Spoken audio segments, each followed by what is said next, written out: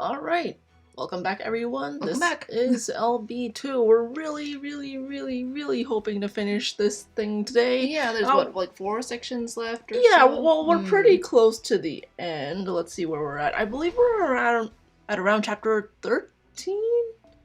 Yeah, right. yeah. So there's only 17 chapters yeah, or so? so there's only 4 chapters left, so we should be able to finish it today, which is great. I mean, we can really tell we're nearing the end here with, we're at the castle. We actually left off at a pretty cool cliffhanger last time with Surtur. Yeah. And yeah, that's pretty much it. So, yeah let's just continue. Alright, let's do it. Alright. Alright, section 13. Bringing Twilight here once again. Beginning. I'm probably gonna play LB2 on the side as well. I've always hated Sundays. Yes. Why? Simple. I hated myself. Huh. Okay. For me, Sundays were a prison, and I hated how I was never able to escape from them. I could never take that first step. I detested how weak I was, how my parents' wishes felt like a curse, leaving me unable to even set foot outside. I never even thought about running away. The idea of leaving never so much as entered my mind. Which is why I was always waiting for someone. Someone who would come and save me. Someone who would let me out of here. Wants her, like, knight in shining armor. Yeah, I see. Someone who would tell me, you don't have to do anything. You don't have to grant anyone's wishes. I waited for someone like that for so long, though I knew no such person would ever come. Sometimes you gotta just take hold of your own destiny. Although I feel like it's kind of hard with, mages and their whole society. Even now, I think some part of me is still waiting for someone like that.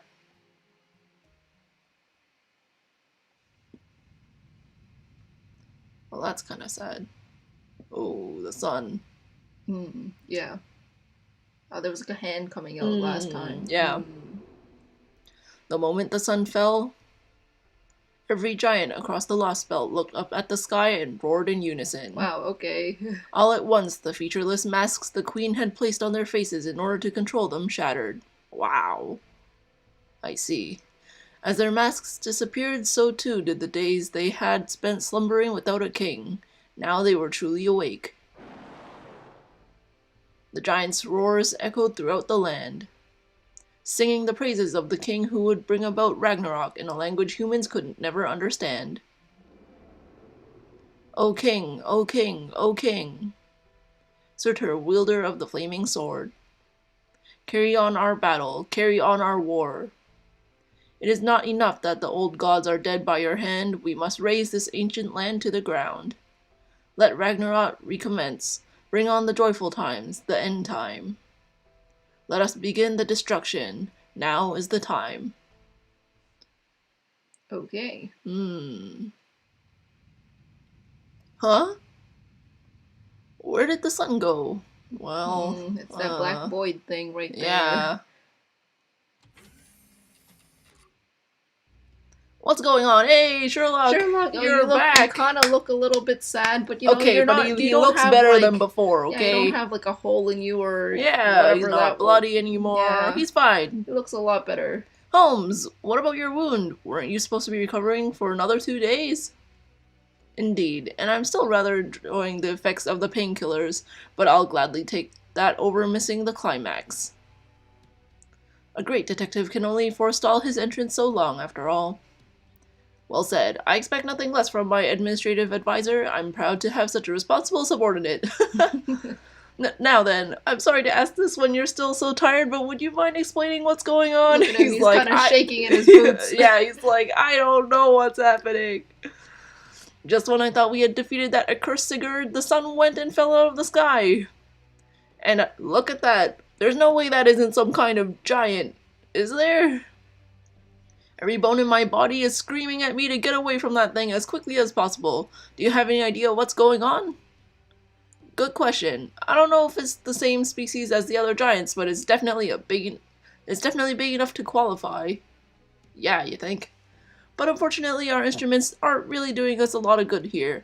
It looks to be a monster that changes size depending on how it's being viewed. Huh. Oh. Okay. That's interesting. This isn't some physical calamity like Ivan the Terrible, it's a conceptual one, capable of destroying the world. So I was too late.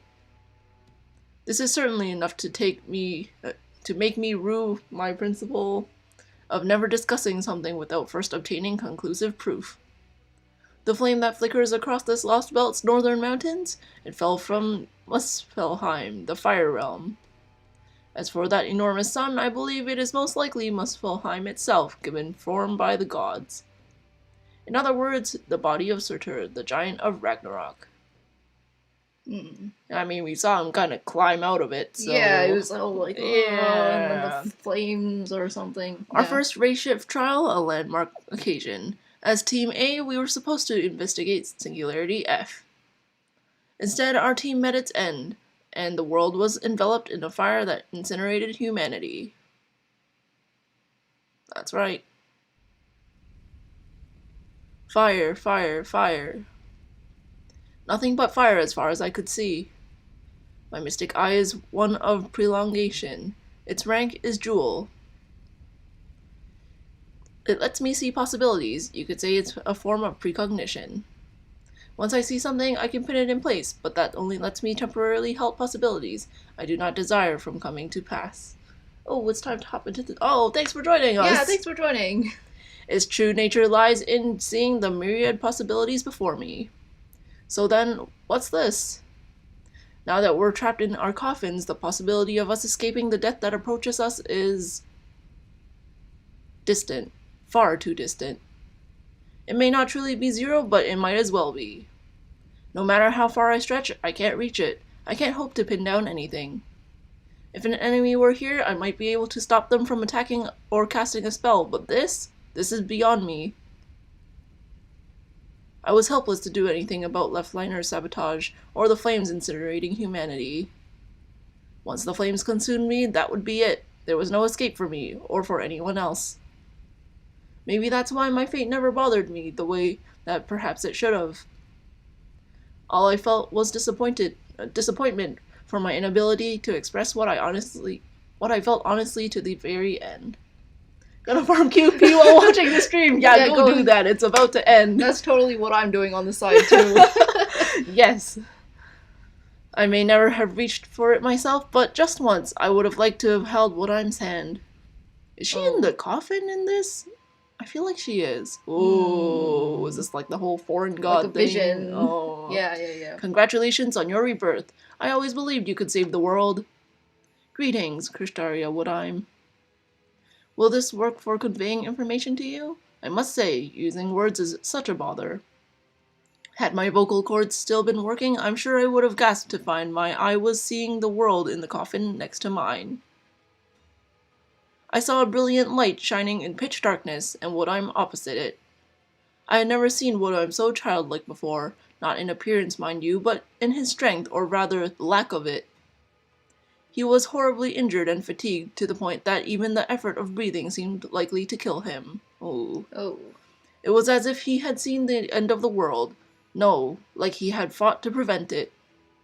He was so bruised and battered that I could almost believe such a ridiculous delusion was actually true, as though he was only alive now through sheer miraculous luck. We now share our circumstances. This humanity you come from will be incinerated and fade away.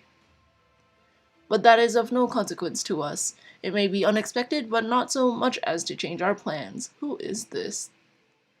The assault has led to the closure of the expanse. Soon both you and humanity will meet your end. Maybe it's that weird girl from... the foreign god thing? Yeah. Yet, unfortunately, God still has no body for this joyous feat. You'll help me with that, won't you, Kristaria Woodheim? Oh, I don't know. I don't know if it's that foreign god girl. I don't know either. You are a crypter, which makes you perfect to spread my word. I didn't know what was going on. All I knew was I could sense our end approaching. He had been chosen, and we had not. Woodheim would go on to survive, and we would remain trapped in darkness. No. I'm afraid I alone won't be enough. I must strongly recommend that the other 6 join me to assist. I could sense the light's confusion. Indeed, my own mind all but went blank in shock. A god, a human, even a tiny ant crawling along the ground could see how out of line he was. It was clear to anyone watching that his remarks, his suggestion, would usually be out of the question. I don't understand. Once the world is wiped clean, you will be invincible. Why would you want competition when one of you would be more than sufficient? I understand that, but invincibility and omnipotence are not the same. There is a non-zero chance that one of the other 6 may surpass me. As long as that possibility exists, however slight, I will not dismiss it. Give them the chance to choose for themselves. There is no point in me rebuilding human history on my own. Woodheim wasn't proposing that his responsibilities be shared. He believed in our worth as individuals. It was a shining example of unwavering humanity. Restoring what was lost will take considerable effort. Bringing a single human back to life may only take mere moments, but it requires a level of suffering sufficient to stop the entire world in its tracks. Consider the hell you just endured as an example. What's more, their bodies have sunk into the void. They can no longer pay that price themselves. Can you pay it for them, Kristaria Woodheim? Wow. Wow. Okay. Can you withstand the agony that comes with fighting the entire world 6 more times? Of course. If it is humanly possible, then I can do it. Wow. You can. Damn. Wow. I can see why he is a very capable person. Yeah, I can right? definitely see why Ophelia respects him so much. Yeah, and is respected by others. Yeah, by like everybody. Mm-hmm. I saw it for myself, clear as day. Even as every breath ravaged him, spasms of humiliation and despair rocking his face, I saw him unflinchingly declare himself to that light. I'll never forget that sight, the sight of the greatest strength humankind could possibly possess. The next thing I remember, my eyelids fluttered open. Seeing how hard Woodheim fought, seeing his determination, I found strength of my own. I may not be capable of following in his footsteps, but at the very least I want to help him. I want to live up to the faith he showed in us, in insisting we be given our own chance to choose. Well, that's nice of him, I guess. Yeah, I mean, I feel like especially for Ophelia, who, I guess is kind of waiting for that person to, I guess, be her knight or whatever, having Woodheim kind of show off this selfless action, and extend his hand to some I feel respect. like to her would mean a lot, and you can see how this event could have possibly been the reason why that she really likes him a lot, and or follows him. Exactly, right? Alright, circumstantial change confirmed. The price has now been paid. Wow.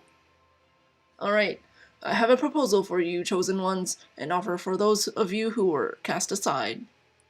If you desire acclaim, then choose rebirth. If you desire indolence, then choose eternal sleep. It makes no difference to God.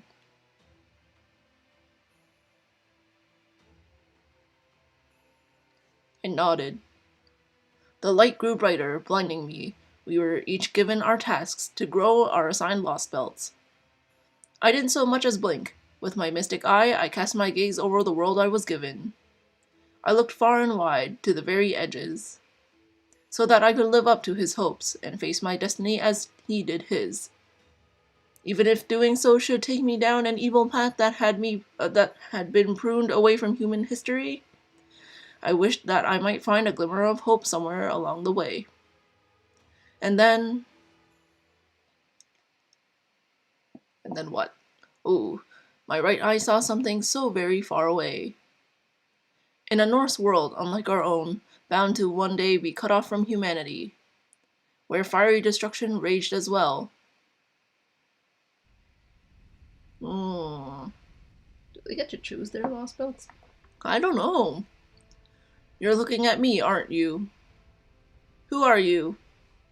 Not that pompous fool Odin.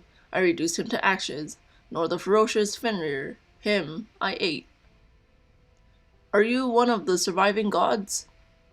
Yes. I suppose one of the gods did escape my flames. I see. Then you must be Skadi, the goddess of snow. No, I'm not. I'm me. I am a woman who was meant to die in a world consumed by flame. You don't say. Who are you? Are you the sixth imaginary element? A demon? No. I am flame. The flame destined to consume all the Norse lands. I am the last remnant of Ymir's wrath. Norse? I see. Now I understand. Perhaps it's my old Nordic bloodline that's to blame. You must be Surtur. You don't say. The fiery king of giants, the Dark One, the giant of Ragnarok who once ended the world.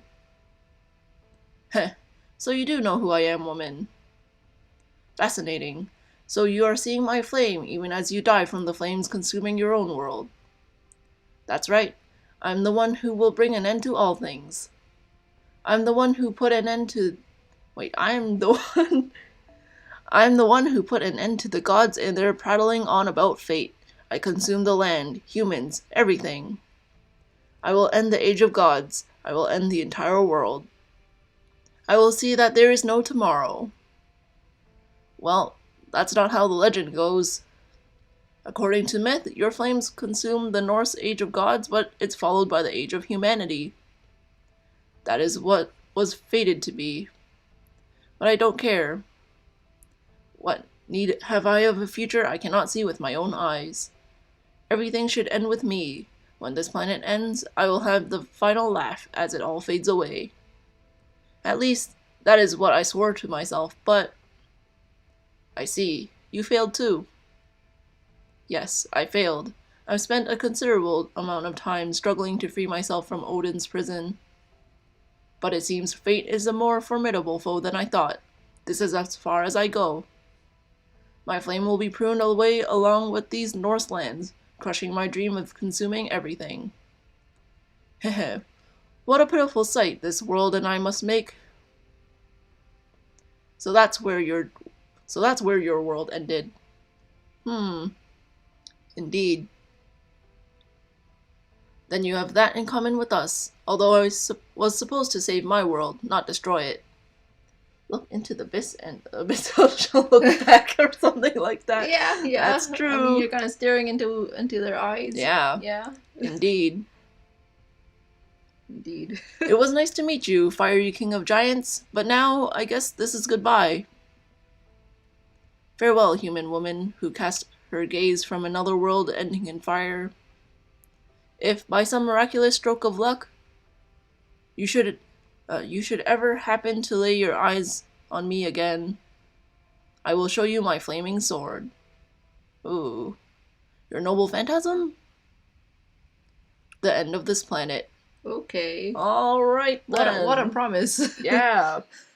I will show you the end of the world. Ooh, okay. Good, you're all here. I knew you wouldn't turn down a challenge. That's one way to put it. Another is that given our choices, there was only one sane answer. This is one hell of a tall order, but if the alternative was death, I'm not gonna say no. I would not have minded dying, but I could not ignore the prospect of these lost belts. I knew human history was fragile, but I didn't know it had branched out to that degree. I suppose you learn something new every day. I don't care what it takes. This is a huge pain in the ass, but at least it gives us a chance to win. So fine, I'll do it. Basically, we just gotta save the world, right? I couldn't say anything back then. I was completely at a loss for words. I couldn't laugh it off like Beryl, or brood on it like Kadok. Not when Woodheim's demeanor was so different from what I had expected. Now, while I would like nothing more than to celebrate our reunion, our race is already underway. There is no call for fraternization beyond what is absolutely necessary.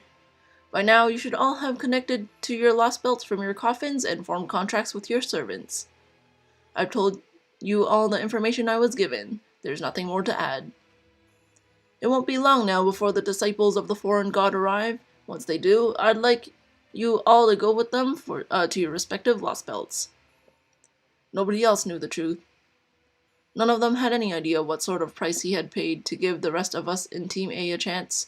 Yeah, I was just thinking, like, how come Kadok didn't bring up any of this, but I guess it makes sense if they literally don't know. Yeah, that I feel it like she happened. only really saw it through her mystic eyes. Yeah, well, I mean, also because when we saw Kadok's part, he just got the whole, like, oh, do you want to be Like, reborn or do you yeah, want to that die, whole, right?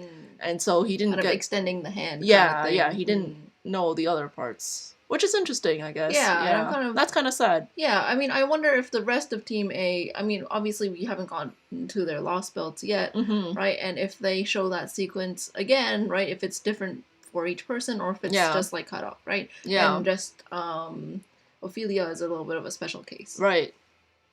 We'll see. He could have boasted about it. He could have held it over our heads. Instead, he never even brought it up.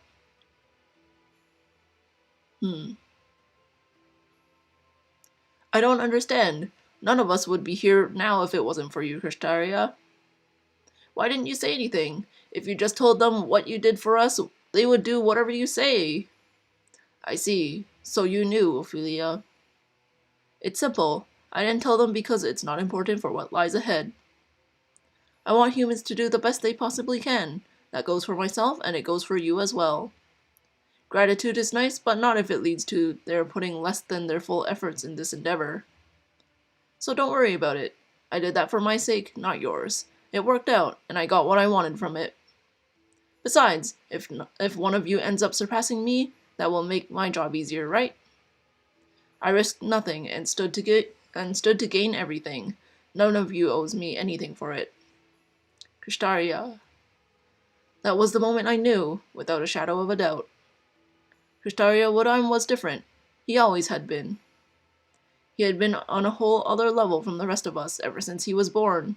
His mindset, his character, his bearing, all fit for a king. I was shit-talking Team A for being unconscious after being blasted by a bomb. Just got plot armor, dudes. The fact that I mean, Ophelia could somehow be conscious after, like... Yeah. Yeah. I mean, I guess at the same time, well, Left's pretty strong too. But I was just gonna say, well, they're all, cryptors, so they all have some ability. Cream of the crop. At least have some ability. Yeah. So I mean, she might be dying, but there's still some part of her mind that's still awake. Let's put it this way: if Shiro Emiya can survive shit like this, and he's like a terrible mage, I feel like these guys can survive something. Maybe their luck at least is a decent rank. Yeah. Or at least, with the help of Kristaria, he helps them a lot. Anyways, there was simply no other explanation for how he could have accomplished something so incredible. Ophelia, you'll be taking Scandinavia. Be very careful when you summon your servant after you get there. Destruction factors heavily into Norse mythology. In such a world, it is when matters appear to be going well that one needs to be most on their guard. A good ending for the Norse could, in truth, be quite a bad ending for us. But then, I suppose I needn't warn you of that. You have your mystic eye, after all. You can see into the future far better than I can. As such, you should be more than capable of growing Scandinavia's tree of emptiness to maturity. That's right. The king I swear allegiance to, the god I worship, isn't the foreign god at all. This is the man I will serve. If it will help him realize his ideals, I'll gladly become a cryptor. I will, I promise, Lord Kristaria. You can see her devote herself. Yeah. Like, I like to see these parts, right? Yeah. Like, I don't want to see them, like, blindly following Kristaria because he's so capable, right? Right. And having, this part of Ophelia, I guess... Explained and told to us. Yeah. Right? I like that a lot. Mm-hmm. The price he paid will be told later in Olympus. It's an interesting thing. Ooh. Okay. I mean, Olympus is okay, well, no. LB5 itself is pretty long. LB5 is very long. Right, and Olympus is really difficult. I'm almost done anyways. But You fought Zeus, right? Mm-hmm. You're fighting him, or you fought him? I finished. Oh, okay. I still need to fight him. So when I finish reading LB2 and you stream whatever, I'm gonna be playing Olympus. Anyways, but yeah, I'm looking forward to seeing that in NA in 2 years. Oh boy. All right. I see. So this is a servant. Your body is made of ether. You might not like how it feels, but try to get used to it. I'm glad you were the one who answered my summon, Dragon Slayer, wielder of Grime. I know it was a special summoning ritual, but it's still fortunate that I was able to get you without a catalyst. Maybe it's because of my mother's Nordic bloodline. That certainly seems a far more likely cause than my father's fondness for Richard Wagner. Wagner? Oh right, sorry. In my world's history, Sigurd and Siegfried are different people. So that makes my mother's bloodline seem even more likely. At any rate, it's nice to meet you, Saber. My name's Ophelia Fammer Stallone. I have to say, I'd never have guessed you would exist in this lost belt. I would have thought... You're not wrong. The heroic spirit this body belongs to isn't from this lost belt. No, that can't be right. We cryptors are meant to form contracts with the heroic spirit that's tied to our land. Ophelia, I see. So your name is Ophelia Fammer Stallone. Yes, she just said that. Ah, that's a lovely name. Fammer Stallone. It puts me in mind of thrones. What? A type of angel. I probably read that wrong. If you are to be an angel, then you should serve me as your god. What? Okay. Well, what are you saying, Sigurd? Oh, come now. Don't be so cold. You already know who I am. From my perspective, we just met the other day. Is that not true for you? I'll never forget that gaze of yours. The way you looked at me right before my world. My reality was pruned away. I remember looking you right in the eye, Ophelia. Those eyes. Yeah. You saw me, and I saw you. Rejoice, daughter of humanity. In that moment, our fates were intertwined. Love at first sight. Hehe, ha ha ha. I can't make him sound menacing at all. Did you really not notice, Ophelia Fammer Stallone? My soul was linked to your unusual mystic eye. It's been hiding inside of you all this time. Oh. You did form a contract. I'm the servant you gained in your lost belt. Rejoice, Ophelia. Your servant is none other than Surtur, the fiery king of giants himself. His eyes. I know, his eyes are so scary. No, that can't be right. I'm a master. I know all about heroic spirits I summoned. The heroic spirits I summoned. You're Sigurd, the greatest hero of Scandinavia, heir to Gram, the demonic sword. Do not force me to repeat myself. You're referring to the body I possess. Yes, you succeeded at summoning Sigurd. That much is true, but thanks to your mystic eye. I snuck into the summoning spell and melded with his soul. Heh, now I control his entire body. Wow, sucks to be him. Sucks to be Sigurd. An accidental summoning. No, this would be a multiple simultaneous summon, leading to... Follow the girl up and oh, that just makes him even worse. Oh, yeah, damn. Stalker. He's so creepy. Oh. Answer, calm down, please. Go away. Now. Don't make that face, Ophelia. Go on, smile. Oh, don't... Breathe a sigh of relief. I may just be a soul, but I'm still your servant.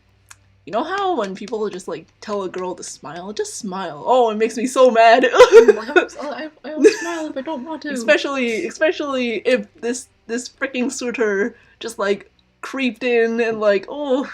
No. Well, we don't know too much about him yet. No.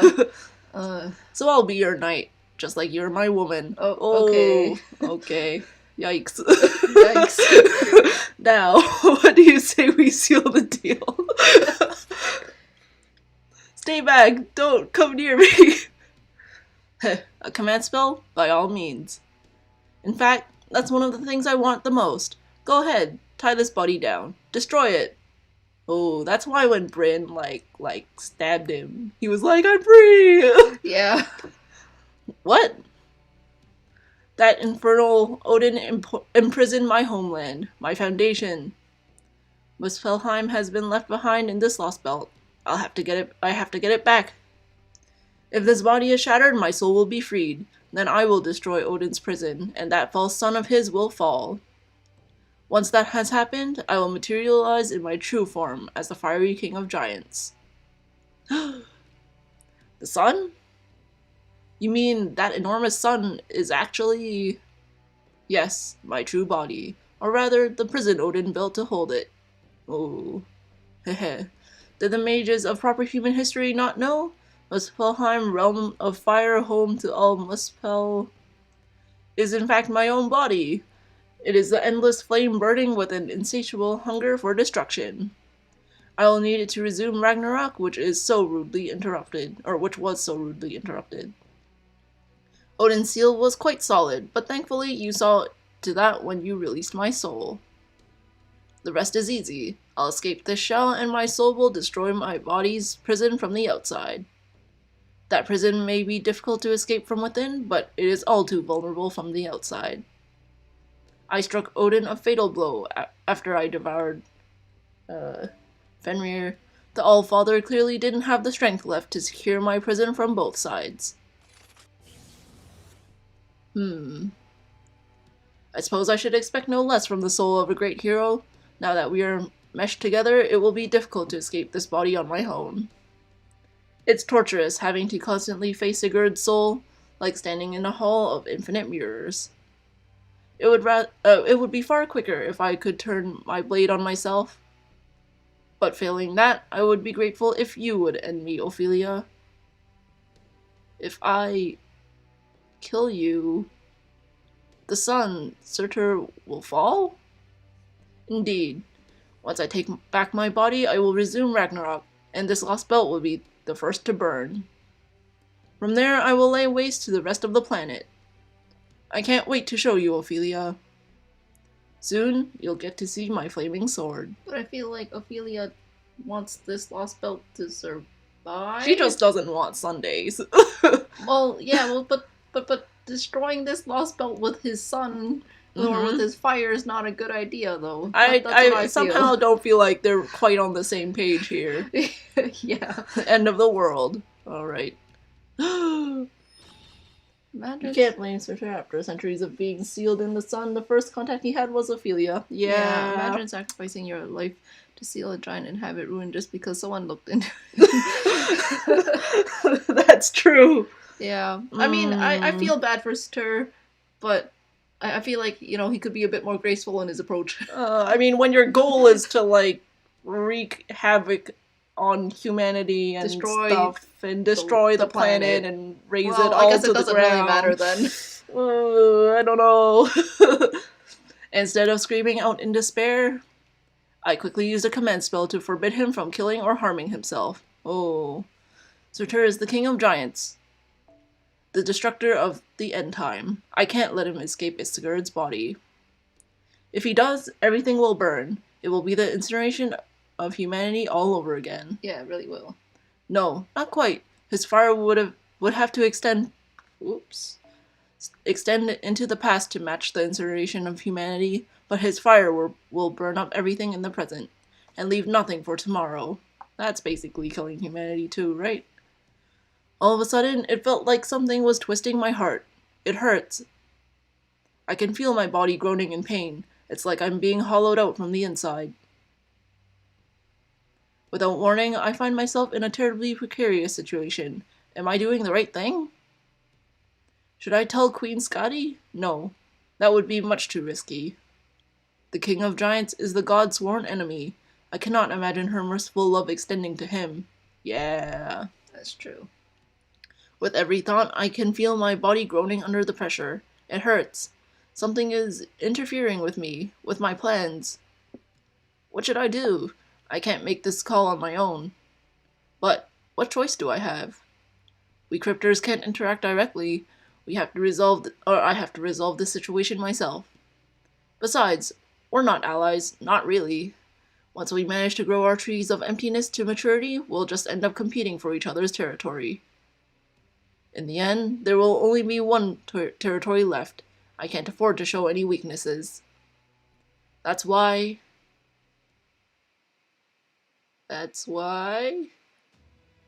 Ooh, that concludes my report. I see. You did well to bring this to my attention, Ophelia. Not at all, Lord Kushtaria. Once I determined the danger this situation posed, I thought you should decide how to handle it. I'm a mage. I don't have the same kind of feelings that normal people do. Yeah, but I feel like another mage would probably understand.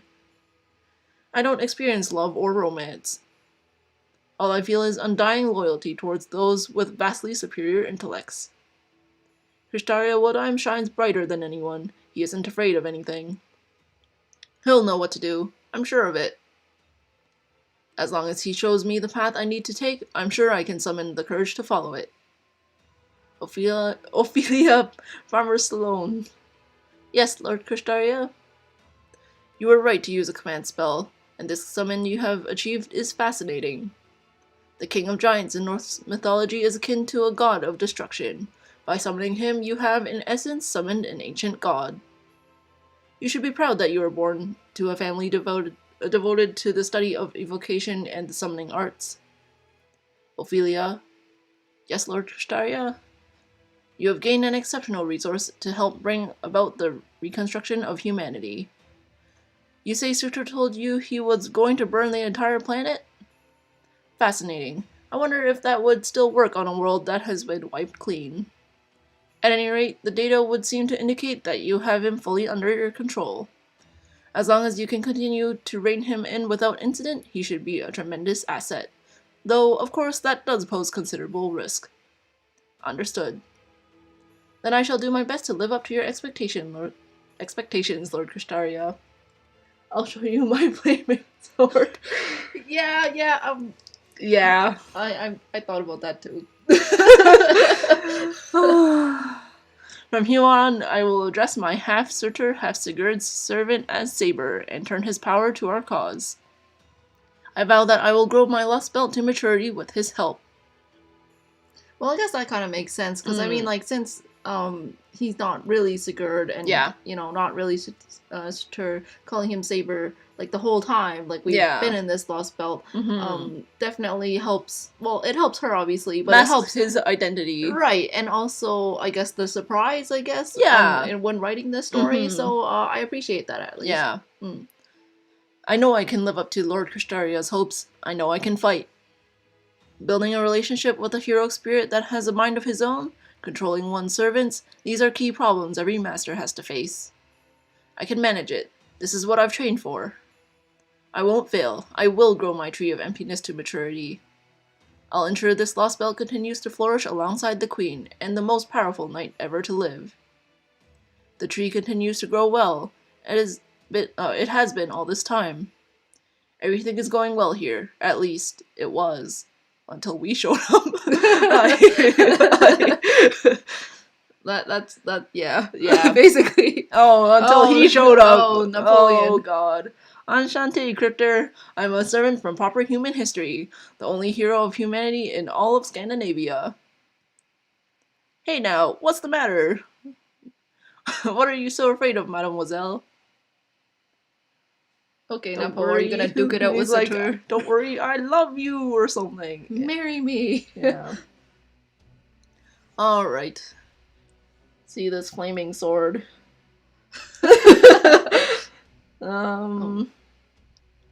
I don't know. There's only one of them. Oh, I can... Ooh. I haven't used her in a long time. Okay, this was my QP farming party. Let's see, you should bring a Tamamo. Maybe? Yeah, Tamamo's good. Yeah. You don't need Ryland, though. Yeah, I know, but we'll see how this goes. I hope she doesn't die. Black Grill? It's fine. Well, if she dies, Ooh. we'll try again. The false sun is falling. The fiery king of giants returns. In the book of Genesis, it's written that the Creator rested on the seventh day. In this lost belt, fire is what comes on the seventh day, not a day of rest, but the day of Ragnarok. After Wednesday, Odin's Day. After Thursday, Thor's Day. After Friday, Freya's Day. Then after Saturday, Saturn's Day, the day of the sun finally arrives. The false sun, the ball of fire glowing in the sky is falling to the ground instead of remaining aloft. It shakes and cracks the ground, shattering mountains as it shifts and rises to stand on its feet. In proper human history, this event manifested in the eruption of Mount Katla, but not here. Our myth is this world's reality. Muspelheim, realm of fire, land of flame. The blazing inferno is standing in for the true sun in this lost belt sky. Now, the Muspel's leader, Muspelheim itself, descends upon us. One of the great kings, the one who will cast Twilight's pall far and wide, arrives as a sun gone mad. The only king of giants in all the world, Surtur, and his great flaming sword. I mean, he himself, he's already on fire. Yeah. Did you say Surtur? Man, you weren't kidding. Nope. Ha! Figures he'd be a big bugger. I know the age of gods never ended here, but come on! Come on. Fo. The fiery king of giants. The Border's instruments can't even properly measure his magical energy. I feel like the Border stuff that we have is not really... Okay, it's limited, okay? It's limited. It's limited. It's one tank-like container. Okay? We live off it. I can't do everything. We can even tell how far he is. We can't even tell how far he is from us either. It's not clear whether he's way out there or. It's no use. I can't even get a clear visual on him. It could be some sort of heat mirage or something. Oh, okay. Either way, it's impossibly hot. Make sure you stay behind me, Master. Roger that. I'll get my mystic code ready. Yeah, roger that anyways. Oh, Holmes. I strongly advise you keep your distance, Miss Jacqueline.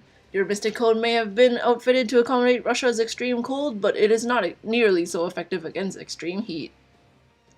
Make sure to remain where Miss Curlight can protect you. Holmes, you're healed! Thank goodness! Thank goodness. Absolutely. I had plenty of rest. It was nice to fall asleep without anything on my mind for once. But I also can't deny that it was dreadfully dull. You will have to inform me about your recent escapades when we have the time. Is this really the time to be idly chatting up with each other? The temperature outside the border is skyrocketing even as we speak. I don't think we're gonna have ice mountains anymore after this. Yeah, right. It's enough of a shock learning that giants and the like exist here, but now we find out they have a king? There's no telling how many reports I'll have to write now, assuming anyone even believes them. I mean, to be fair. There's nobody to write reports to right now. Okay, it's well, okay, there's Gordolf. that. To be fair, though, like, we saw the giants, and we seem to apparently know our Norse mythology. Put it this way. So wait, but then, like, I feel like Surtur is not some super unknown dude in Well, I was myth. just gonna say, like, we can make hologram things. Can't we take a picture of this? No, apparently not. Oh. Mash is like, we don't even know how far it is. It's some mirage I know, thing. but like you could take a picture of it and put in your report. So if nobody believes you, you're like, look at this. But I feel like, I guess you're like, oh, no, Photoshop. but I feel like Gordolf being like, we didn't see this coming is kind of like, huh? Like, I don't know. Didn't see what coming. Like Surtur. Well, I mean, they haven't really been talking about him until now. So, like, you know. No, but, like, what I'm saying is if they knew, like, the myths and stuff, like, Gordolf's it's not inconceivable that he exists. Gordolf is the type to see and then believe. That's true. Or experience and then believe. Yeah. Yeah. His eyes are wide awake now. Alright, wide open. Granted, it's not as though we're making any of this up, but once this lost belt disappears, any credibility those reports will have is going to disappear along with it. Hello, Mr. Gordolf. I see you're finally beginning to understand some of the problems Chaldea has been facing this entire time. Welcome aboard. Perhaps now you may understand why, at first blush, our reports from the singularities may have seemed so preposterous. Never mind that now, we're in danger here. Get us the hell out, right away! It's difficult to tell with all this fire, but I don't think that giant is far away as he looks. You're right about that, Monsieur Director. I've got a feeling he's way closer than you think.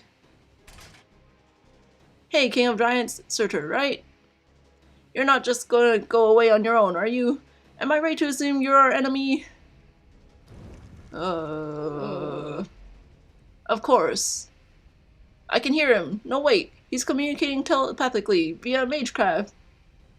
Here he comes. You two, keep Brynhild safe. Got it. Mash, maximum output. Focus everything on defense. I forgot she was like on the floor or something. Yeah, me too. Yes, Master. Ortonax maximum output. Switching over to defensive mode. Okay. Okay. I can't believe you're so collected, even after seeing that. I'm impressed, Mash. You really are amazing. It's dangerous out here, Ophelia, Farmer Sloane. Please, hurry inside the castle while the King of Giants' attention is focused on them. No, Orlinde, you go on ahead. This is my mess. I need to be the one who cleans it up. Ophelia? Alright. So, who are we? I guess we're fighting Surtur now? Makes sense. I mean, he's right in front of us. He's about to use his flame sword on the freaking world. Oh, hey. Ooh.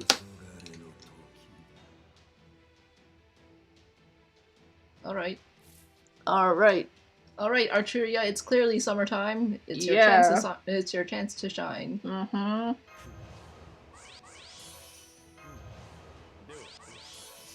Although you probably should have picked an Archeria with all their skills leveled up.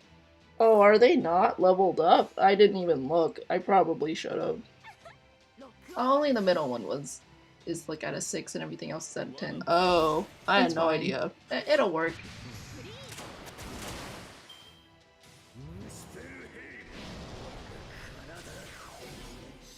Oh, jeez.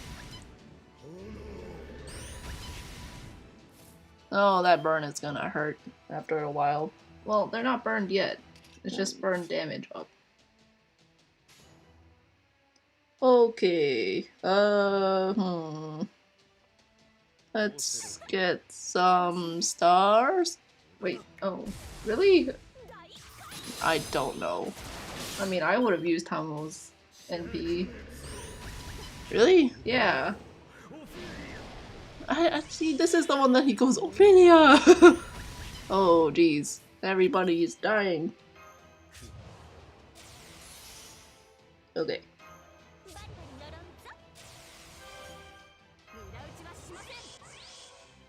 Okay, what does this do? Okay. Oh, it's really dying here.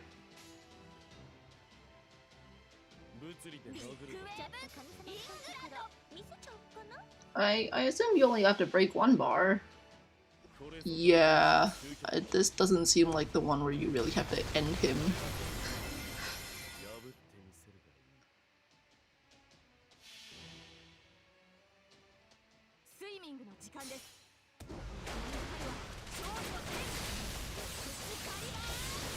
That is strong. Oh, well, there we go, we're done. 533.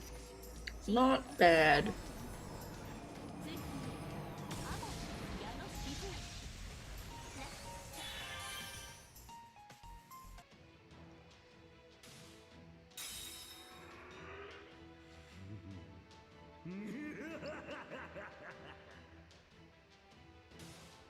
Alright, that's it.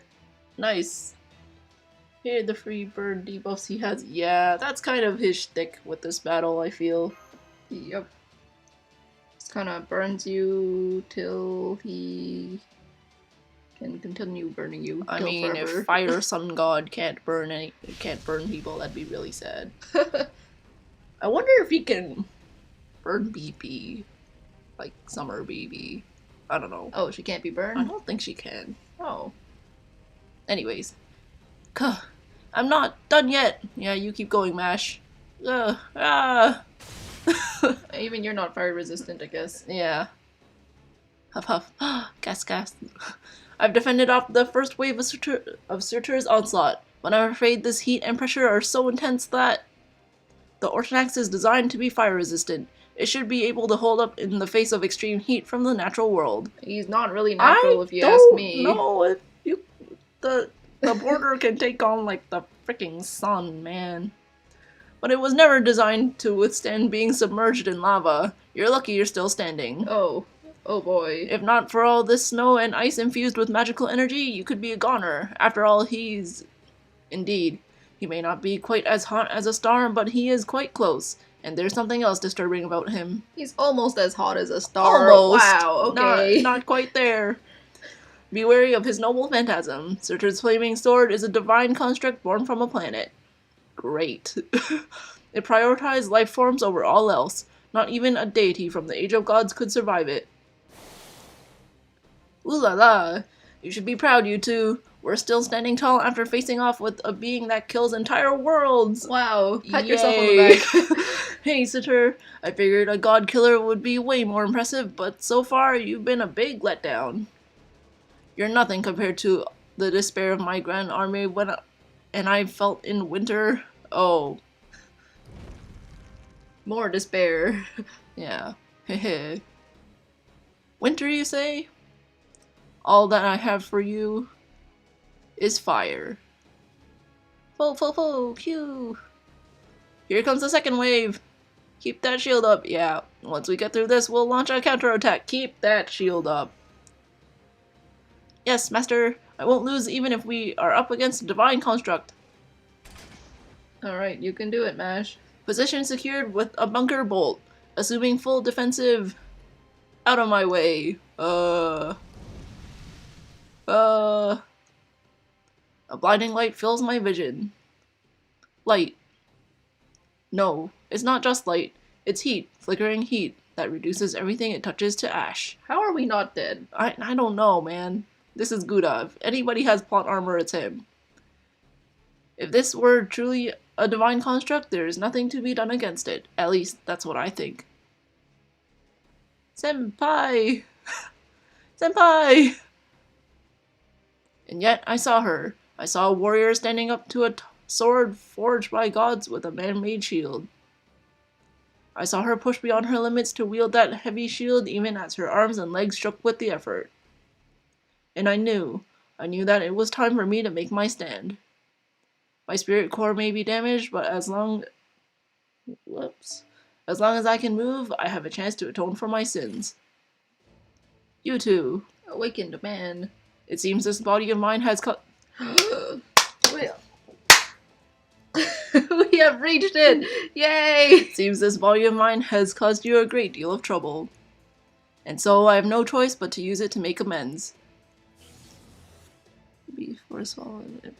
Mash evaporates again. No! Mash cannot disappear Mash is not dying. Not today. My ultimate technique is ready. Demonic Sword of the Sun. Now is the time for you to wreak destruction.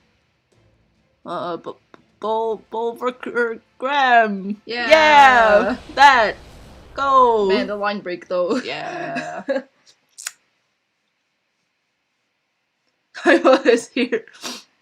Man, I want him so much. One day, Sigurd, I'll just fail you again. The fourth time. Alright.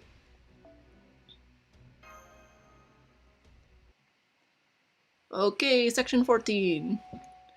Bringing Twilight here once again, middle.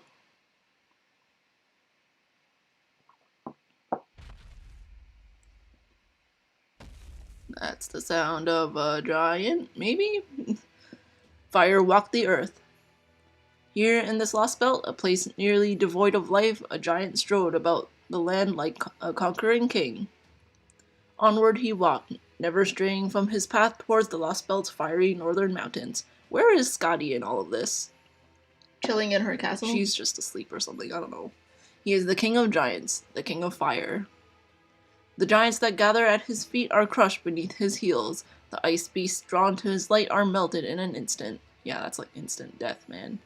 He is a lofty king. Though he may carry me on his shoulder, I'm well aware there is no one who can truly be close to him. There is nothing else that can view the world from his great height.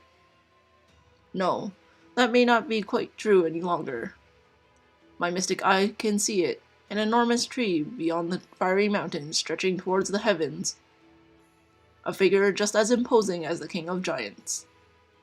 The tree of emptiness. Is it like that weird ass blur over there? I didn't Probably see it. not. I don't know.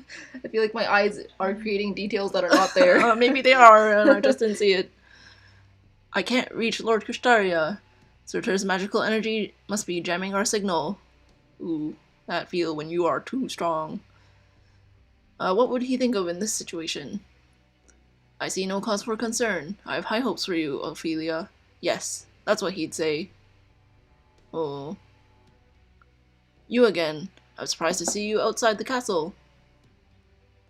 Do I look like a complete fool to you now? Yes, I'm sure I do. I'd probably laugh too if I saw myself now. Huh? I'm sorry, I can't tell what you're saying. I have some facility with lip reading, but it's not helpful when you speak a language I do not know. How can Ophelia survive such routine magic? Yeah, I know. Like, wait, is she actually with him right now? Like, on his shoulder, she said? I'm not really sure, to be honest. I just assume she's somewhere and, like, you know, doing her just thing. Like, this is my servant, so I'm okay, sort of thing. Like, I don't know, man. I mean, I feel like Surtur likes her enough that he'd help her out. Surtur is like Ponyta and doesn't hurt his pony. Oh boy. Yeah, maybe Surtur's like Ponyta. Alright. I guess you really are from a foreign planet. Man. Dumbass.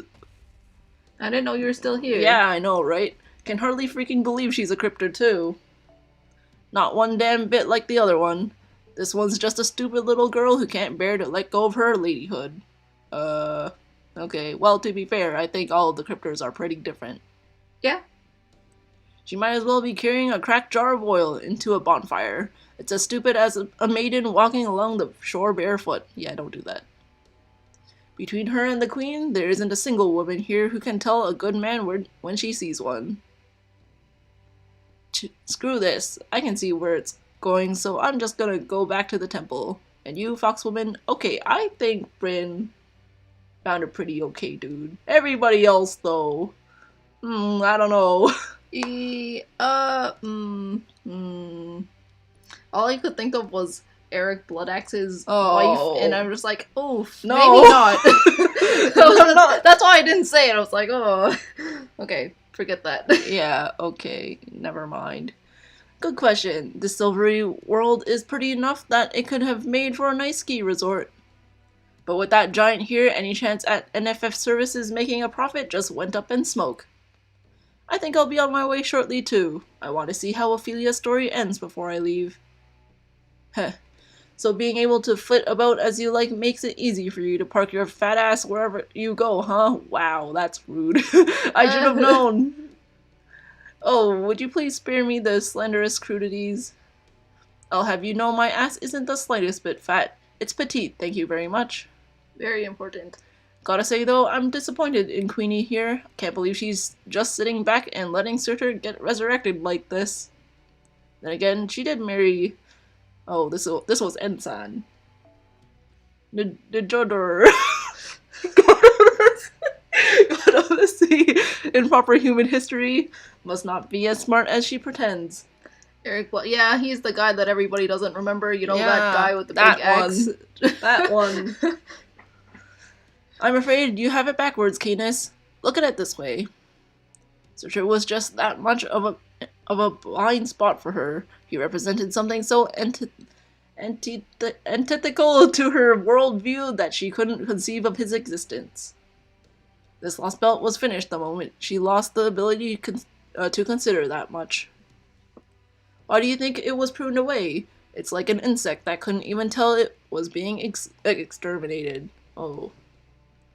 That's kind of a interesting comparison.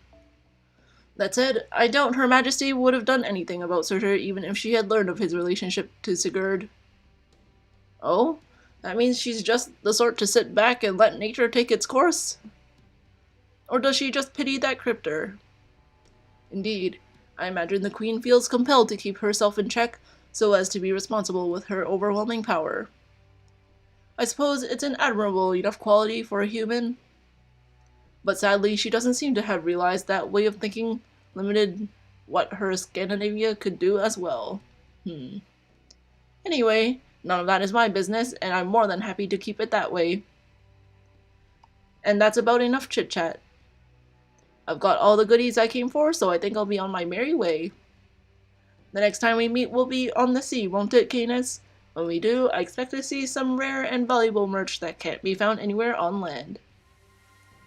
Alright. Alright, see ya. Ha! As if I'd give your fat ass the time of day. Besides, the fact you think you're irreplaceable just means you'll be on your way out sooner than you realize.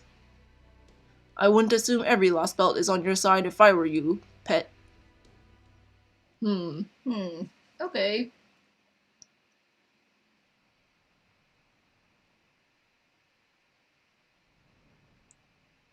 Huff, huff, huff. Alright, world, are you ending? We're still alive? Of course we are.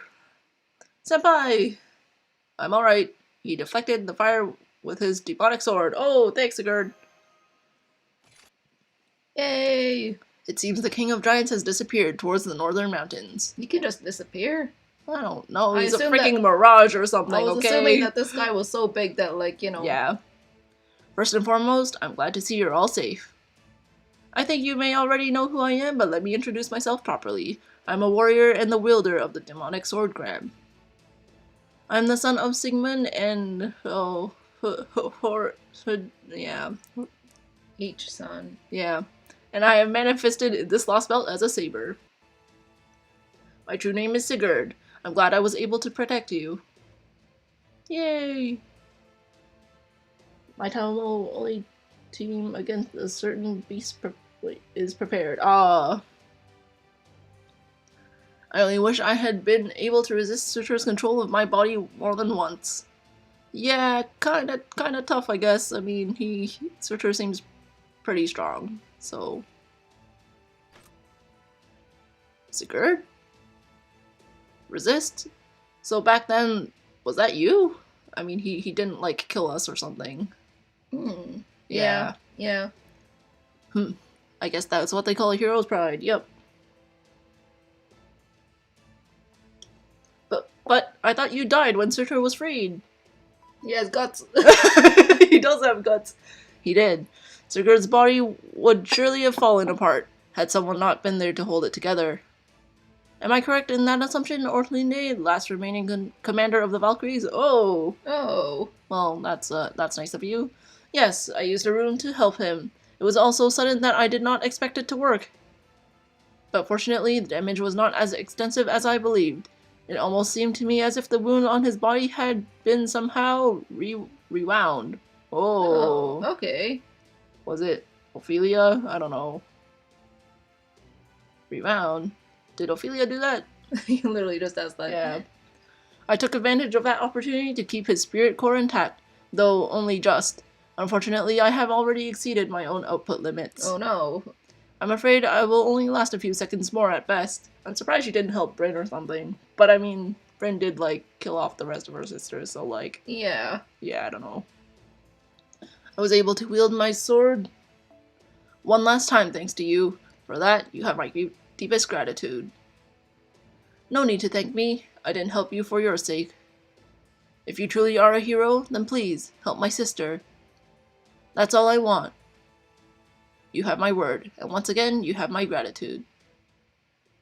I guess helping Sigurd in a way does help Bryn, so... Yeah. Yeah. Well, in Odin's name, by the rune's guidance, I ask that you awaken, my love.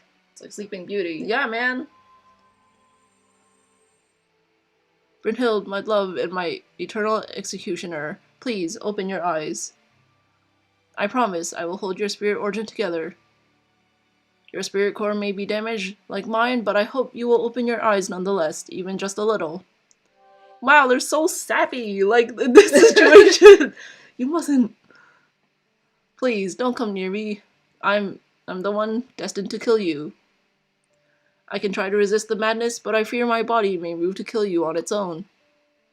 So please, stay away. Is this why Sigurd doesn't come to my Chaldea? Are you stopping this, Bryn? See, that's why he came to you so fast, because you have level 100 Siegfried. That's why. And no Brins, right? And no Brins. See, that's how you summon him. All we have to do is combine our accounts now, right? Hush, just for now. Ah. Oh, she's so happy. Oh, she's so cute. She's so... I knew it. It really was someone else earlier, wasn't it, Sigurd? Yes. It's really you. You are the man, the hero I fell in love with. Guys, I know you need your moment, but there's like a flaming god that we need to take out. God, dude. If only that were true. Then and now, I've shown myself to be too much a fool to be your hero.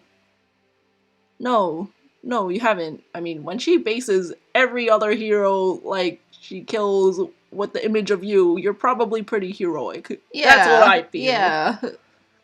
The sappiness will stay until they disappear. Yeah, oh no, yeah. Oh my gosh. Yeah, I actually remember reading it like 2 years ago, like, especially the very end, it's like, it's sappy. Oh. It's sappy. Like, I'm not saying no in a bad way, like, it's cute though, but like, guys, there's an enemy to fight. There's priorities. You protected me. If it hadn't been for you, Saoirse's fiery sword would have killed me. All I have in my mind right now is Miyashiro's art of, like, you know, the horse and, like, you know, the recent 5th end of, like, the state of... Yeah, okay, sorry. Yeah, whoops. It's like a honeymoon picture or something. Yeah.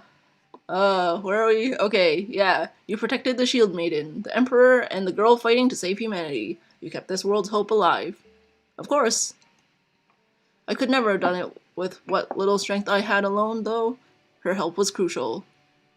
She is also why your spear has yet to pierce me, despite our coming face to face. It's all thanks to her godly power. Is he talking about... Fo? Indeed. Alright, Scotty, maybe?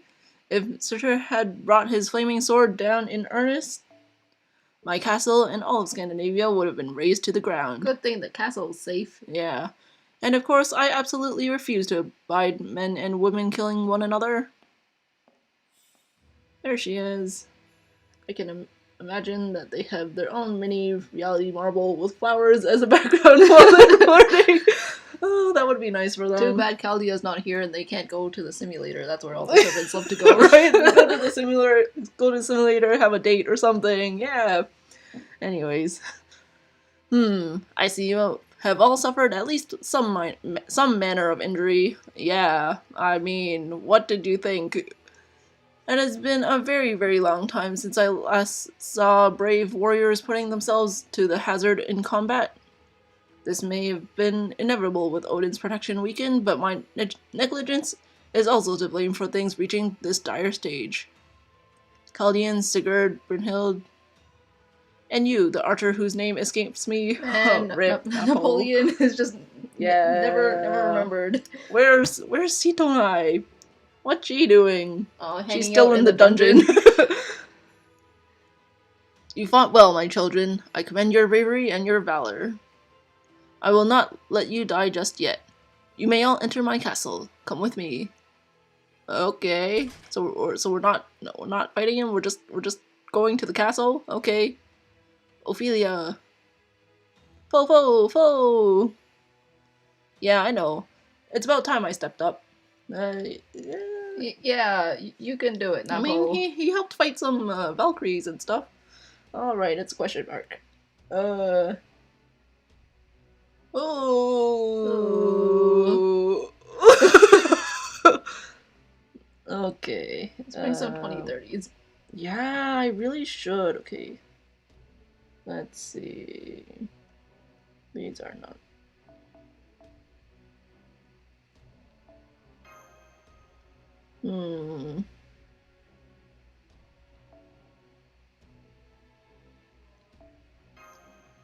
Okay. And then... Wait, you're gonna bring Tamamo? Oh yeah, Yeah, no, I'm not bringing Tamamo. Tamamo. Who was I bringing? Sigurd and Waver. Yeah. I can... You could literally just move Merlin. Yeah, I'll just like... Oh, okay, that works too. Yeah, we'll figure this out. I love how David's still hanging out at the back. Yeah, I know. Wait, is Surtur going to be a saver? Whatever, who cares? We'll play it again if I lose. It's okay, we have David coming in clutch.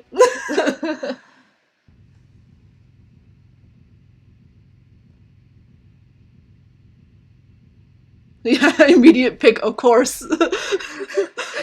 Not the other ones. Oh, who should I pick? Ooh, that's why I'm like immediately Sigurd. With their masks gone,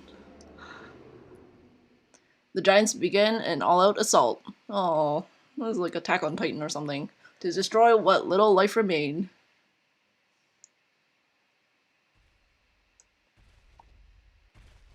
Well, rip Gerda and the rest of the village people. Goodbye, Gerda. And all those sheep. Yeah, I knew it. The giants are heading towards the village. There were always a few stragglers wandering around the snowfields and mountains, but there's never been so many gathered around the village like this before. What's going on? Is this the goddess's will? Pyramid secured on this battle too. Oh no! Back row did all the work. It's okay. We have David. We are fine. They're right? So loud and close. Are we gonna be okay? They're not gonna break through the walls, are they? The envoys will protect us. The goddess will make her glory known. I mean, the envoys, we kinda destroyed most of them. Well, they don't know that. Yeah. These grown-ups are... Yeah. There's nothing to worry about, everyone. So let's just all pray together. Ooh. Thoughts and prayers. Yeah, thoughts and prayers, everyone. Lady Mash, Miss Jacqueline, Mr. Napoleon, Foe. Wherever you are, I hope the giants haven't squished you. Oh, well, thanks. Wow, okay. Well, I mean, at least she has us on her mind, yeah. Right? Thoughts and prayers.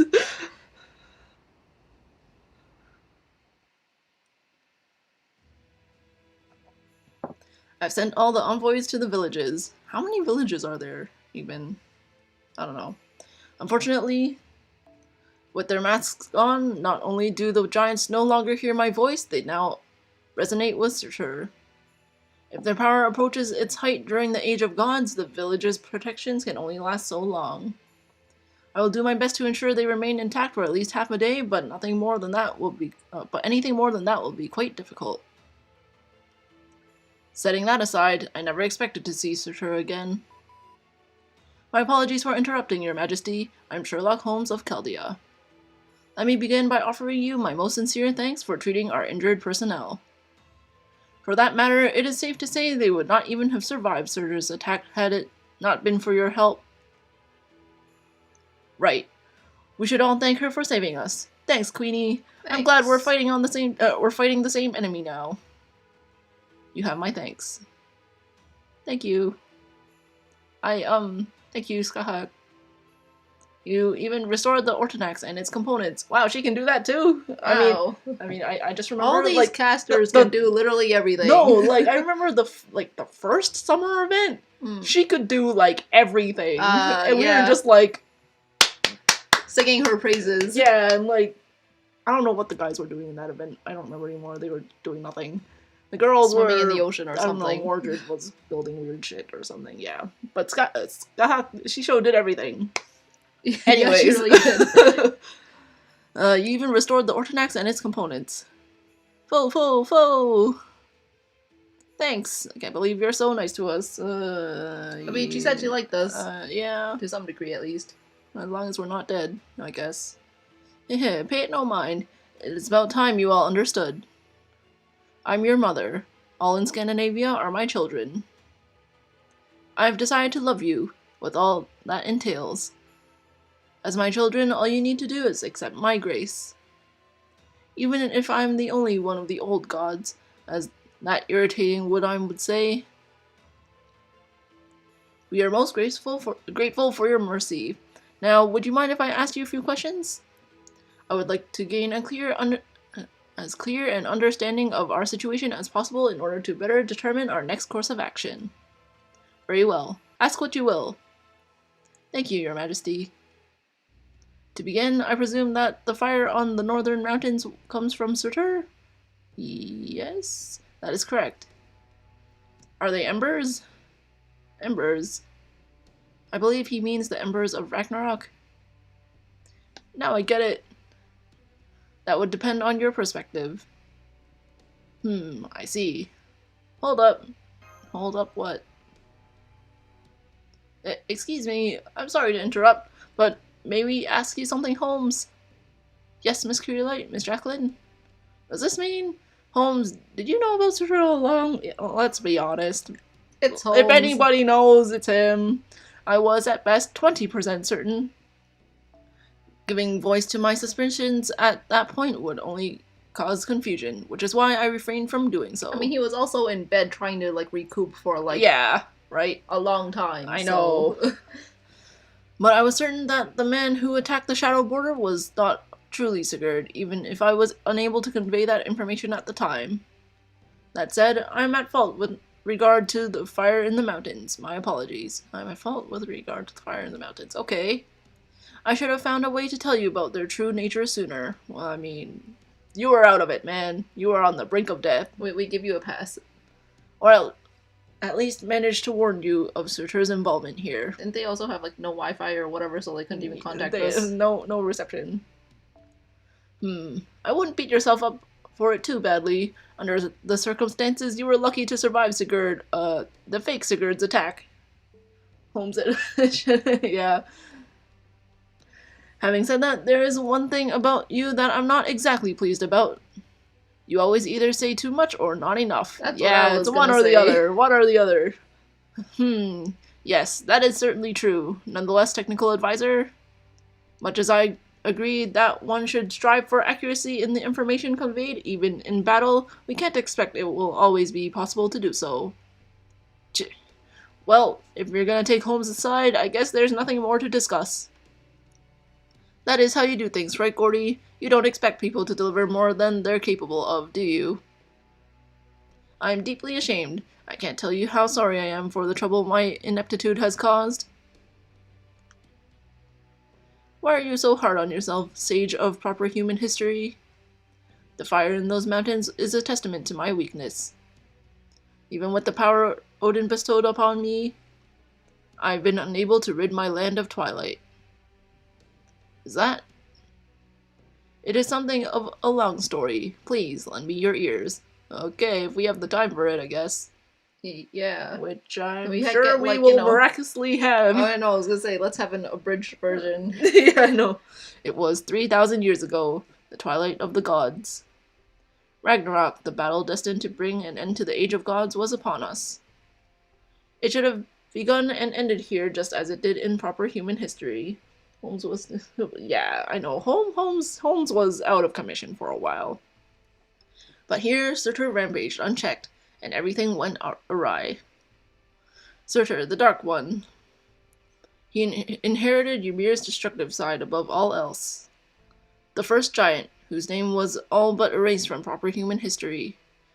As the fiery king of giants, he was the strongest in all Muspelheim, which also made him its ruler. Muspelheim. He was meant to trigger Ragnarok, ending the Norse Age of Gods and paving the way for the future. But in this Lost Belt, talking is a reaction, yep, he did not care for his destined fate. Refusing to be content with ending the Norse Age of Gods, he decided he wanted to bring about a true end, a cataclysm to end the world entirely. From there, things continued to spiral. Next came Banagander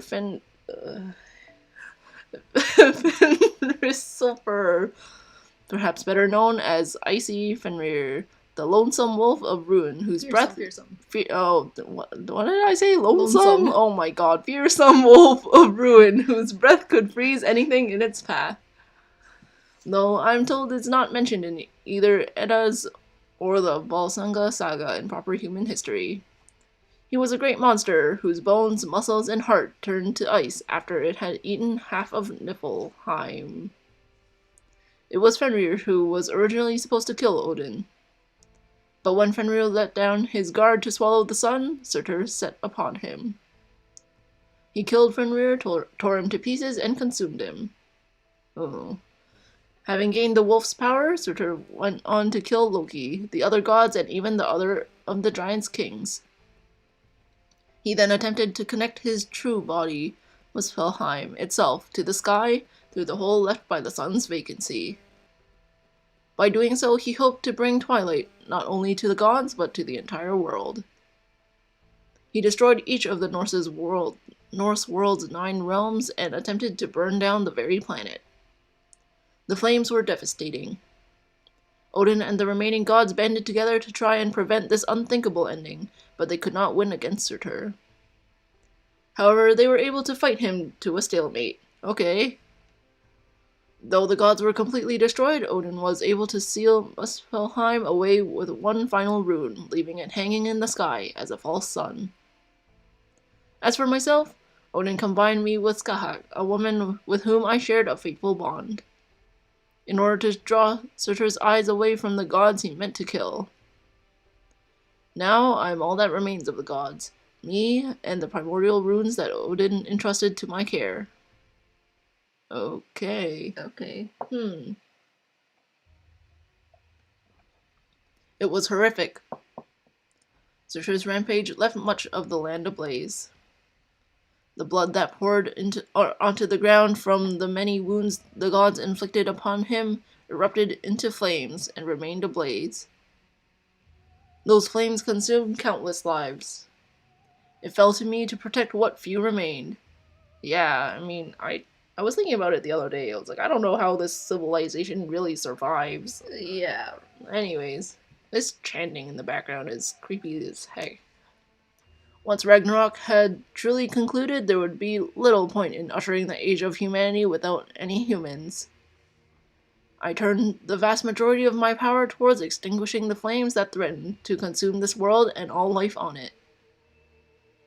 And so I blanketed this land in snow and ice, laden with magical energy, thus creating safe havens that the surviving giants could not touch in order to give humans an opportunity to live their lives. I put masks on the giants infused with my magical energy, placing them under the authority I gained from my father, the giant... Oh, this one we couldn't read. It was like, is it a D or a P? Probably neither. Neither. I then produced several hundred envoys, using the 3 surviving Valkyries as a base.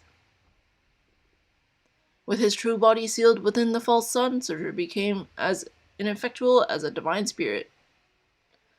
Though he continued to exist in this world, he no longer had any power over it. Peace returned to Scandinavia, and so began a new age that was never meant to be.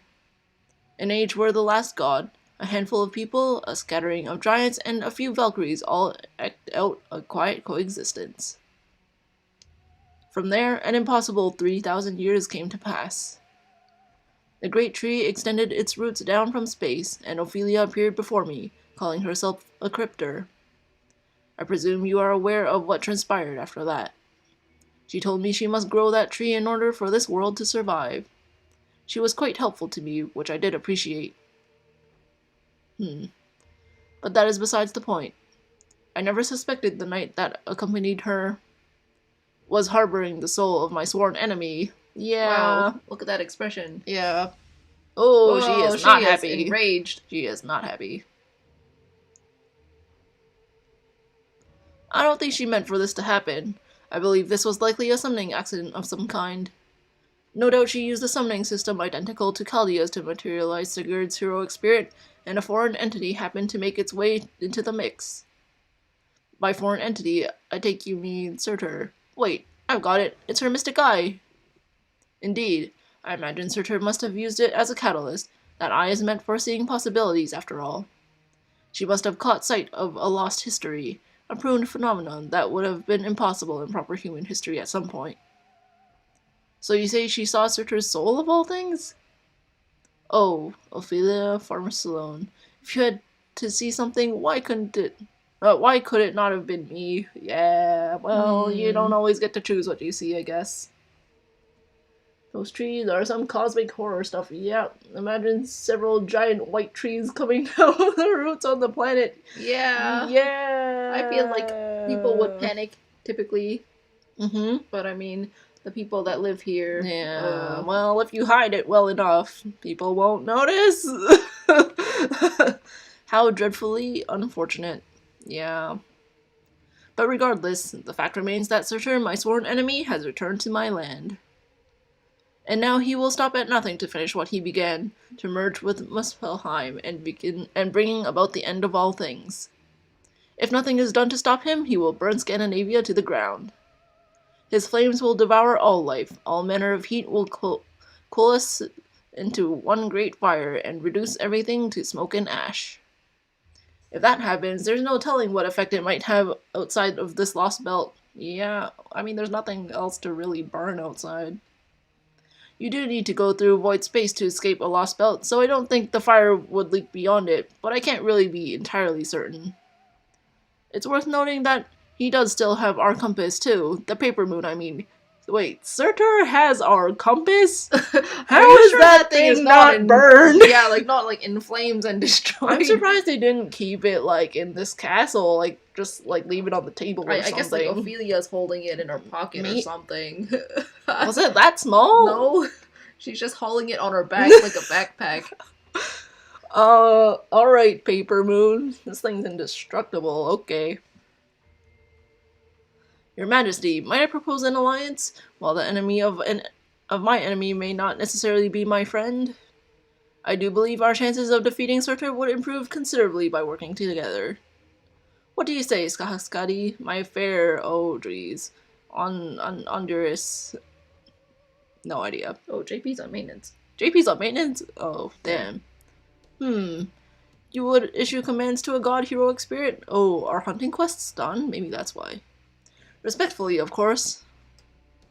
You are a heroic spirit, are you not? What a joke. A human ghost, a mere shadow, telling me what to do. Ordinarily, I would pay no mind to what a being such as you had to say. But in your particular case, I sense wisdom in those beautiful eyes. You remind me of Baldur, god of light. Alright. What? Seriously? My queen, what are you saying? I guess Sherlock's just too enchanting. Sherlock's eyes are too nice. Pay no heed. I was merely joking. This heroic spirit's eyes may be wise, but they are also somewhat clouded. Maybe because he's been on, like, his deathbed for a few days. He's just doing drugs or something. I can imagine Ophelia having Paper Moon on her back like Captain America shield. Yeah, that's what I was thinking of. Like, you know. Even gentle Baldur would surely object to such a comparison. Nonetheless, I have made my decision, heroic spirit. I shall love you as... Oh boy. Here we go again. But where did that come from? I didn't touch anything, technical advisor. Da Vinci. It's not me. It's not always about you, director. Everything's working fine. It's just the emergency alert. I think he's just scared of that alarm. Yeah. Haha, I take it you feel that too, Monsieur Ray Demonic Sword Wielder. Wow. What a name. Monsieur True Demonic Sword Wielder. Okay. Alright. Indeed. Something approaches from the sky. Brynhild, yeah, it probably is coming from the sky. Right. Let's go. I see it. There's a mass of magical energy flying towards us from the northern mountains. Wait. All our instruments are working now? Well, it's probably Scotty. Signal jammers. Yeah. I simply adjusted my snow and ice to accommodate them. The nerve interrupting a god. Dare to sully my castle any further, and even my patience will. Oh boy. Oh boy. Oh, rip. I think you need to fix that thing. Oh, another one of those. Get ready to fight Mash. Yeah. I was gonna say, I think you need to fix your windows at least. I was gonna say, it's like some sort of like meteor or something would be screwed. Hostile detected. It's the same species we encountered on Mount Galdhoppigan, Master. Yeah, this thing. I don't know what this thing is. Oh damn, it's the reset. It was the reset. Well, it's not like we're gonna read it again, so we'll just wait for it to happen and then...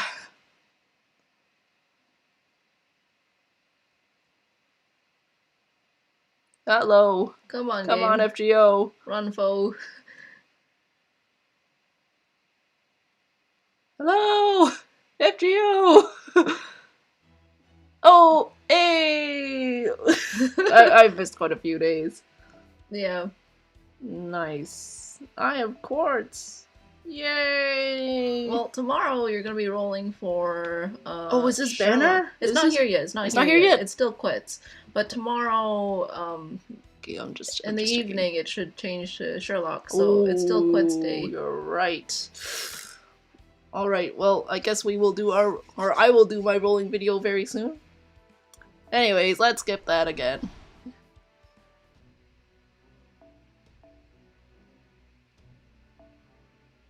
And we're probably screwed with this comp, to be honest. No, believe in No. David. Believe in the David. David will never let you down. Maybe What do you mean, maybe? he will never Of let you course he down. won't. Just believe. Alright. I've got like no more AP. Somehow we still managed to. Didn't all these things get like melted or something? Clearly not. Okay. Time to get my daily logins. I got a Sherlock Online joking. Well, That's nice. she's been I- rolling for Sherlock for a really long time. I think Didn't get Merlin since he drained my. Oh, well, I hope you get Aw. Merlin. eventually. Well, he's Yeah. going to get a banner next year for summer, Mm. for NA at least. Yeah. Next summer? Otherwise, I think lucky bag, but I mean it just happened. But I think next summer definitely is your best bet for Merlin. If you want to get yeah. him. I don't think he appeared for that long this year. I don't think he has another banner in between from now till summer, but there's still a lot of time to save if you're interested in I really him. don't think so. But Sherlock's great though. I mean, he definitely is a crit art saber. I mean, Yeah. saber ruler. Ruler. And his crits also hurt. Yeah. And he's really nice to play with, and he's really fun. I feel like he's a really great mix of support and DPS. DPS, Yeah, he really fits in both roles, I feel. And, you know, if you have more support servants, he can be the one to punch people, and if not, he can be the one to support. Yeah. I'm skipping Summer BB for Merlin since I can just borrow Summer BB. That's true. I mean, Summer BB, She is so good. she's good, but I think definitely if you're looking for a support servant, like for that type of role, since, you know, I feel like Summer BB can do that as well, definitely I feel Merlin, between the two, Merlin's just a better support. Well, yeah, no, there's no Yeah. contest. Like, think- Summer BB is not a support. Yeah, I mean, like, if you have your support servants already, like, yeah, go for BB all you want, right? But, or if she's your waifu, I guess, but, like, but if you're, like, you know, I need a support, definitely Merlin is the one to go. And, you know, once you, actually, no, Summer BB is this year. Yeah. She's coming soon. She is coming soon. Yeah. Well, let's see if I have any sync codes for her. Or rather, tickets, I suppose.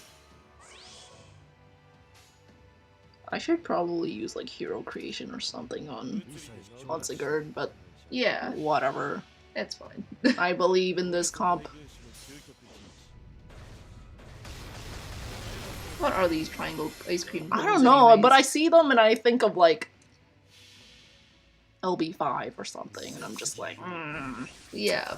I mean, the first thing it reminds me of are those, like, jewel thingies. You know how sometimes when you play like, challenge quests in, like, summer or something, Oh. you, like, break and they turn into a servant? Oh, yeah.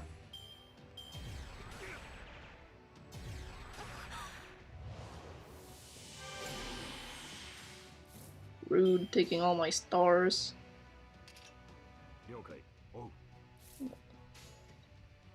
Actually,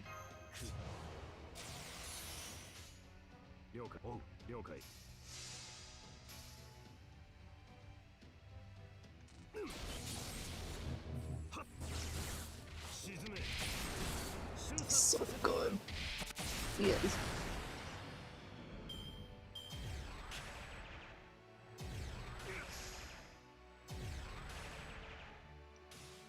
I mean, we don't need to NP it again.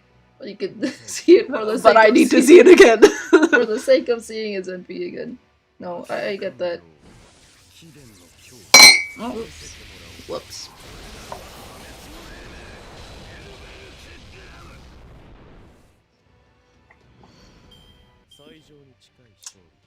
Easy peasy. Nice.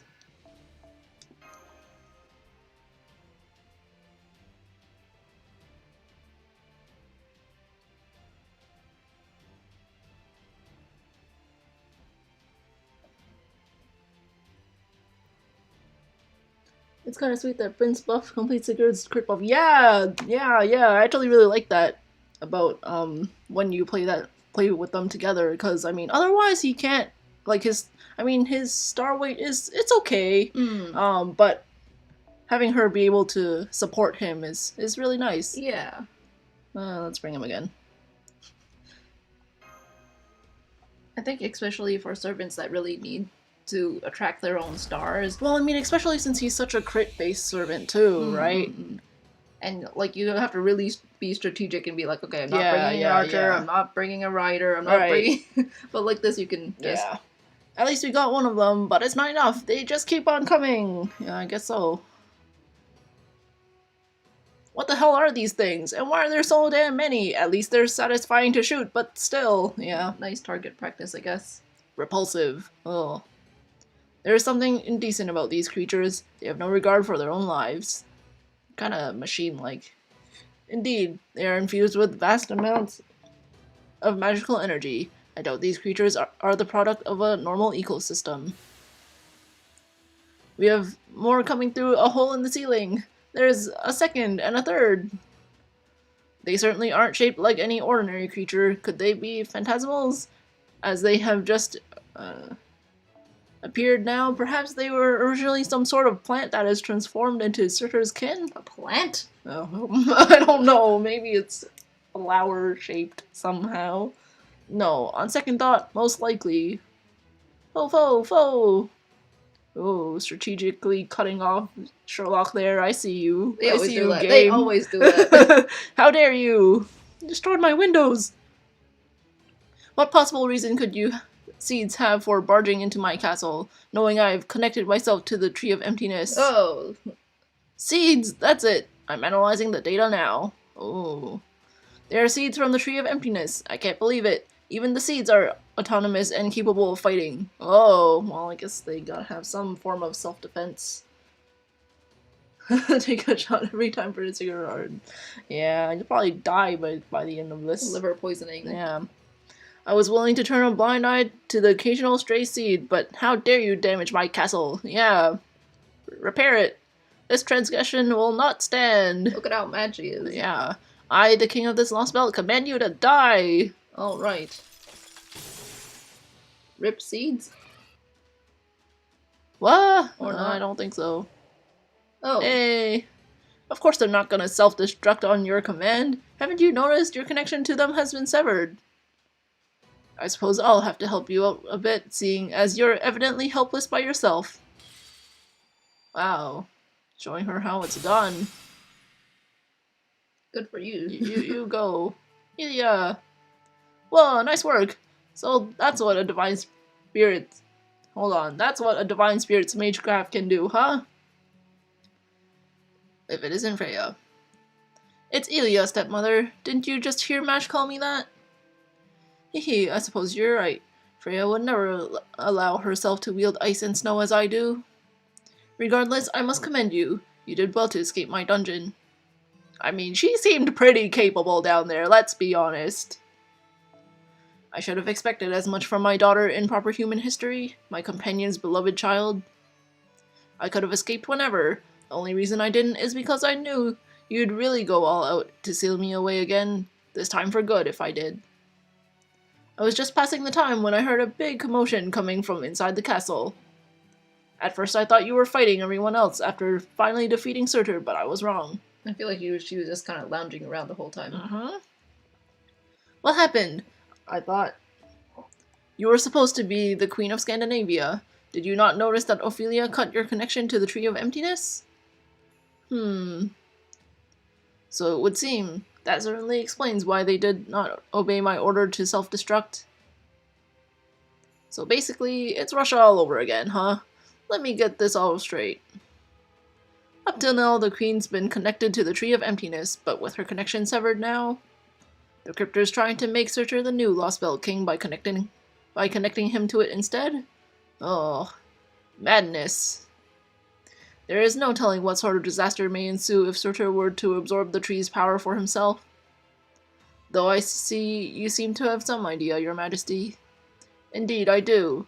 To begin, he would no doubt raise Scandinavia to the ground, but in a single breath. I mean, I feel like that's a given.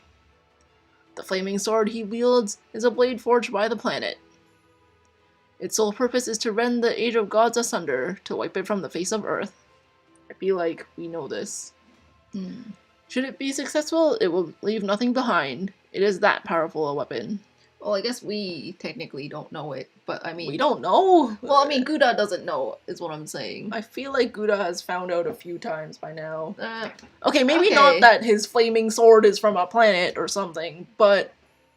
like, tearing the age of gods or something. I feel like that's been repeated a few times. Yeah, this Lost Belt has repeated a lot of information. Anyways. A divine construct. A noble phantasm on par with Rongomeniad. Well, okay. Well then.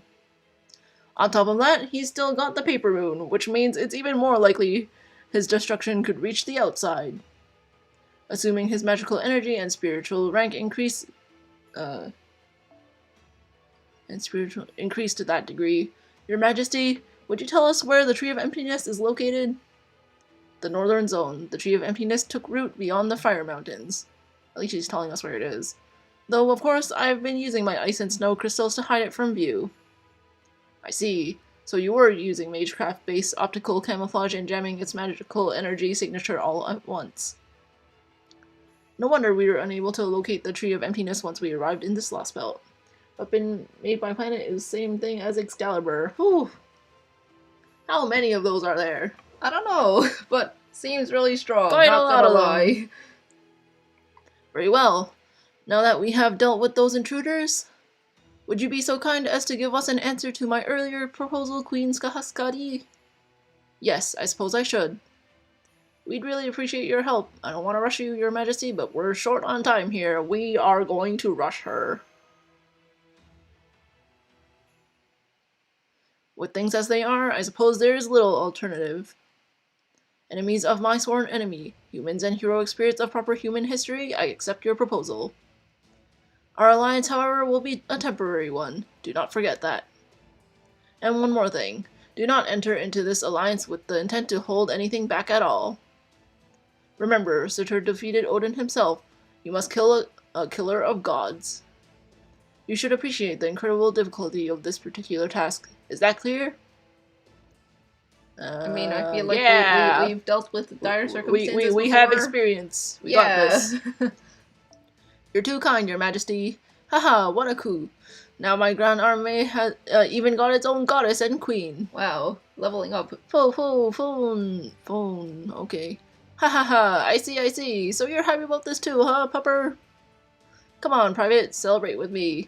This is a once-in-a-lifetime chance. It's not every day you get to kill a god slayer alongside a goddess and a great hero. Well, you're not wrong. Yeah. With a lineup like this, we can't possibly lose. And a good thing, too. One Waterloo was more than enough. I'm trusting you two to handle the vanguard. Sounds good? Certainly. I shall do my utmost to clear a path for you. As will I. We shall be your blades until our spirit cores and spirit origins finally crumble apart. Rest assured, I will never fall to heartless flame. Ooh la la, I'm falling in love with you all over again. I thought you were gonna marry, what's her name? Ophelia. He's gunning for everyone. Please don't, yeah. Really, you mustn't, Emperor. Sigurd is right here beside me. Yeah, man. Dude, pick your battles. I can hardly blame him, given your beauty, but I must warn you, Emperor, you will never win her heart. Oof.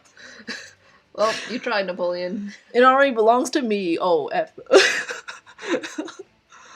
Haha, can't compete with that. Maybe this is a sign that I ought to focus on my main squeeze. Yes, I mean, she already rejected you, man. So maybe no. Be warned. While I use my runes to hold your spirit cores together, the bonds are still fragile. If you expend all of your magical energy in battle, they will once again crumble. That's awful. Yep, here we go again. Yep, that's awful. Please, do not concern yourself with us, Lady Mash. The existence of servants is a brief, fleeting one. Once our task is done, it is our fate to disappear. Both Brunhild and I are well aware of that. Let our bodies be your sword. Let our bodies be your strength. Lady Jacqueline, we may not have forged official contracts with you, but as our temporary master, our blades are yours to wield for humanity as you see fit. Alright, thanks for helping us, you two. Thanks for helping us. It looks like we're all on the same page. What a relief! If you dug in your heels, I was worried I'd have to fight you myself, and that one or both of us might end up dead. But for now, the enemy of my enemy is my friend. I don't want to fight you. I'm sure we can get along until this is all over, right, stepmother? Yes, I suppose we can. It seems we will have a chance to test how well we can fight together sooner than expected. Are they here? Whoa! Hostiles detected! Giants! There's a whole bunch of big ones headed your way from the underground. Oh. Well, Fun. That's just great. Must be the red giants that we chained up. These guys should be old hat by now, right, Private? Yeah, I guess it's better than Surtur, or whatever. I'm seeing multiple Muspels. They appear to be the ones who were being kept underneath the castle. But there's something different about their heads. They're not wearing their masks anymore. Yeah, we knew that, right? Surtur's power must have broken them. Oh, I guess we're just finding that out now. Now they will no longer heed commands from my bloodline. Very well then. I shall assist in dealing with them myself. Oh, you go. That's one down.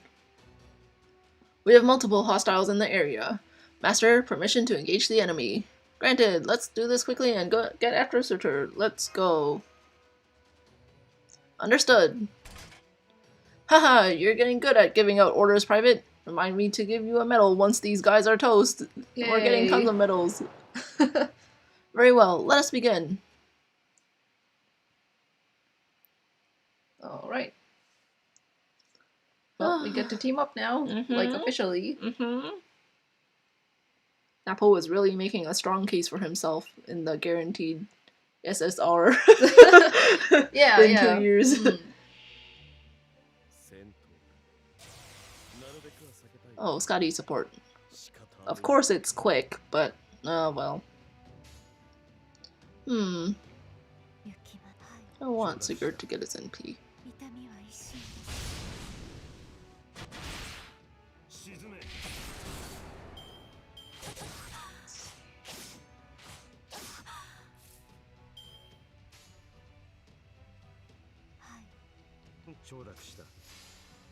I don't know if Bryn can kill that thing.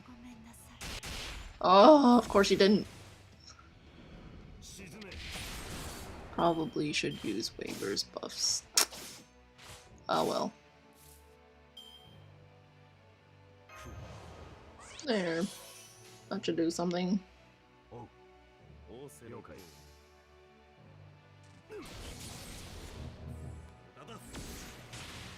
I feel like you need more. Yeah, stars. this is not their best outing.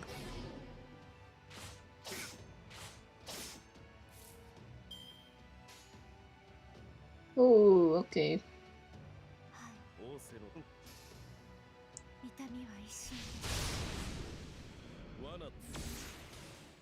Come on, Weaver. No! It's okay. Well, this whatever ice thingy did a lot less damage than I thought he would. Yeah. Maybe I can just go. Let's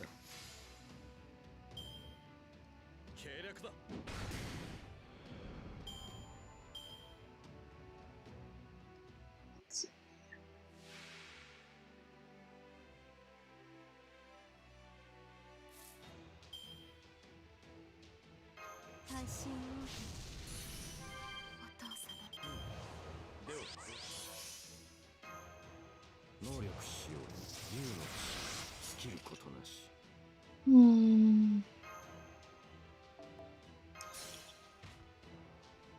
I will make you strong.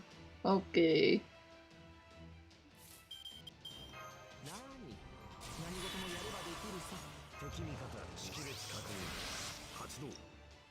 I feel like, do you think it's a waste to use Merlin's attack skill since, like, I could give him more NP later? I'd use it and then hopefully kill this Misspell A and then just chain, Sigurd, and then kill Misspell B with crits. Yeah. But that's probably just me. I'm kind of interested how much the crits do on their own. I hope this NP can kill it. Okay, so maybe we'll go for that one.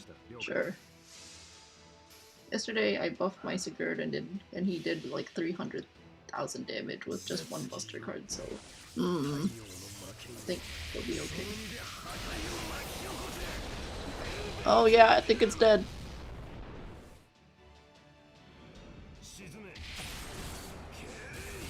Nice.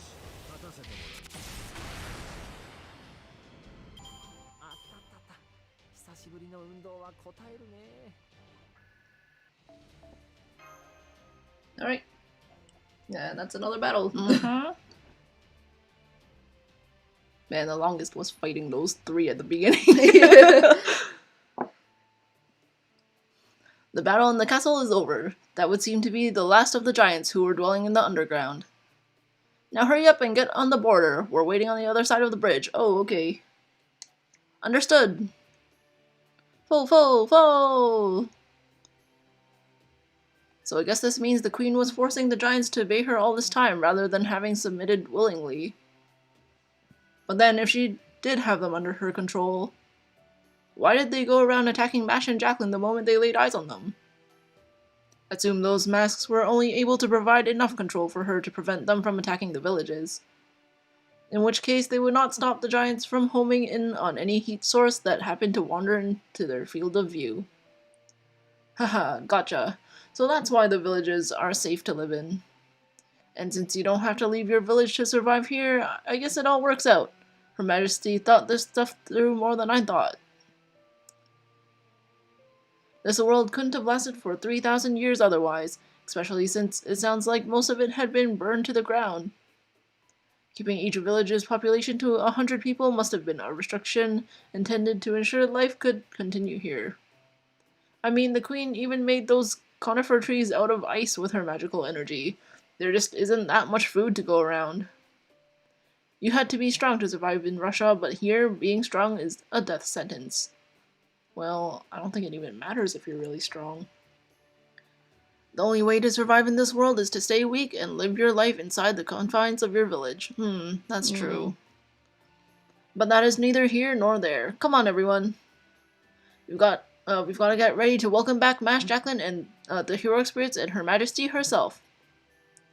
Multiple divine spirits, huh? And all of them on a vehicle under my command. Well, look at you, Gordolf. Very well, under the circumstances, I suppose there is nothing to do but accept that my report will likely fill a volume or two. You can do it. Where'd that idea come from? Have you got nothing but free time or something? Don't be ridiculous. If I come to be recognized as a great author once we have restored humanity, the musics could end up becoming lords. Wow. After all, it's the mark of an excellent leader to plan for what happens following the battle's end.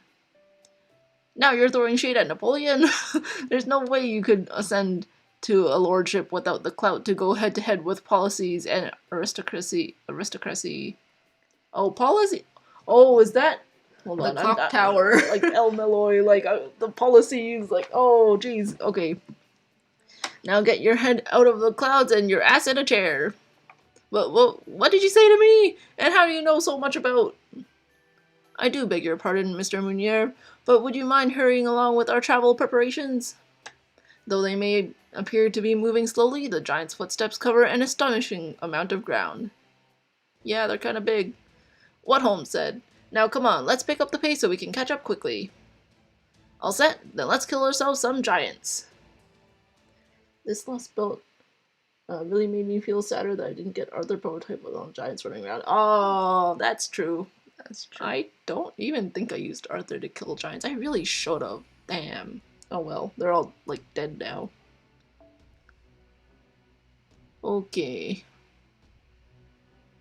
Who should I use? And any suggestions? Let's see. You're fighting caster, berserker, assassin. I wonder if I have an Okita altar friend or something. Hey. Wow, okay. Cool. Yeah. This'll work. Or it should. No, this'll be fine.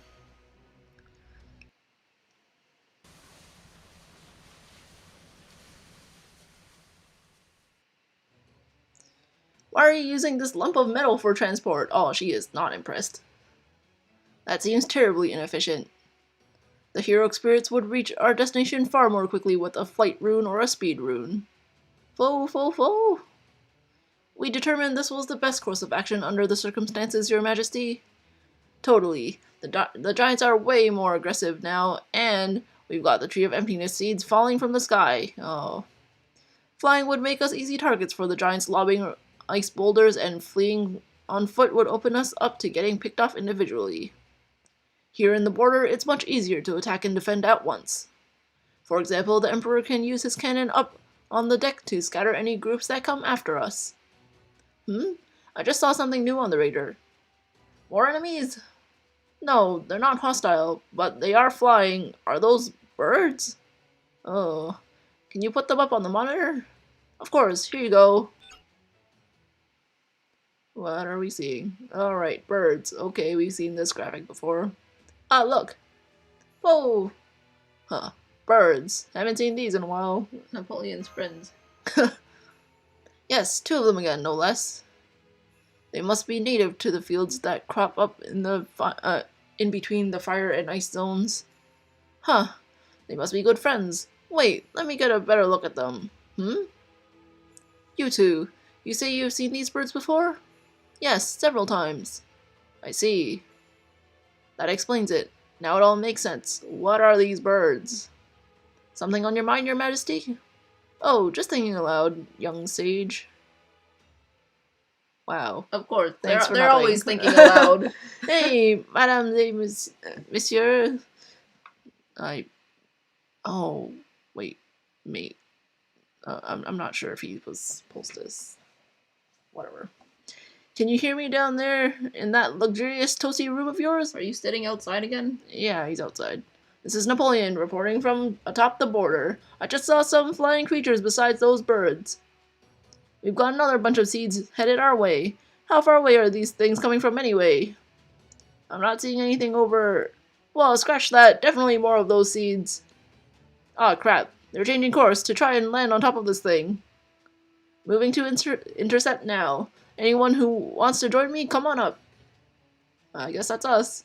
Let's go take them out. Are you sure you're fully recovered, Mash? Let's go help them out. Yes, I'm all set. Da Vinci already finished looking over the Ortonax. It was pretty much good as new, thanks to the Queen fixing it up. Man, those primordial roots really are something. You can do everything. Yeah. I'll head out as well. I would like to familiarize myself with Graham's weight a bit more. I'll go too. No, you stay here. I can handle this alone, and I want you to rest up. No, my love. Come what may, I will not leave your side. I see. Very well then. Let's go together. Alright. I guess seeds count as mob cars you just fight off. Yeah. They're not like demonic beasts or anything, but, you know, they'll do before the final battle. Uh-huh. Can't be smooth sailing all the time. Nope. I mean, it never is, though. Okay.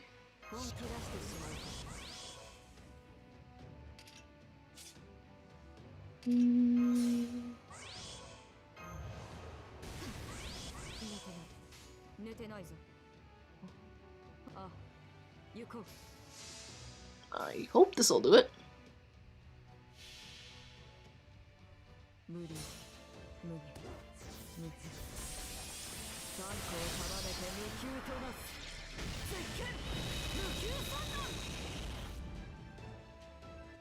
Oh, great.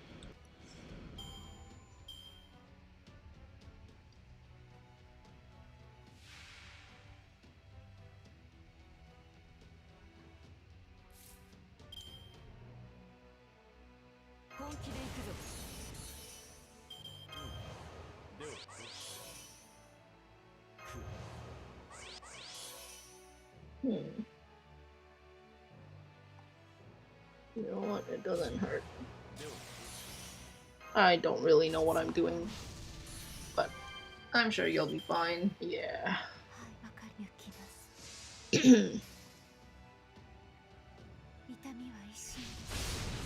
Wow. I think that had like 80% on it. That's too bad.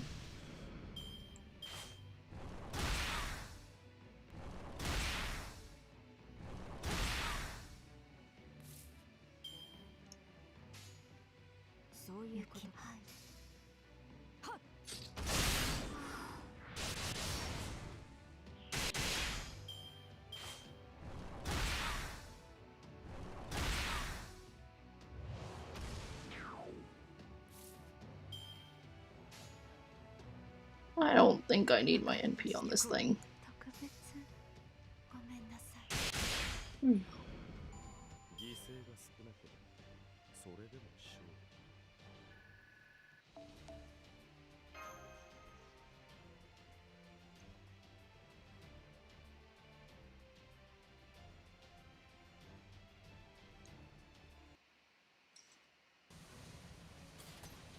The battle is over. It looks like that was the last of the seeds. Oh, okay.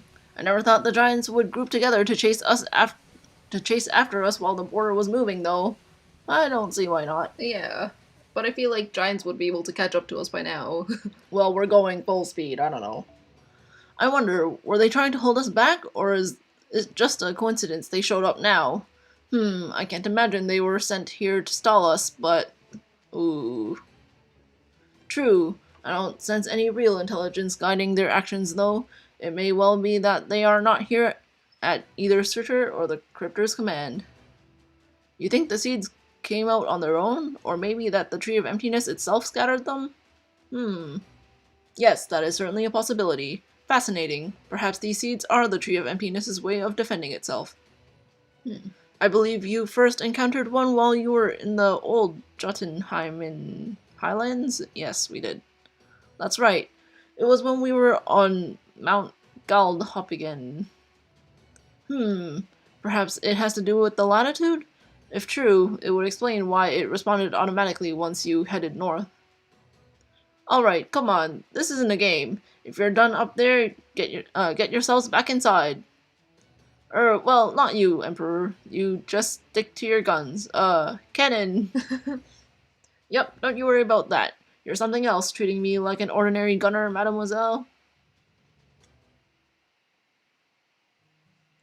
Brynhild, it must be hard for you to be so close to me. I know my very existence wears on you. Even with the Queen's protection. It's alright, Sigurd. Strangely enough, I'm comfortably able to control myself. Maybe it's because over half my spirit core is already shattered. Oh. I was already broken when I materialized, so perhaps by breaking myself further... Well, that's kinda sad. I'm better able to resist my usual temptations. How peculiar that becoming heroic spirits has reduced us to this. Not at all, my love. I'm happy about this turn of events.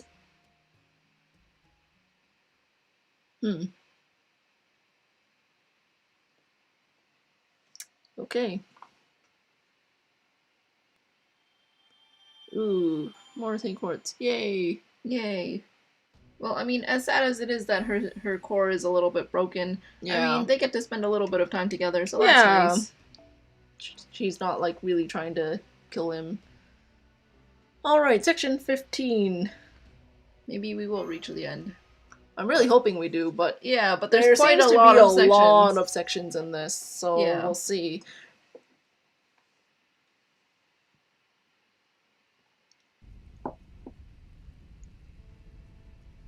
I can't fail Lord Krishtaria.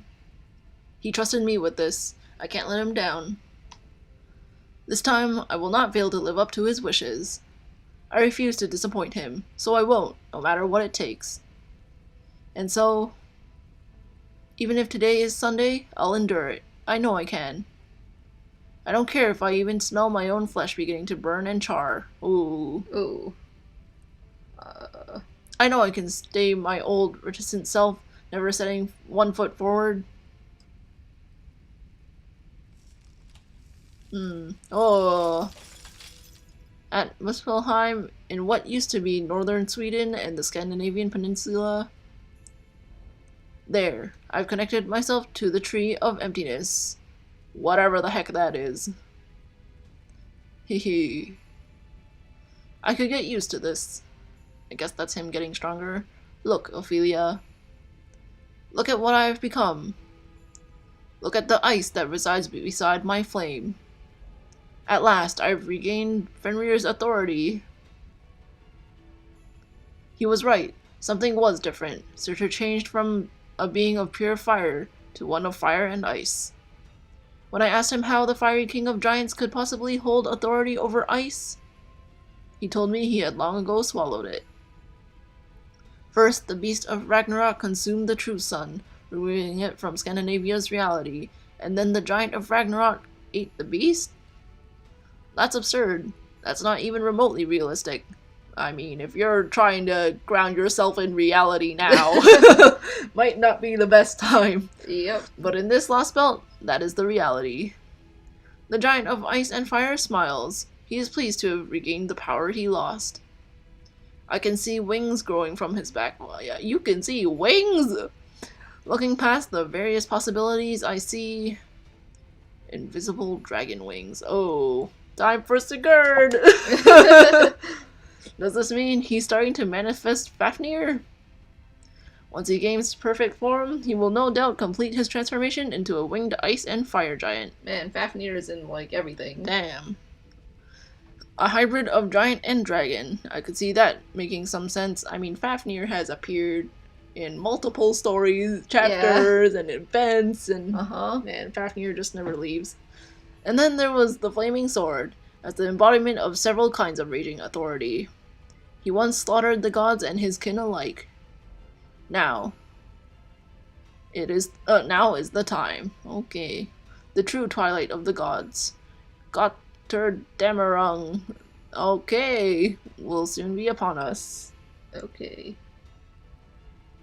As he spoke his words of flame, countless masses began to writhe around at his feet. They reminded me of children, grasping for their mother, of maggots searching for light. Ooh. They were seeds, a vast number of seeds. Yes, as if things weren't bad enough, he absorbed the Tree of Emptiness right before my eyes. Oh, you can do that? I mean, it's a giant. Yeah. He severed the tree's connection to Skahaskadi. Slowly, he sank his teeth into it, and then, in an instant, he slurped it all down, root and stem. You can slurp it. Okay. Okay, I think he'd chew or something. Using the Tree of Emptiness's power, he forced a spirit origin ascension upon himself and took back his past authority. Oh, okay. Ooh. Rolls credits, yeah. Apparently, the Fafnir, Siegfried, and Sigurd killed are different dragons. Okay. Okay. It should have been impossible, yet somehow he managed it. Was it the paper moon and its ability to let one interact with void space? Yeah, possible. Is that how he was able to pile impossibility atop impossibility and consume the Tree of Emptiness? It should not be possible, and yet there it is, plain as day. I tried giving orders, but to no avail. The tree simply shed my control, and the queen's, of its own accord. You connected yourself to the Tree of Emptiness. No, you can't even call this a connection anymore. You preyed upon it. Oh. Hehe. It welcomed me. The Tree of Emptiness? Just a giant noodle? Oh, maybe. I was thinking the Tree of Emptiness was kind of like soup. Oh. He slurped it. I was thinking maybe it's like a straw or something. Oh. And I don't know. I see. Though I'm sure the tree lacks a will of its own. What it did possess was the same heat that lies in all life. Yes, there was a fire deep in the heart of the tree of emptiness, blank, as well. Deep in the heart, it told me it did not want to be cut down. That it wanted to live. That it would not die. That it would not forgive. Or so it kept screaming. Hehehehe. Life is nothing if not greedy. Well, we're gonna chop it down anyways. Now I shall burn everything. Starting with all life in this world. Yes, let's do it. Wow. Yeah, her eyes. Words alone are meaningless. Can I no longer fulfill my responsibilities? This lost belt is done for. There's no turning back. Ugh. My thoughts are a jumbled mess. It hurts to think. Something deep in my heart is holding me tight. It wears on me. I can feel it grinding, cracking. What was I thinking? Yes, we'll make a land fit for a god. Her expression is kind of... Yeah. A new holy land built on an earth that has been wiped perfectly clean. Well, that's starting from scratch, I guess. If nothing else, I will never make trouble for him. I will never make trouble for him. Okay.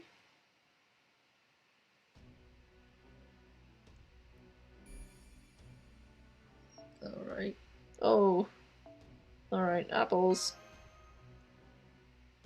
I wish I could use my apples to QP farm, but oh well. Actually, Okita Altar was not bad. Yeah, she was actually pretty good. If I can find her again.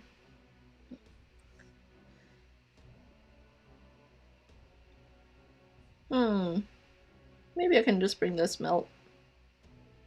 Sure, I can try, even though I don't really have her supports, but it's she can't be that bad.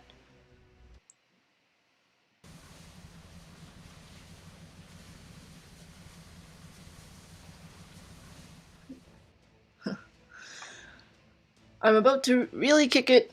Oh, into gear here. If you're not a heroic spirit, make sure you're strapped in good and tight, or you're liable to bite your tongue off. Ooh. Whoa, we're bouncing all over the place. I know this isn't exactly the time to be obeying traffic laws, but you will not flip us over. Picata? Who's Picado? Munier. It's not Picata, it's Munier. I'm just getting the hang of the control stick, damn it. Hey, where'd Holmes run off to anyway? He said he'd talked too much and went back to the recovery pod. Mr. Great Detective pretty much just woke up to assess the situation and negotiate a bit. I see. What an astonishing man, to think he remained so calm and collected even despite his many injuries. That's kind of his thing. I take it this recovery pod is off that way? I shall grace him with one of my healing runes. Oh, wow. Priya Ortlinde, come with me. Ugh, how many times do I have to tell you? My name is Elia, but fine, I'll go with you. Understood. Man, imagine getting nursed back to health by an actual goddess. But that doesn't excuse Holmes' sheer recklessness. Not that he's the only one here guilty of that. I mean, if we weren't crazy, we wouldn't be here. Huh. Well, there's only so much a man of his meager abilities can do. Wow, no, he can do a lot, man. Not everyone can be blessed with an abundance of talent like myself, after all. Yeah, Gordolf, you show us what you can do. And let me be clear about one thing. I'm not like the rest of you. I have no craving whatsoever for adventure. A good commander-in-chief always assesses the situation calmly, deploys the right people to the right places, and ensures his organization runs as smoothly as possible. Oh, I told you to be careful you don't bite your tongue. How are things going over with you, Jacqueline? Well, I'm staying quiet. Call out to Napoleon. Confirm what's happening on the deck. Call out to Napoleon. Yeah. That you, Jacqueline? Me? What else? Oh. I'm still blasting away at everything following us. As you can imagine, they're not letting up. You're quite busy. Yeah. Oh, what was that screech? The number of giants hasn't changed from earlier, but we're seeing more and more seeds. I thought we got rid of them. In addition to the flying types, there are also some running along the ground and trying to attach themselves to the board. They can run? Okay. I hate to keep bugging you while you're up there fighting, but this seems pretty important. You know the massive magical energy signature we saw up in the northern part of Old Sweden? Well, I'm pretty sure it's Surtur, and he's heading south fast. You know what this means. He's coming to fight us? No, he doesn't consider us a challenge worthy of meriting that approach. That means he must be headed towards something else, something that does not exist in Muspelheim. For example, something that exists atop Old Lake Vänern. The settlement! Bingo, that's exactly where Surtur's route will take him. He's currently headed due south towards Lake Vänern, where the village is. Guess that means he got himself connected to the tree then. Damn it, now he got to reverse course. Still, we can't just sit around complaining. If it gets us closer to him, well, so much the better. After all, I was really hoping to avoid a situation where I'd have to try sniping at extreme range with my cannon because we couldn't catch him. So in that respect, this has worked out nicely. Phew! Okay. I wish I knew why he was headed there, though. That flaming sword of his is absurdly powerful. He could use it anywhere, and it'd be just as destructive. So why go so far out of his way for one village? Does he just want to make us watch it burn? I doubt he'd bother doing something like that. I think Sigurd is right. Doesn't seem like he cares much about gods or heroic spirits. I do have a thought about what he might be up to, but that's not important. All that matters is that this is a stroke of luck for my Grand Army. It's about time I got serious anyway. You weren't serious? Whoa, yo! Haha, thanks for cheering me on, doggo. To be fair, it's not like I've been holding back. But at this point, it's looking clear that I need to get really, really serious. Plus, I've still got my trump card. I was just gonna say, what about your trump card? I forgot about that already. Not that I'd ever play that in the opening act before things really get going, of course. Things haven't gotten going yet. Apparently not. More seeds and giants are bearing down on us. There appear to be several of them attempting to stick to the border. There you go. How do you want to handle this, Private? Take them down. Let's fight them off. Let's push our way through. Fight them off. Can't push through if they're still here. D'accord, alright. Gods and humans of the Grand Army, get ready. We're gonna punch our way through these things without slowing down. Alright. Well, Napoleon seems to be a little bit optimistic at least. Yeah, that's kind of nice. Yeah, I mean, he's always been the whole optimistic part of our team. I feel throughout this whole Lost Spell, which is quite nice. Yeah. And yeah.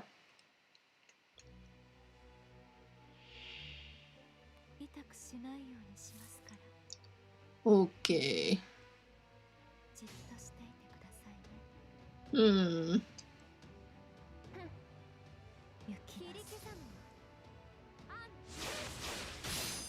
Ooh. This might take a while. Yeah. I almost never use melt, so I had no idea she would do so little, but, well, that's okay. Let's, maybe this will help you a bit.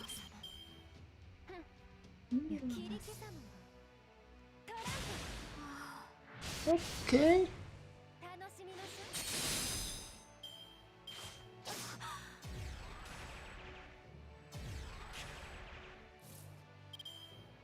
Well, if you make stars, I feel like you might be okay.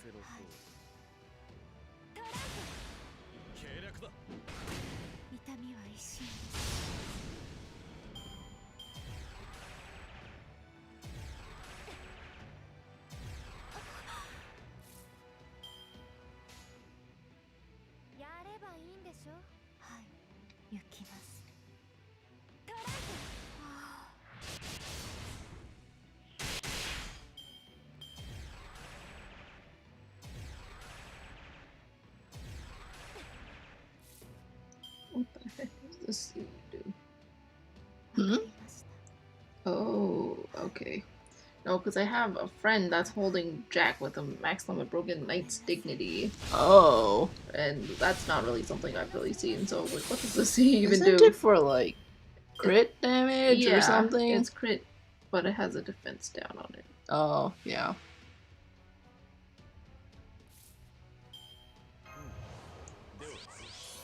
Right. Isn't this delayed or something? Let's see.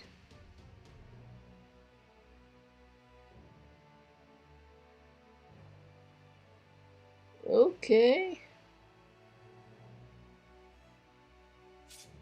Sure, we can try it.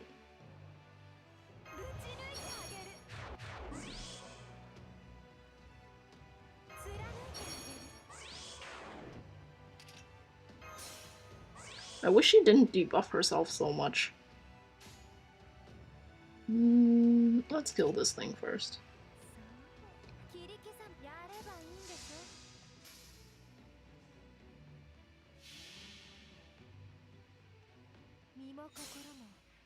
Oh, actually, I could have just let Bryn kill this thing. Oh well.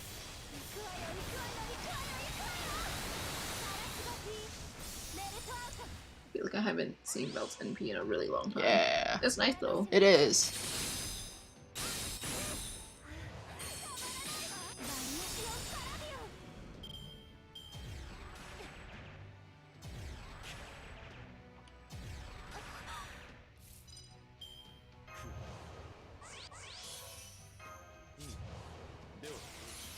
There we go.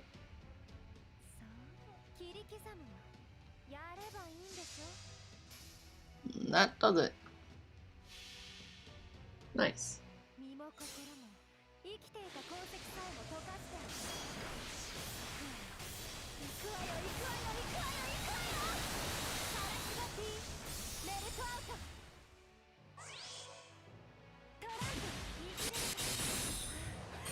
Her NP game's pretty good. Yeah, if she crits, she can get her NP pretty easily. Well, good thing I'm holding 20/30s.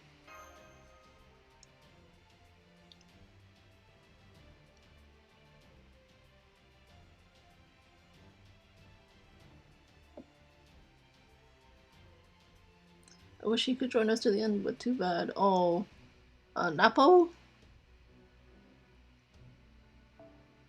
Guess we will find out. Don't leave us. I mean, all servants have to go eventually, right? Yeah. Hehe. Hehe. Okay. The Lost Belt is starting to fall apart. Its snow is melting. Its mountains crumbling. Its seas evaporating. Even though he can't possibly be as tall as a mountain, every step he takes shatters peaks of ice and snow. Wow. Perhaps it's the after effects of the maggots, the concepts of destruction squirming around his feet, but each time he advances, something shatters. With each step he takes, something burns. Humans. Gods. Seas, mountains, rivers, sky, beasts, insects, flowers, plants. None of them should exist. I will turn them all to ash.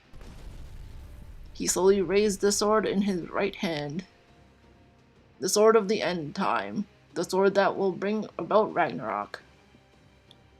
It may be amusing if I were to finish what this king of demon gods began. Then again, as long as you are with me, perhaps your serious light could accomplish the same. Hold on. King of demon gods. Okay. Was that supposed to be a joke, Sir? You're destruction itself. You don't need me. You're wrong. I do need you. It doesn't matter. I'll never use my serious light to help you. That's the one thing I will not give you. Hehe. Surely you have a man you love. Surely you have a man you love, yes. Surely you have friends you have bonded with. But there is nothing you can do. Not even a holy grail could grant your wish. Love, bonds, none of those will ever be had in this world. So burn it. Join me, help me burn it all. Yes. Okay. Yes, you may be right.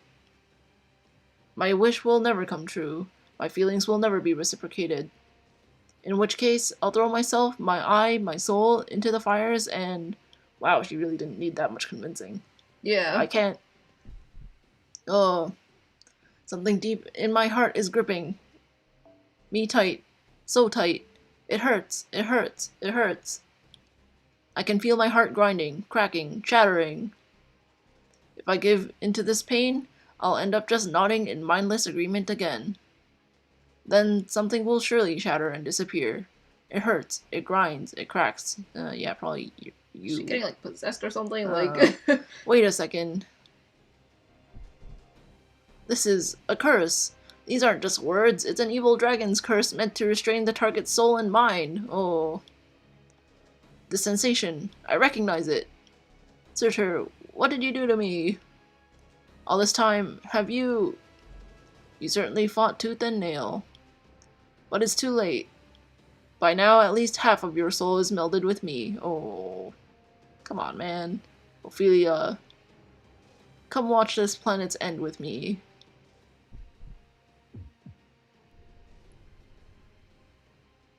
I'm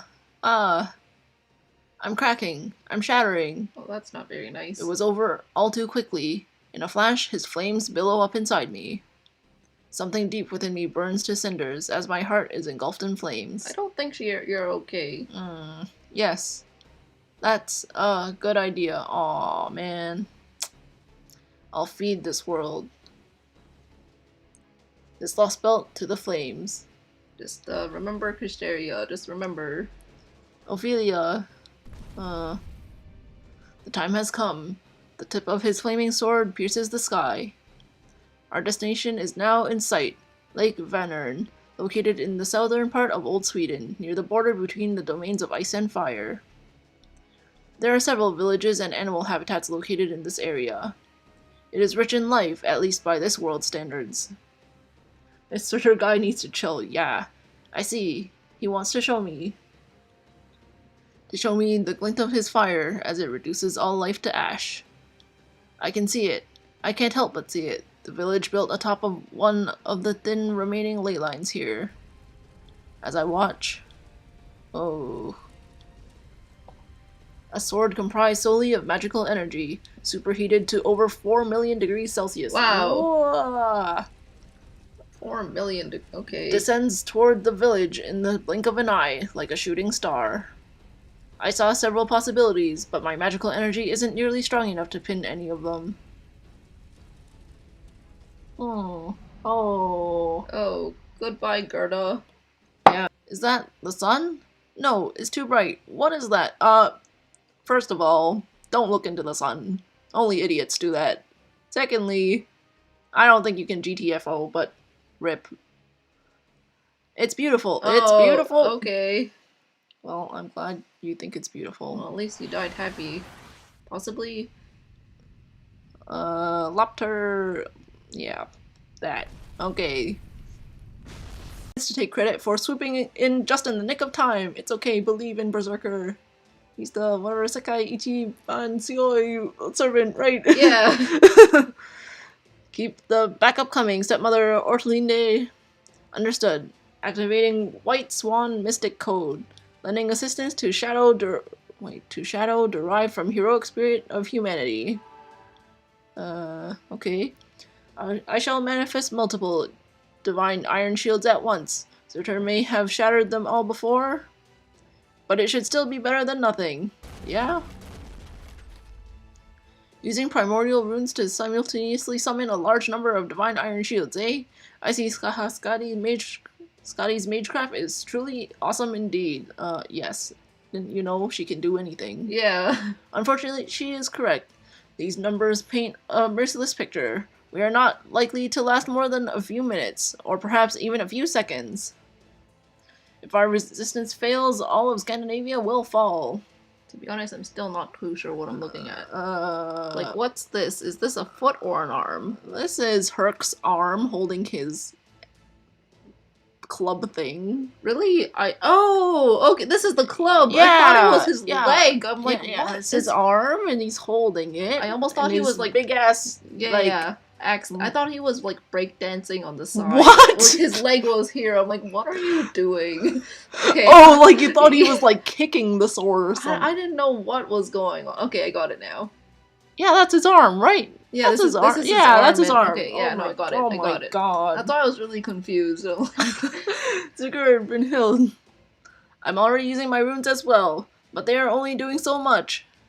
We are doing our best to defend and reinforce the heroic shadow and the cluster of shields, but I'm afraid we do not have anything that can turn the tide in our favor. Oh no. Mash, Jacqueline, I'm afraid we need a stout defense now more than ever. Alright, Mash, do your thing. I know this is a lot to ask, and I wish I didn't have to ask it, but right now you two are our only hope. I'll go. This is what my shield was made for. Alright, Mash. In fact, I was just thinking about how I was going to step in now that Ilya's spell beat me to the punch. Setting Ortonac's output to maximum. Auto maintenance functionality operational. Initiating Amalgam Gold's emergency expansion. Anti-flash defense ready. Syncing with the border's instruments now. This is something my shield and I are meant to stop. Your orders, Master. Nod wordlessly. Alright, Let's Mash. go. Mash, you can do it. Fo, Q. But wait, stop, demi-servant girl. You must not have seen these absurd numbers. I mean, dude. Nobody else can do it. She's a freaking shielder. She's your best shot at surviving this thing. Get it together, technical advisor. Why didn't you tell her all she'll be doing is endangering her life, but she's gonna save us all? All she could do by diving in there is give our chances a minuscule boost. That's true. The odds are majorly stacked against us. Putting everything we have into a strategy with the lowest chance of success is downright insane. It was true of our battles in the Singularities, and is true of our battles in the Lost Belts. Each and every time we've given those two the same order: make it back alive. That's what it means to take on the entire world, in Russia as well as Scandinavia. I have no doubt we will face the same challenges in other Lost Belts as well. Besides, they do have a chance. They've miraculously defended against large-scale attacks several times before. Oh, did you get cut off? I guess. I'm not talking about their past accomplishments. All I'm saying is there's nothing they can do now. With all due respect, Mr. Gordolf, their odds of victory are not zero. Are we not in a position where our best course of action is to take our chances? Yeah. Oh, I could punch you. I won't, since I know it wouldn't do a thing. But damn, if it isn't tempting. Mash, I'll back you up. Let's do this. We have to. Yeah, we have to. Yes, Master. Heading out. We won't turn back. We can't turn back. We have a responsibility to fulfill. Sheesh. I mean, I get why you're feeling desperate, but still. Responsibility, huh? Yeah, I guess you've got a point. Anyone who moves forward through the sacrifices of others must carry the responsibility for those who they left behind. Believe me, I know. And you two call that responsibility, hmm? Right. I see. If you've decided you want to go out there and fulfill that responsibility, that's fine. I won't stop you. But aren't you forgetting someone? Say, Supreme Commander of the Grand Army? The reaction again amidst the impending doom. It's okay, Herc, you can do it. Keep Surtur, like, just stall him. Keep on whacking stall him. How is that even possible? I'm not exactly a wallflower, you know. Napoleon? Why are we so shocked? Yeah, that's right, Napoleon. I'm right here. All right, yeah, you are. I turn to see a man standing tall.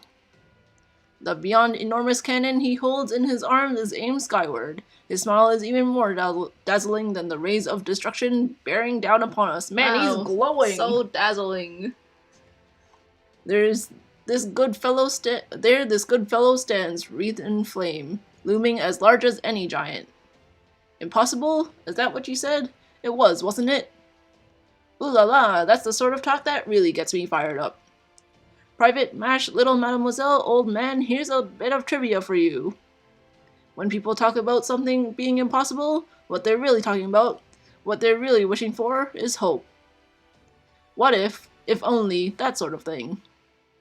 I don't know what Napoleon Bonaparte was like when he was alive. I'm pretty sure I've got more than a few centimeters on him, for one thing. At the height of his glory, people thought maybe Emperor Napoleon could win this fight, and so that is what they wished for.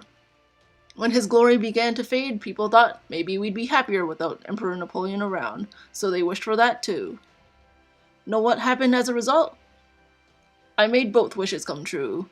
How do you like that? How do you like them apples? Apples. I granted the people's wish for me to win, and I granted the people's wish for me to fail. That's what it all came down to. That's who I am. He's like a genie or something. The hero I am, the heroic spirit Napoleon that humanity inscribed, is a man who makes wishes happen. Wow. Victory cannon line of fire all set. Angle and height all set.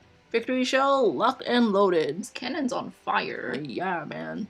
I'll admit, things are looking grim. We're all out of options. But that's nothing new, right? Especially not here. Here, it's been that way for a long, long time. This lost belt never had any future. Nothing in the way of hope. Nobody can wish for anything here. Not humans, not gods, not even giants. They don't dream about tomorrow. They don't wish for anything from their future. In which case, somebody's gotta show them what it means to hope, to wish. No, scratch that, not somebody, it's gonna be me! Yeah. The fiery good fellow assumes his gunnery stance and smiles. This man who proudly calls himself a hero and certainly lives up to the title does not hesitate. He points his cannon right between the giant king's eyes and shouts, "That's why the time has come, to fire my victory rainbow.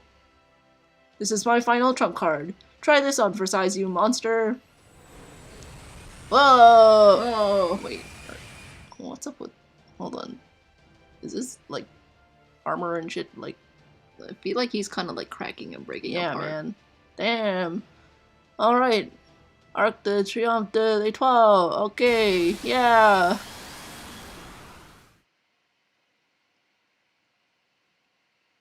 Alright.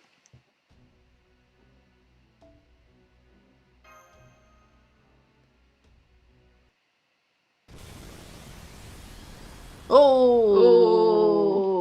Grah! Human heroic spirit.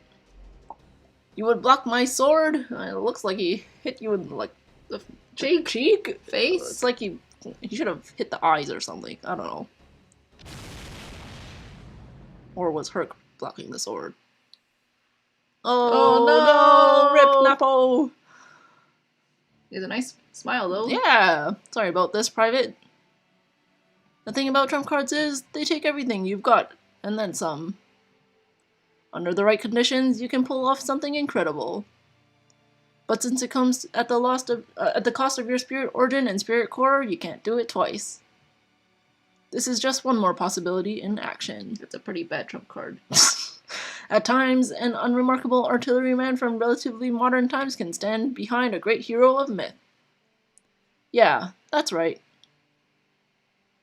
This is as far as I go. The rest is up to you. Keep moving.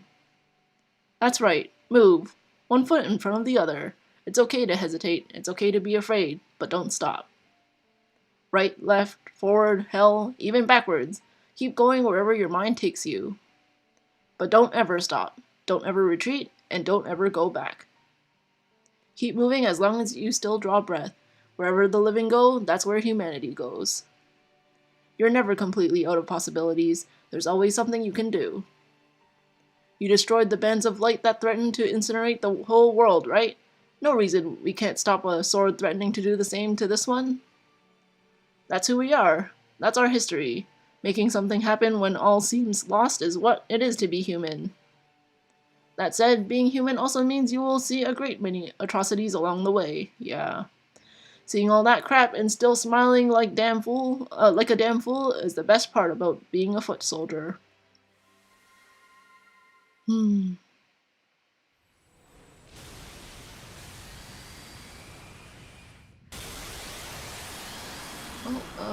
Goodbye, Napo.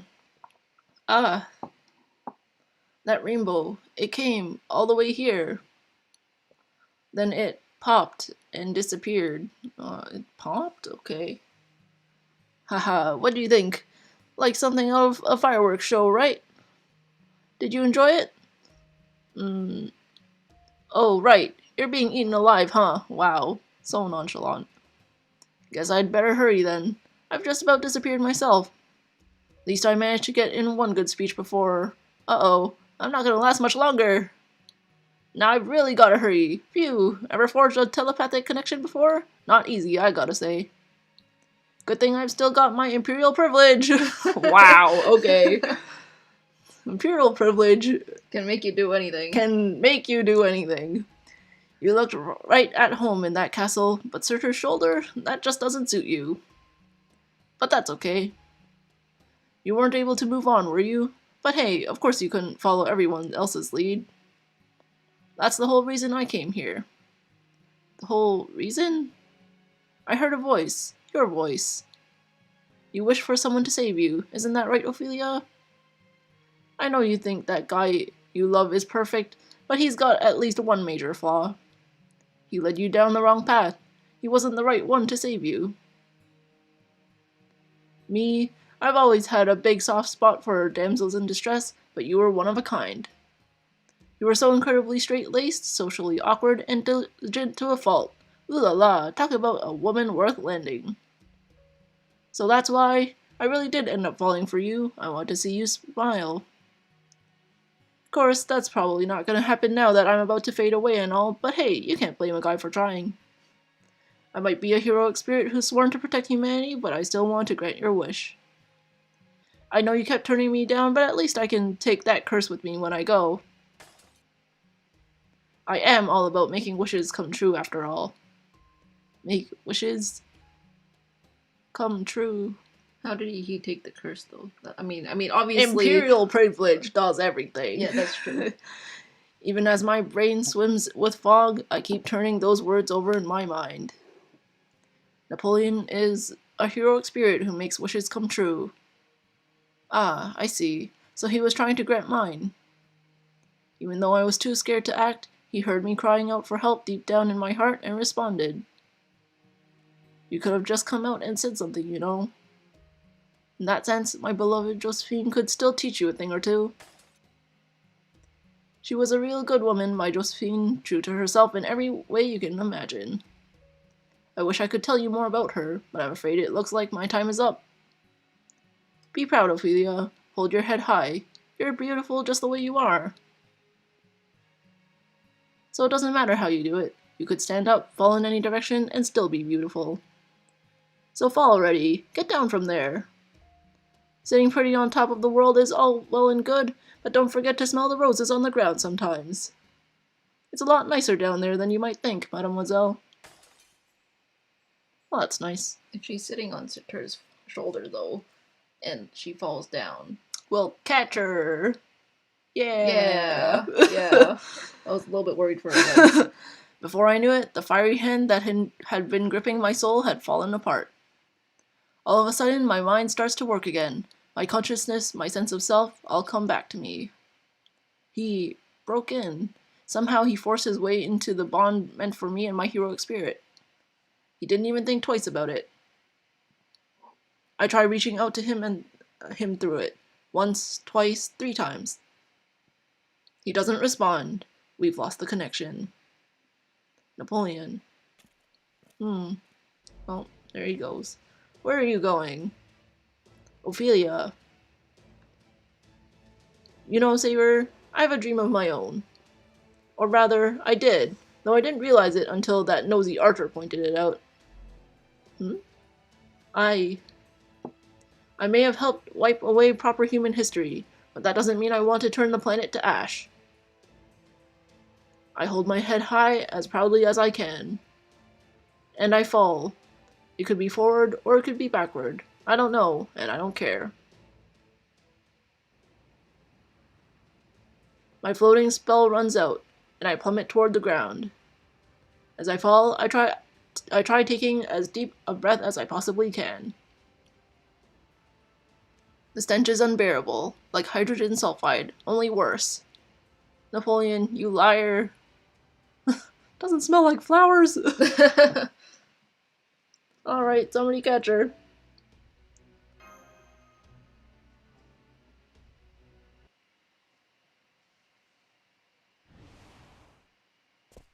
Oh. Oh. Okay. Never mind. Wow. She didn't need catching. Yeah, okay. But I thought she was burning. No, she's just smelling really gross stuff, not flowers. Okay. But I thought they mentioned before that her skin was burning. She's fine. Yep. Ophelia? I'm afraid Napoleon just... It's okay, she knows. I know, I saw him, and I heard him too. He got me good, right through my heart. Oh, Ophelia. It was a beautiful rainbow. I'm impressed. I never imagined he could show me such a possibility. Now I can see the things I've been trying to avoid, including what I'm supposed to do. Chaldeans in the Shadow Border, Heroic Spirits, MASH, Jacqueline, yeah. I don't know if I've introduced myself. I know, of course I know. You're Jacqueline. Oh, okay. I didn't forget. I just blanked for a moment. Yeah, okay. It's okay, I'm bad with names too. Oh. I'm sorry. I promise I won't forget it again. You're a precious Kohai after all. I know I have no right to ask this of you, but please, let me stand beside you, at least for now. Yeah. They look so surprised. So shocked. Once that monster has reformed his head, he'll start moving again. Now that it's absorbed the Tree of Emptiness, its only goal is to cause as much destruction as possible. The Tree of Emptiness extends its roots throughout any planet it's planted on, spreading its Lost Belt's reality. So, if we don't stop Surtur, he will cover the whole world in fire. Yeah. That'd be horrible. Still, as far as we're concerned, you lot are mass murderers who betrayed the entire human race. Hold on. So now that Ophelia is here, yeah, does she have the paper moon or not? Let's see if it's still on her back. Come on, Captain America. You're terrorists who perpetrated the greatest act of destruction humanity has ever seen. Still, these are very, very extenuating circumstances. You can't really apply logic to this, man. This is an emergency of dire proportions, and as they say, the enemy of my enemy is my friend. These are the kinds of choices we have had to make to come this far, Director. I don't believe there should be any issue with forming another temporary alliance. Just look at what happened with Russia. Yeah, at this point, I'll grasp at whatever straws we can. Oh, alright. But remember, this alliance is strictly temporary. Once this is over, we're taking you into custody. Don't even think about trying to resist. I know. It's hard to believe you're from the clock tower. Good grief. I suppose I'm in no position to judge, but you certainly are soft for a commander. I pity your subordinates. Still, I like that. I will love you as well. I do not, however, love your waistline. Oh. You should lose some weight. Oh, don't fat shame him. He's living his best life.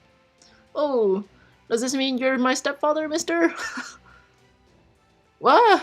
I mean, I'm not opposed to getting married, but I haven't even thought about children. Is this really the time or the place for a heartwarming story of family finding each other? There's no time like the present. Oh, cow. I know that. I was just kidding. Even I've been known to try and lighten the mood at times. And in their case, they just lost one of their comrades, even if he was only a sort of familiar. Yeah, we did. Still, regardless of what he was, it's always difficult to say goodbye to someone who looks and acts human. Thanks, Director. It's okay, Napoleon gave us a good send-off. Yes, he did. Million other people as a mark of a hero. I see. Well, if you're sure, that's alright then.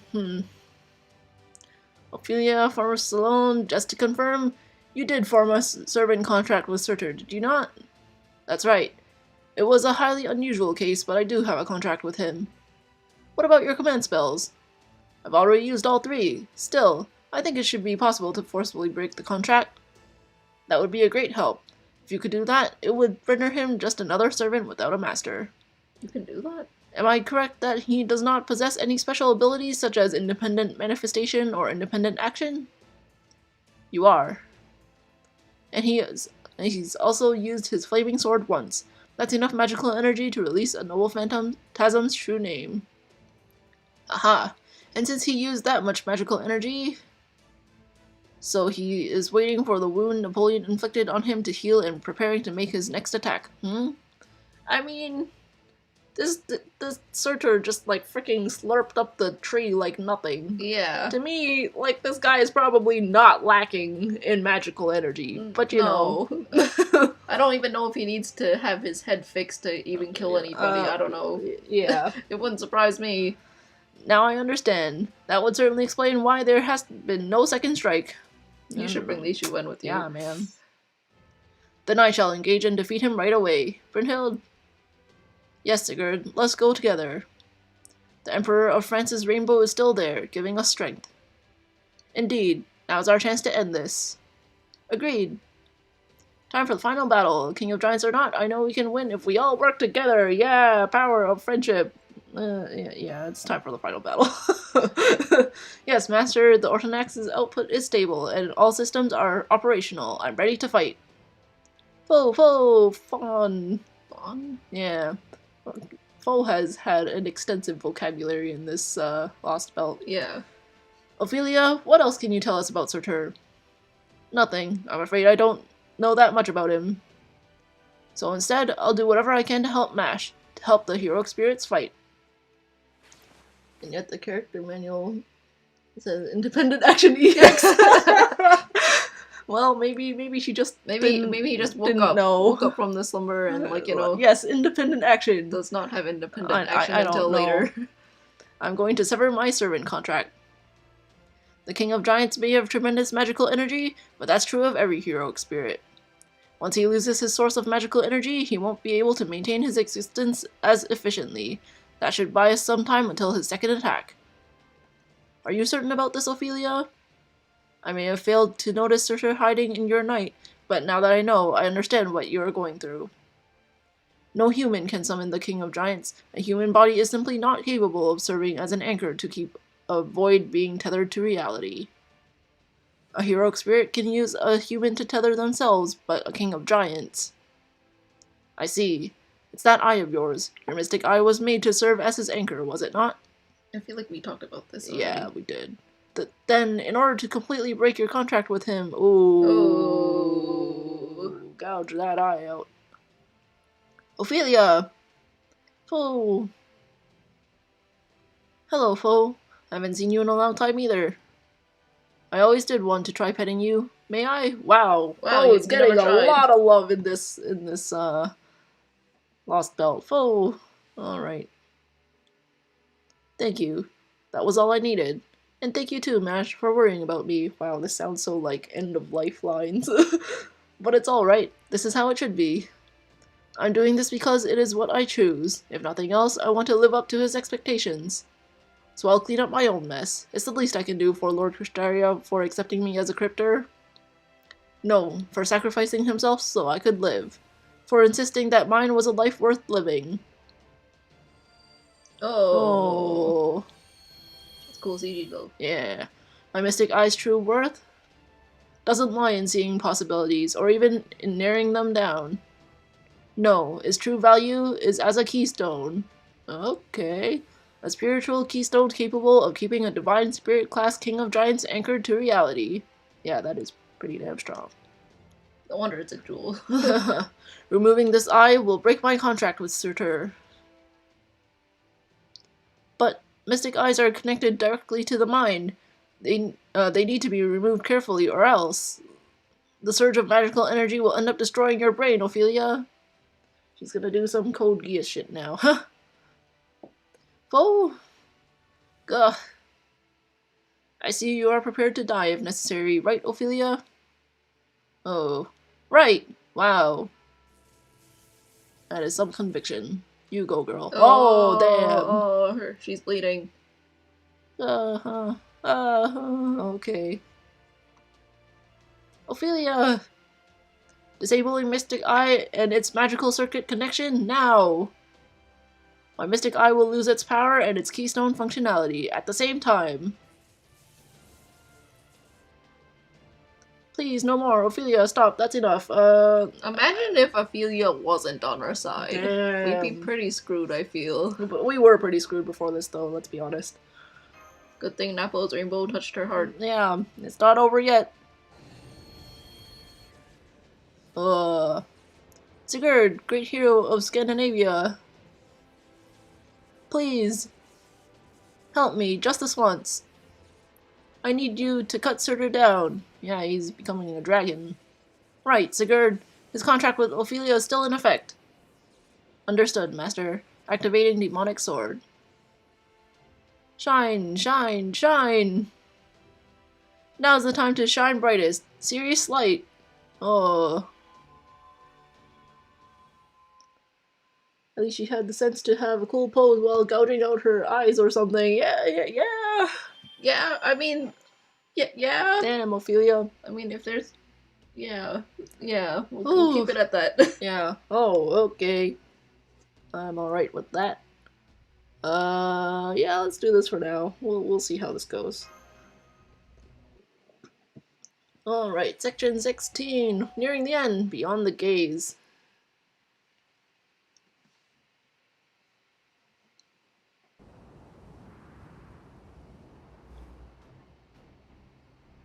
Go forth, valiant heroes. My rune shall give you invisible wings with which to fly.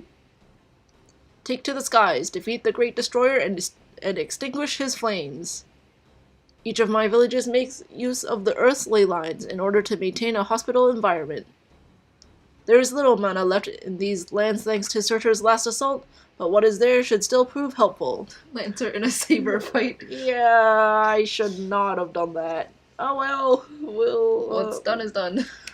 I'll figure it out. David will come in clutch. Yes, David could. His choice to attack this land will be his undoing. I shall draw upon the ley line's power and use it to bless you with my protection. The world shall finally have its revenge for what he did during Ragnarok. So that's why you're on the ground too, huh? I can see the sense in that. But what were you thinking, asking me to help with support magecraft? Runes don't come easy to this spirit origin, you know. Now, do not be like that, Freya. You should be honored by this chance to touch the primordial runes bestowed upon me by Odin himself. You know, I see Sitonai and I kind of forgot that she's playable. not playable as a servant. So Yeah. I'm just like, what are you doing? You're not doing anything. Right? Yeah. Yeah. She's just here to appear. Yeah. Oh, fine. I'll back you up with Lohi's magecraft. Just don't expect a miracle or anything. Mash, Jacqueline, Sigurd, Brunhild. I've got a good view of everything from here in the border. So far, Surtur has yet to do much. Don't start attacking him unless you're within at least 100 meters. Got that? Well, that's not very far. Speed is of the essence. You need to take out his spirit core before he has time to regenerate. Got it. Understood. Maintaining flight speed of 200 kilometers per hour. We should reach the target soon. Wow. So, how's Ophelia doing? Mashculite, Ophelia gave me a message for you. She says she's sorry she can't be there fighting beside you, and that she's praying for your victory. That is all. Understood. Please tell her I hope we can talk again after the battle. I will. Thank you. Mash, let's do this as quickly as we can. Yeah. World is ending. Thank you, Master. I'm going to increase our speed. Please hold on tight.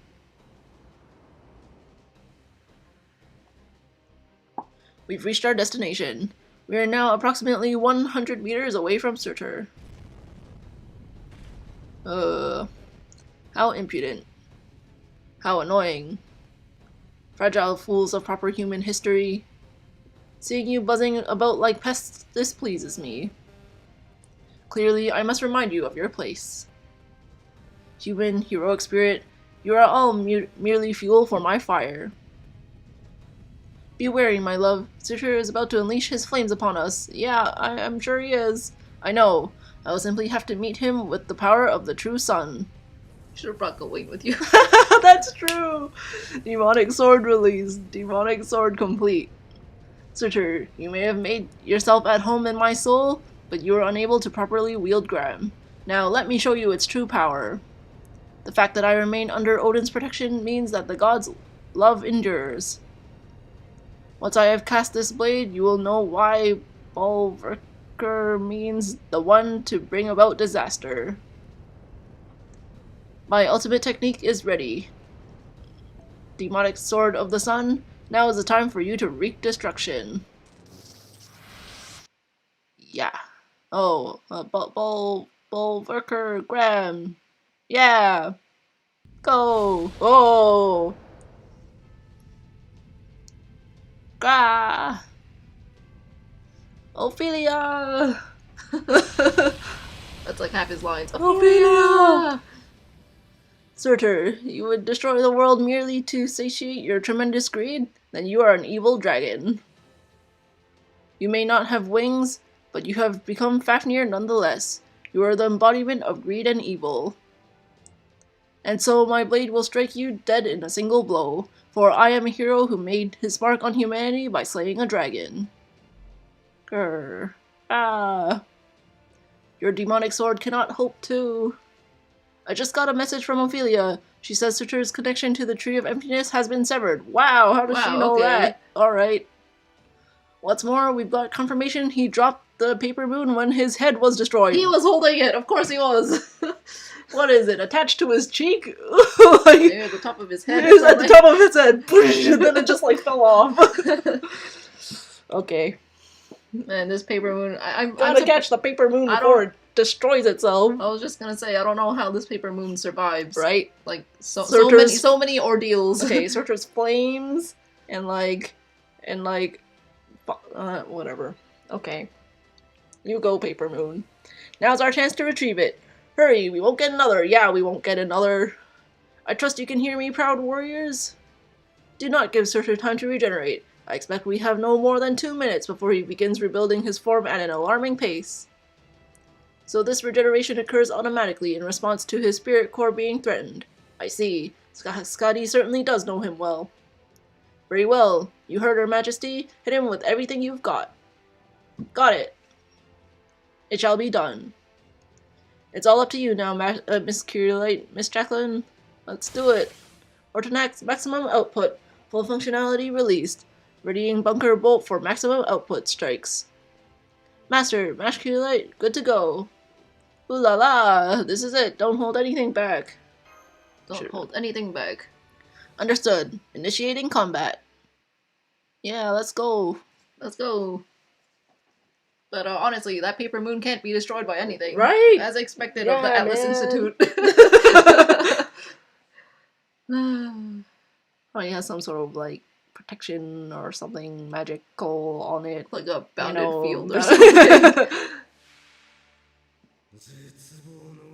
Okay, yeah, I probably should not have bought into this. Well, I mean, you could always play it again, but yeah. Well, give it your best shot. Yep.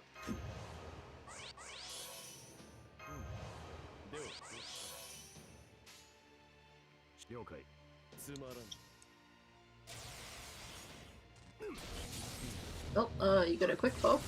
That's nice. It's Scotty, of course. Yeah, no.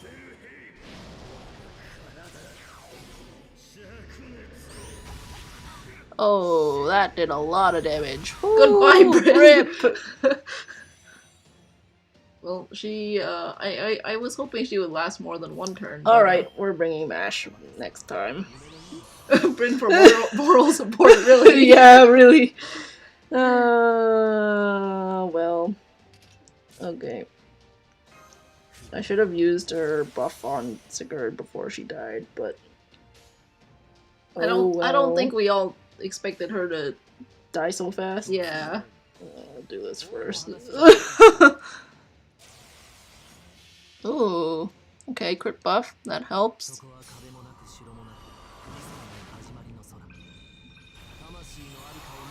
It's okay. Her spirit core or something wasn't really holding up anyway.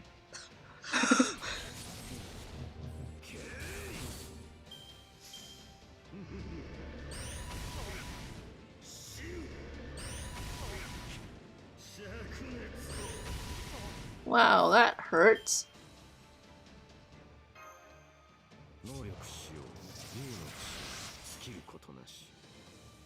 Hmm.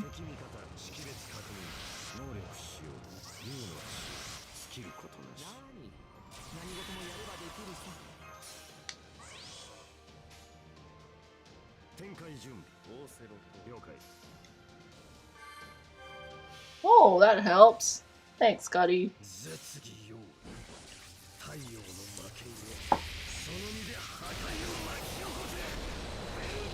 Nice. Whoa. Dude's a dragon slayer, what can you say? I forgot this thing was a dragon. Ophelia!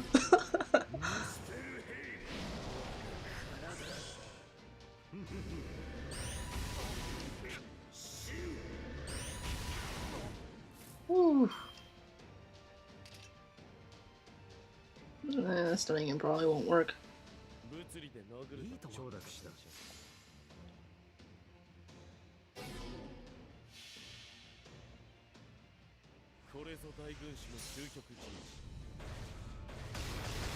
Man, I wish I had my own weaver.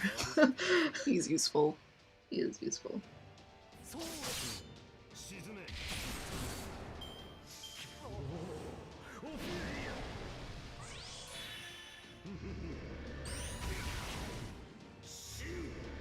Ooh, rip Merlin. Oh, okay. We're good. Okay. I mean, you all still have your nullify buff thing, but it's probably better that you use Yeah. Merlin's thing now than Yeah, later. because then I can... Well, if he survives, I guess. Yeah.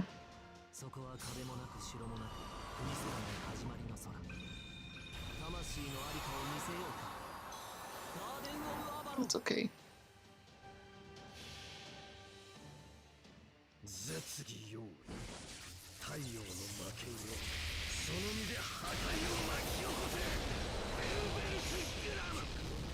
Because I think his thing, yeah.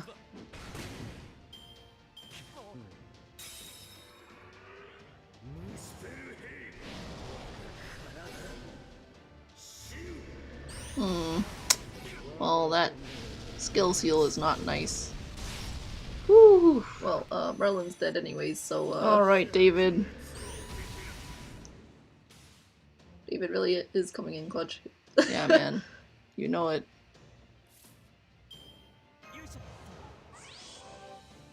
Oh, yeah, rip. Well, he still... Oh, does he even have guts still? No, he No. doesn't. Okay. Why don't you just, like, put it on mash? Like, target mash. Oh. Actually, though. Hmm? Nothing.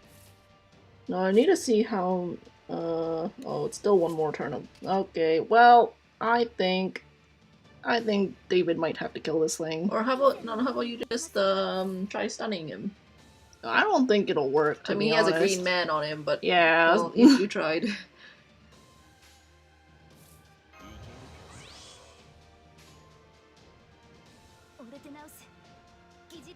You can try using this. Alright, Mash, do your worst. Man. I need someone who can help clear the buffs. Or the debuff off of Martha. Martha! Media Lily. Oh my god, yeah, Media Lily. Okay, so It's okay, yeah, I might need to play this again. Believe in David. But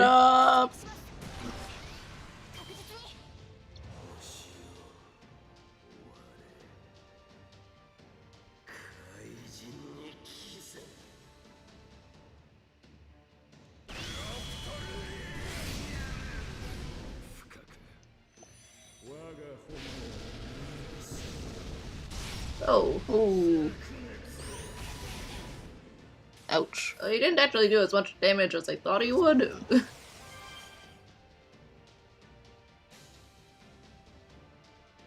Who knows, maybe David can do something.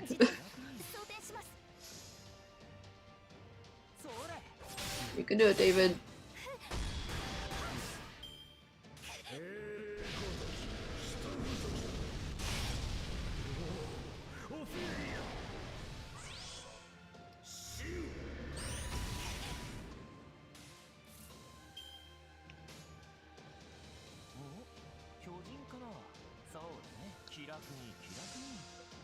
Let's see how much damage he does. Yeah.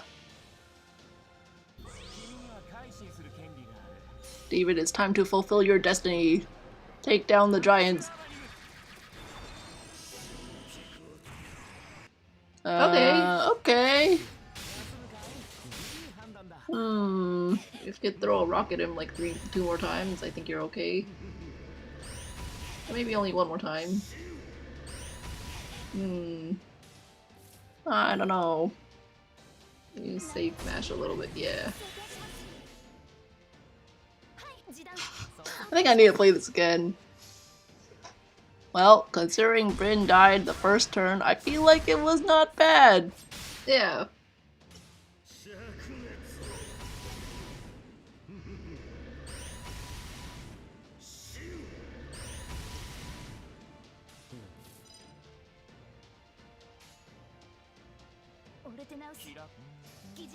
Come on, David. You can do it.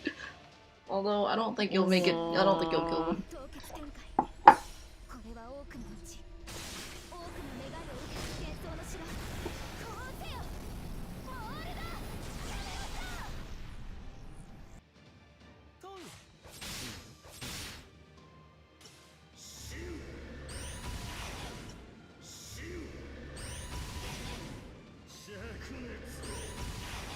I think he had an attack buff last time, so that's why he did 70,000. Yeah. Well, he's not gonna...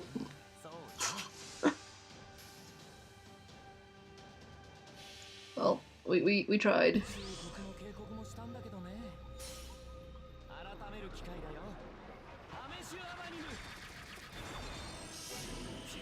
Oh, you still did 70,000. Hey. Come on, David. Come on, David. Oh my gosh! Wow, David came in clutch.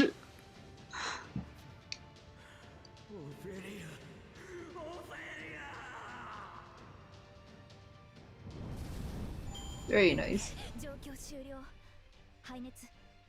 Good job, David. See, that's why he's always at the end. Damn. Wow. But I should have believed in him more.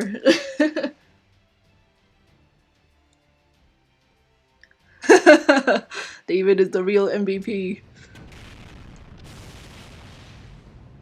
How? You were beaten by David. What can I say? How could I? Ophelia! Ophelia! Ophelia! Ah! Am I truly going to die by human hands? How can mere humans kill fire? Who dares attempt to extinguish my flames? Okay, to be fair, Sigurd did a lot of the damage. Yeah, but still. It's you. You're the key. Master of Kaldea. Oh, now you're finally looking at Yeah, us. there's always a target on our back. Then, if I must fall, I shall take you with me. No! You will not! Yeah, protect me, please. Whoa! Ah! No, no, no, no!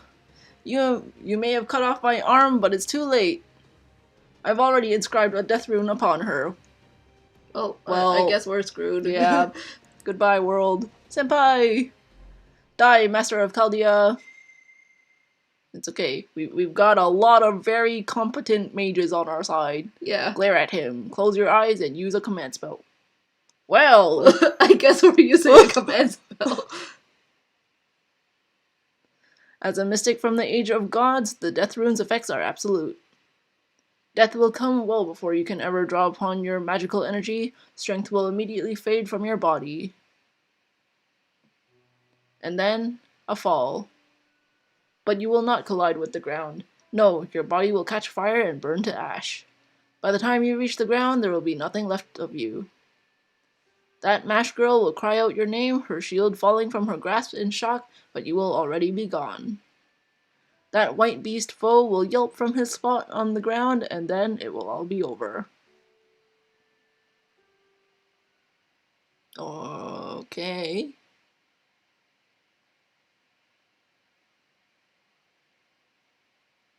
Okay.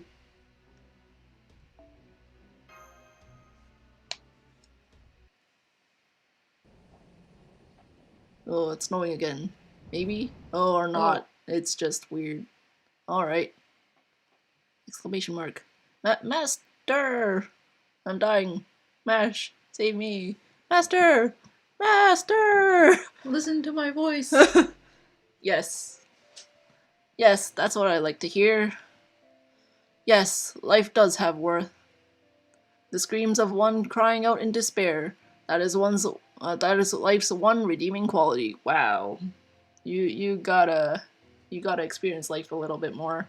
Did you really think I would fall alone? Haha, if I must die, I'll bring all of humanity down with me. Ophelia. Oh no, you don't. You will not take anyone with you. What is it you see, Surtur? What? What a pleasant dream you appear to be having. I pity you, King of Giants. Well, what's going on? As soon as Surtur pointed his finger towards Master... What the... It was like he just froze in place. I guess he did. I guess. Wait, I've seen this sort of thing before. Brynhild must have used her reality distortion rune. Does she have something like that? Well, oh, was it Napo? Like earlier? I don't remember. Surtur is no longer strong enough to resist my runes. He must have been having a lovely dream indeed. No doubt it was a dream of burning someone or something to cinders. Brynhild, it's time to end this. Yes, my love. Let's go.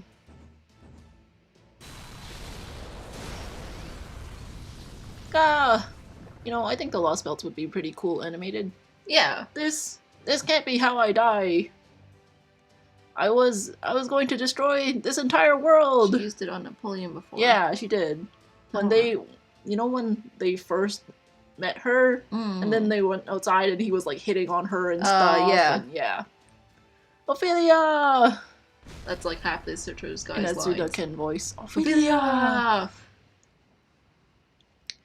His death cries ring out. The fiery king of giants crumbles away under many watchful eyes.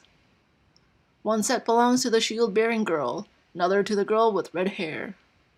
Yet another belongs to the dragon slayer with the demonic sword, another still to the eldest Valkyrie.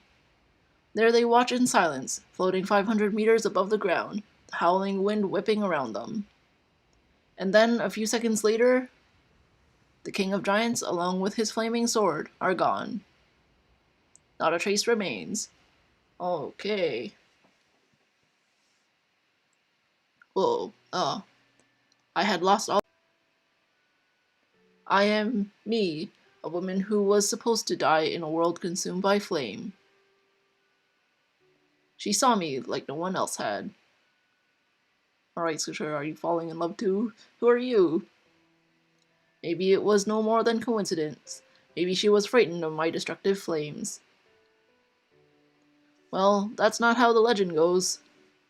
According to myth, your flames consumed the Norse age of gods, but it's followed by the age of humanity. But that was the first time something unexpected had happened in my life. Something that wasn't part of my fate. It was a genuine surprise. I see. You failed too. Ophelia from Salone, such a pitiful, foolish woman. So your world's ending too. The woman who taught me what it was to be The woman who taught me what it was to be surprised when I had no future. The woman who found me. The only one who ever spoke to me through my smoldering flames. Ah, I wish there was something I could do for you. But I'm nothing more than fire and destruction. So then, how? Then you and I have that in common. How could I ever repay you? It was nice to meet you, fiery king of giants, but now I guess this is goodbye. Hmm.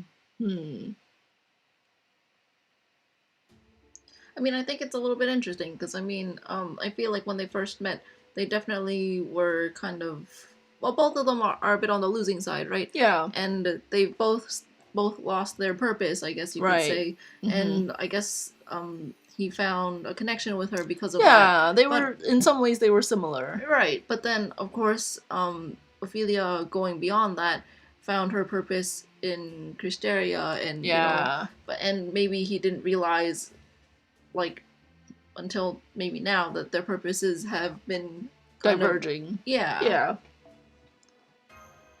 Okay, nearing the end. Let's deal with the tree. Oh, wait. Oh no! Oh no! No! The time has come, my love. Indeed, our magical energy is all but spent.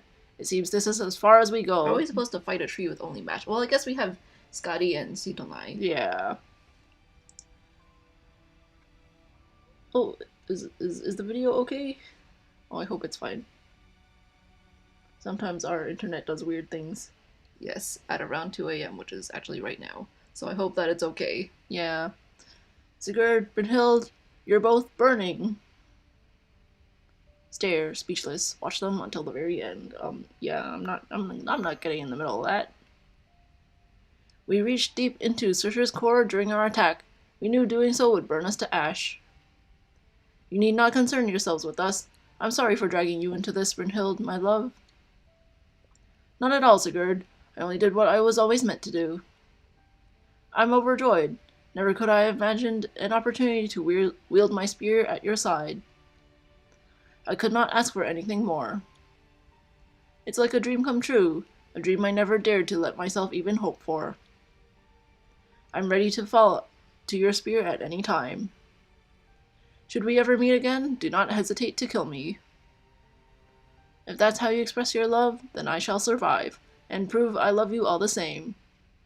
Oh! Alright. Jacqueline, Mash, this is where I must say goodbye. Thank you for bringing me with you on this wonderful journey.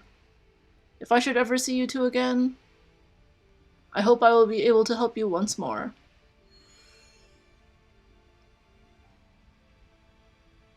The next time we meet, I hope we will be able. Hold on. I hope I will be able to be of help to you from the start. Thanks, Sigurd. I'm sure we'll see both of you again someday. Yeah, someday. Someday.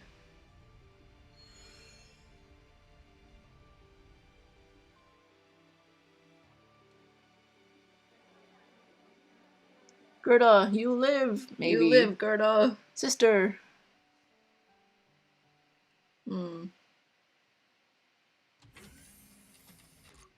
We are returning to base. So, can I ask where Ophelia is? She's in the infirmary. My technical advisor and this Lost Belt's queen are treating her as we speak. Thank you. Alright. Alright. Let's go see how she is. Serious Light. The most powerful ability given to the Cryptors. It is their trump card. But the cost of using it is their life. Oh. And there is nothing that can be done to avoid paying that price. It matters not how many salves or medicines are administered, or how effective a mystic code may be at healing. Not even the primordial runes can help. If one makes full, unadulterated use of their power, as Brynhild did, it may be possible to gain a reprieve. But even that could buy her no more than a few minutes at best. Unfortunately, that means...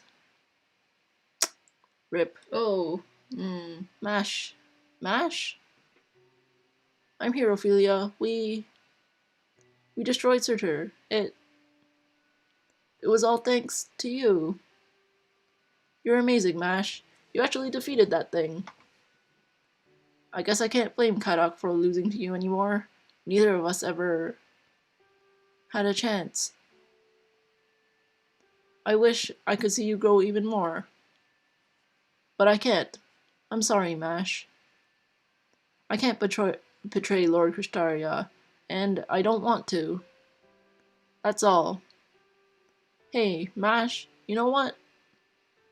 I may not compare to Brynhild and her love for Sigurd, but for me and Lord Kristaria, I know. I admit I'm not familiar with exactly what it is, but whenever you stare at him, I could sense it was with the same sort of romantic feelings I've seen and read so much about.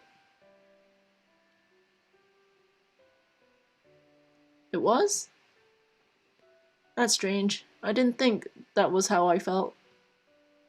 I'm a mage through and through. Romance has never even crossed my mind.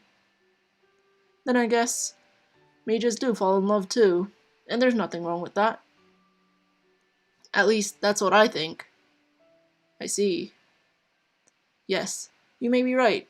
I guess you see a lot more than I ever did, Mash. You've grown up so beautifully. I'm so happy to see that.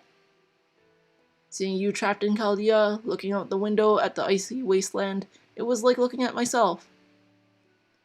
Though of course I doubt you're pleased by the comparison to me back when I lived in fear.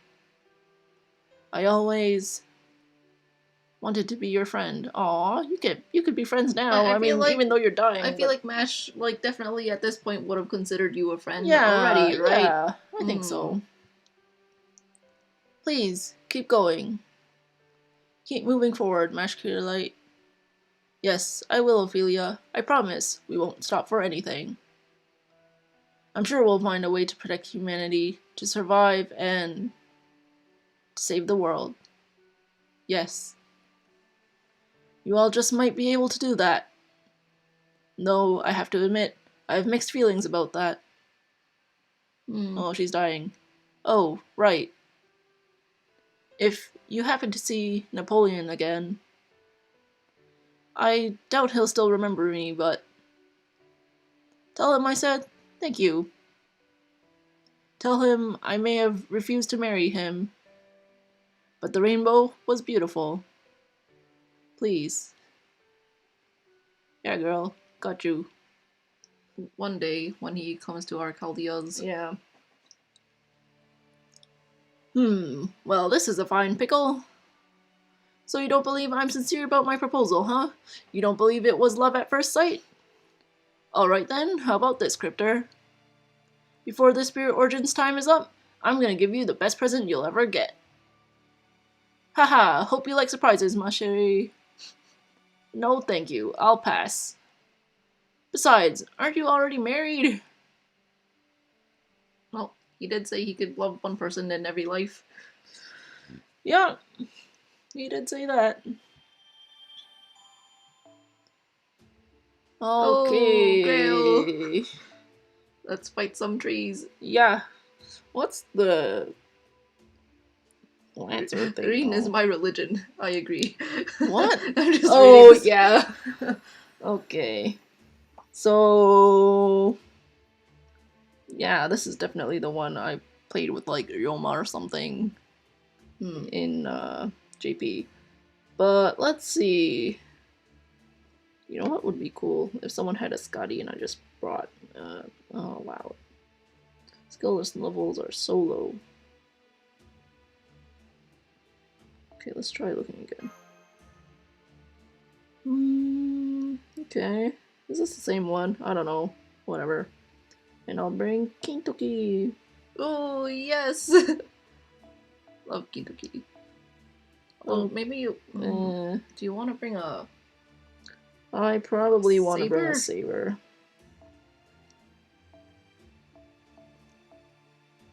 You think there are still giants around?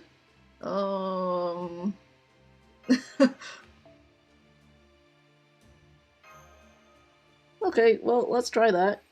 And yeah. Alright. Chapter 17. Go Beyond the Twilight.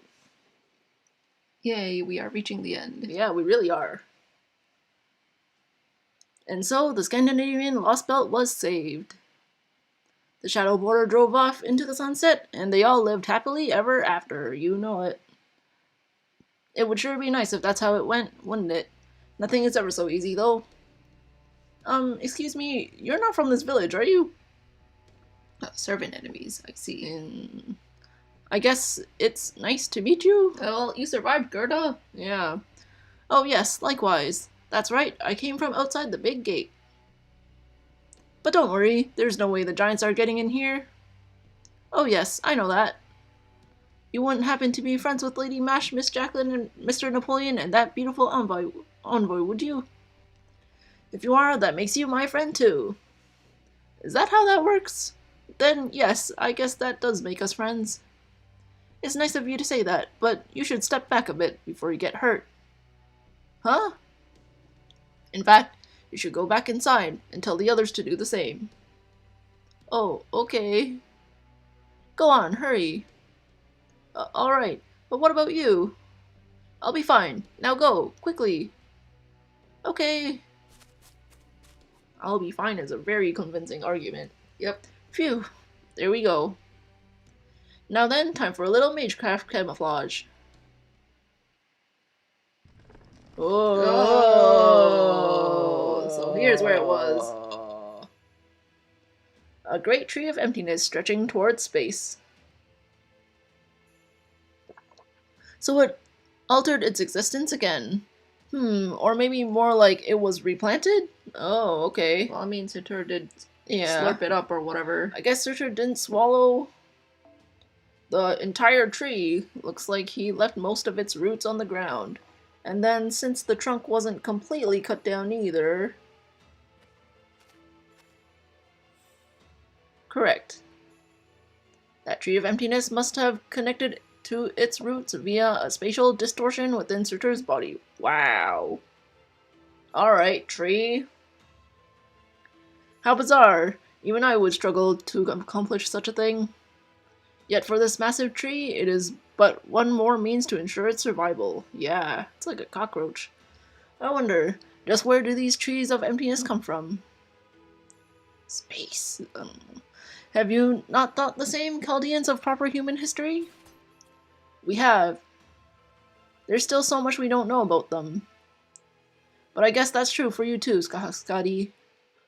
You grew it despite not even knowing what it really was. Also you could cover a world without humanity.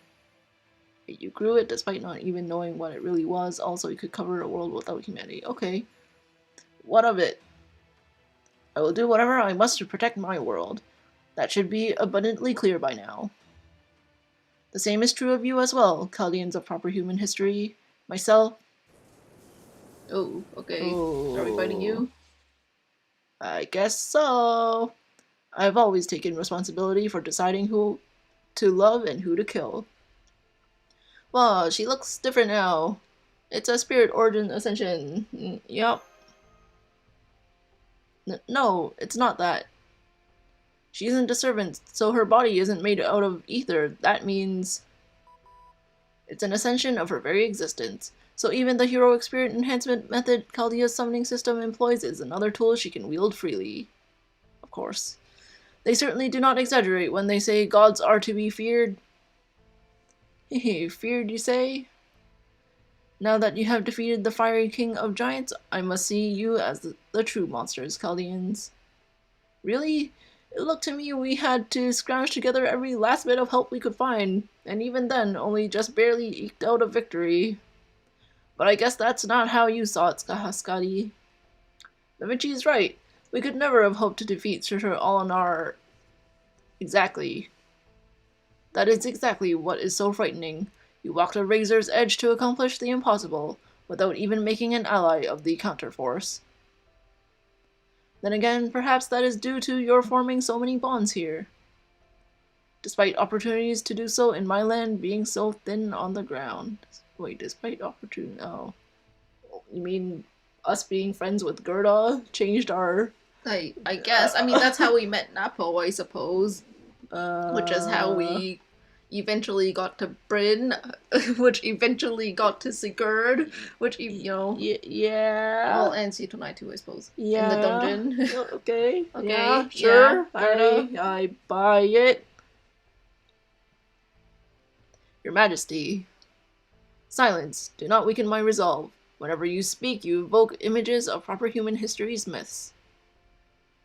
But there are no such myths here. I have no such storied past. This is the only world where my Scandinavia exists. I'm sure you cannot think of it as home. If you were to take up residence here, then I could continue to love you as your god, your queen, and your mother. But that can never be. You will no doubt continue your journey. You always have, and you always will. You will destroy the Lost Belts in order to restore your own world. So say no more. It would make no difference. At least allow me one last word, Your Majesty. Everything you say is correct. You are walking the path you must follow, as we are. I only wish it didn't have to come to this, that we might have walked together rather than separately. Indeed, but that can never be. Orlinde? Oh, we're fighting you again? You called my goddess and protector? What will you do? You are free to choose whichever side you prefer. I will follow my mind wherever it takes me. Just as Brynhild, Thrudhildur, and now you have said too. You are Skadi, the one who inherited this land from my father. I will fight by your side of my own free will. What is your command? Prepare for battle. We will protect this tree with our lives. Understood. Okay. Do you hear that, Chaldea? Can you hear the cries of those birds flapping their wings overhead? Should you defeat me and cut down the tree, I shall tell you what they truly are. Oh, okay. Ominous birds. I don't suppose there's any way we can avoid this battle? I don't think so. Nope, not a chance. And this won't be the last time this sort of thing happens. It's just like she said, we have to take responsibility for what we're doing. You understand that, right, Mash? Jacqueline? Yeah, I do. Yeah, I knew that going in. Yep. We have. Let me ask you this. How many humans live in your proper human history? Several million? Tens of millions? Hundreds? A couple billion. Then again, I suppose if one includes the lives of flora and fauna, they would be innumerable. Yeah. I see. So that is the responsibility you shoulder as you seek to end my lost belt.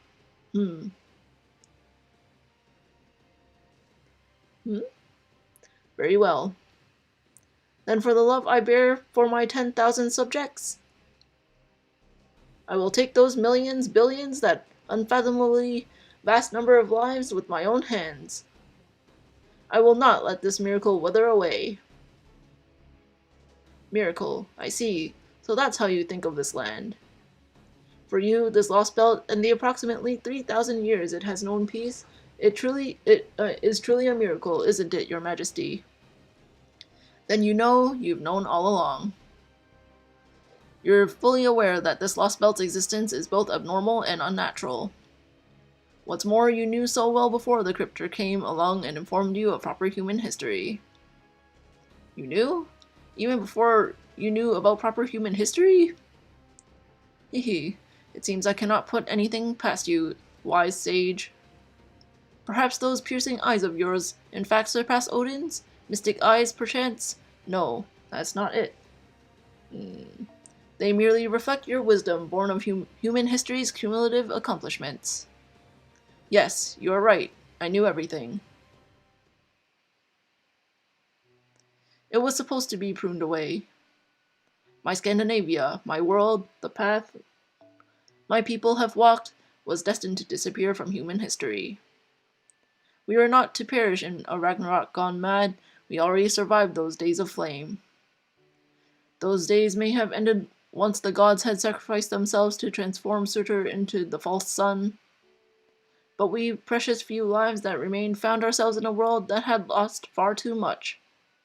Even so, we did our best with what we had. After much struggle and suffering, we began to build a new life. And then, humanity, erased us.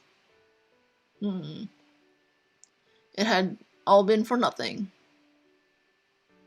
My love, my hopes, my wishes. Oh no! Come on, let me fight the tree. My dreams, all of them, were gone. all in less than half a year after Surtur had been sealed away and his broken Ragnarok stopped. Humanity decided my land where humans and gods lived together did not deserve to exist. As far as human history was concerned, the path we were taking after surviving the flames was evil. But then something unexpected happened. An impossible 3,000 years came and went. I do not know whether the Tree of Emptiness was responsible for that paradox, that miracle. But what I do know is that my land was reborn on this planet, in the modern day. It was a feat greater than any authority could accomplish, a miracle neither I nor Odin could achieve. And so I will not let that miracle fade away. If I must take unfathomable numbers of lives to preserve it, then so be it. I shall consider each and every one my sworn enemy. Your Majesty. Silence, no more talk. Consider this lament my declaration of war. 3,000 years, and still I remain powerless to support more villages beyond those created in that first 6 months. All this time, and I have still only saved 100 villages, a mere 10,000 humans. I cannot even let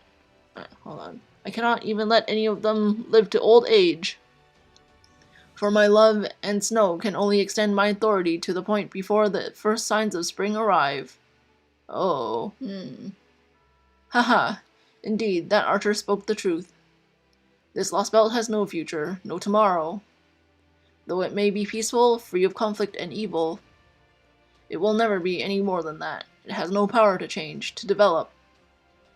No doubt this pathetic state of affairs will continue for thousands upon thousands of years. My love is not enough. Spring will never come. Life will never flourish. But I will not give up. I will never simply resign myself to this fate. For 3 millennia, I have devoted my power to suppressing Surtur's fires. But now that Surtur is gone from this lost belt, my power should suffice to bring hope to my land. So I withdraw my love and instead offer you death. Okay. Everybody looks so disappointed. Yeah. Fo. I mean, what did you expect her to do, though? If you would save your humanity, then kill me. Kill me and cast us aside, Callians of proper human history. I wish it didn't have to be this way, but I don't want to defeat you, but I will. Yeah. Raising Ortonak's output, switching to combat mode. Bunker Bolt standing by. Preparing to engage this Lost Belt's king, Skahaskadi, and commencing demolition of the Tree of Emptiness. Okay. Come on, phone, you can endure this. I think possibly this battle might be the last one, because typically the end is very, very long. Yeah, and I don't think we'll be able to read it all. Oh, so close.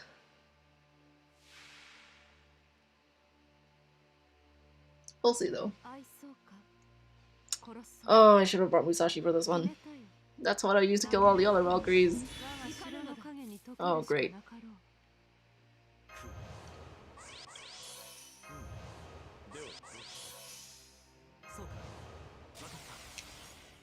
I guess I could do this.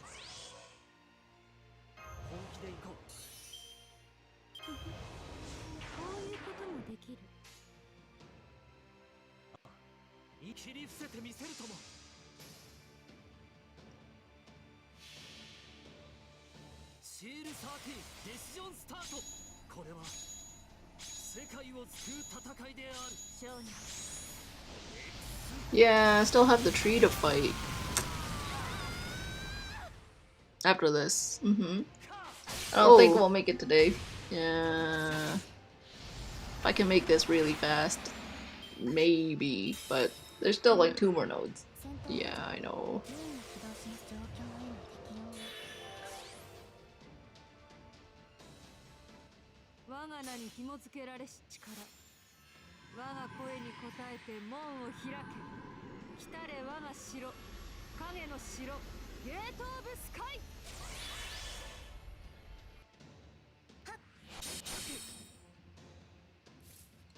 Let's see, her...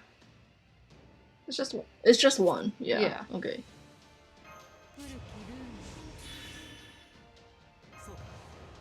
Yep, that line is appropriate. We should bring Arthur to everything. Yeah. Hmm. 命令とも。あ、決着をつけよう。なんだとささやかな。シール13デシジョンスタート。これは世界を救う戦いである。少年。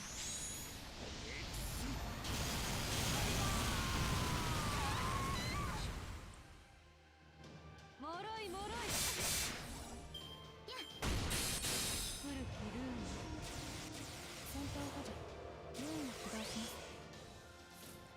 I definitely want to kill her before she shoots off her NP. Yep. いいね、切り伏せてみせるとも。キャー Oh, come on, man. Oh. Okay, doable. Oh, so close. Yet so far. Okay.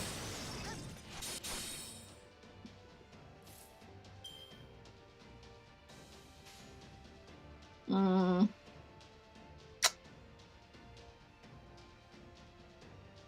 I guess I can just, 切り伏せてみせるとも。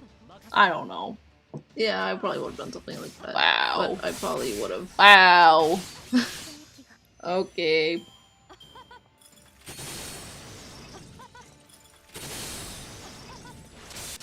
Wow. Okay. Well, Kintoki's coming out.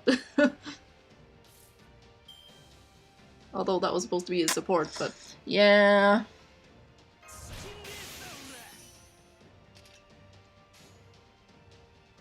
あ、いいね、クール。シール13デシジョンスタート。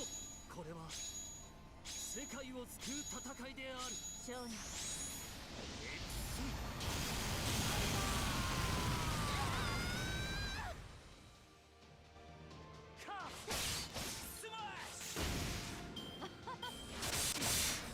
こうだ。 Your crits hurt. Yeah. Ooh. 本気で行こう。ベアナック任せて。I love Kintoki. Yeah, I love him too. Aw, man. So close. Wow. I didn't know she had that animation. Me neither. Hmm. Okay, well, I guess just before you die, Weaver, I guess I can use these. I feel like, yeah. クール。任せて決めるぜ。スマッシュ。カー。 Although Arthur's been really getting his NP really well. Yeah. 負けるわけにはいかぬのだ。 Oh, wow. Okay. 我が名に Okay. 紐付けられし力。我が声に応えて I wonder if I can just, 門を like, 開け。 stun her or something. 我が城。 Yeah, maybe. ゲートオブスカイ。 Oh, debuff immune. 古きルーン。 Did I see that right? こうだ。 You could try it anyways. I guess it doesn't hurt.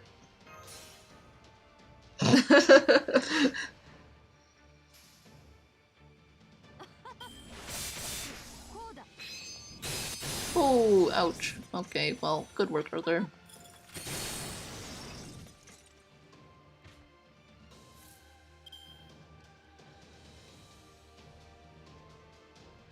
げ衝撃板成功します。前に出ます。 オーケー、振り落とされんなよ。 Wait, did you even use you didn't even use his quick buff? You're right. 示弾オーケー、装填しま Hmm. 落とされんなよ。Different NP. す。照準捉えました。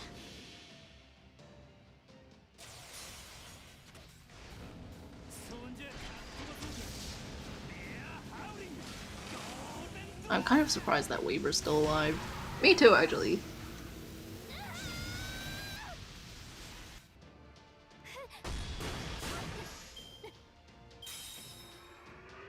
負けるわけにはいかぬのだ。我が名に紐付けられし力。I feel like this would, you know, hurt a lot more if she actually had an attacking NP. But That's why I killed Ortolinde Yeah, I know. ASAP. Uh-huh.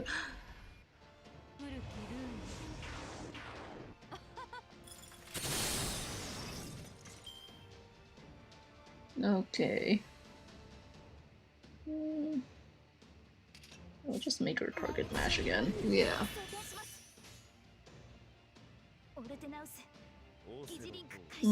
Would you do this? Yeah. Arts chain? Yeah. I mean, I don't think it hurts. It can only be one Scotty. Well, our Scotty died Yeah. quite a while ago. It's okay. Even though she couldn't be the support she was meant to be. It's okay. She lives on in our hearts. Yep.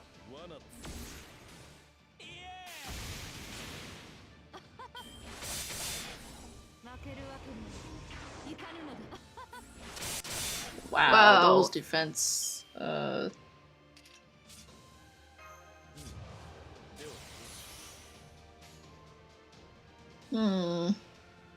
I think maybe training Kintoki is just better.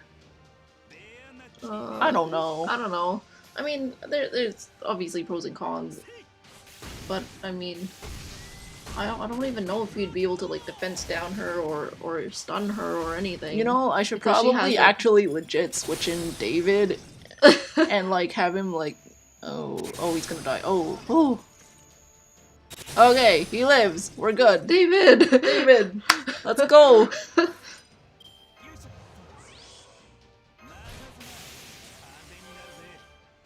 Just for good measure.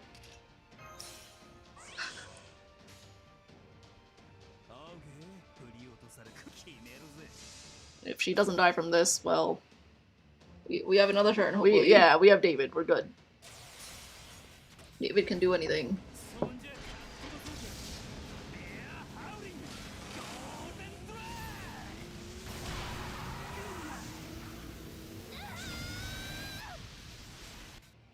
Wow. Okay. Goodbye.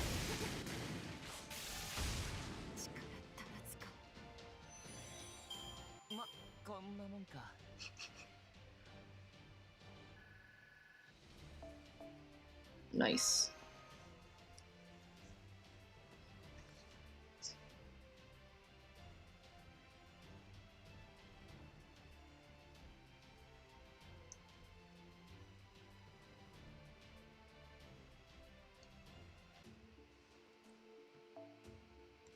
You think we can do it? Just check. How much phone does your phone have left? 15. 15. It's just the tree. The thing is, you could fight the tree, but you won't be able to read the last node. No, oh my god, really? Oh. We'll fight the tree first. We'll decide after. It's fine. All right. I mean, I don't have hopes that we'll be able to finish this today. Oh, so close yet so far. Okay, we'll try Kintoki again. I don't know what tree this is. Whatever. Yeah. Well, at the most. There. What are you gonna do with Merlin? He's gonna help them live. Like make Bash your DPS, or make David your DPS. Okay. It's okay, David hasn't failed us yet. He really hasn't. Alright, tree has awakened. Alright, tree.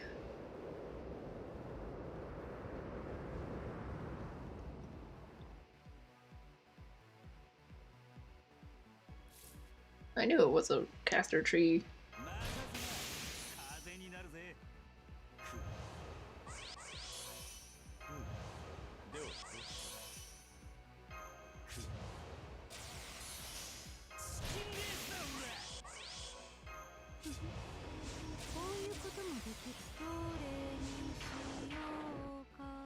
I can save this buff for later.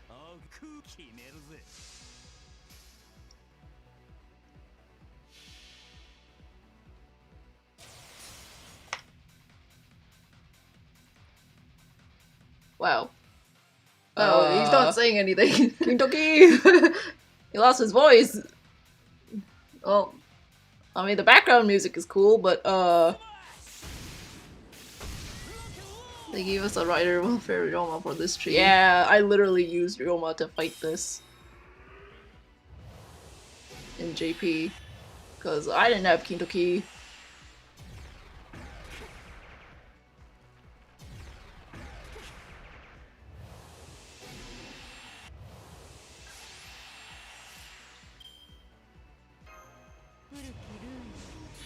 Oh, Kintoki, let's ride again. Yep. 振り落とされんなよ。命令とのベアナックルだ。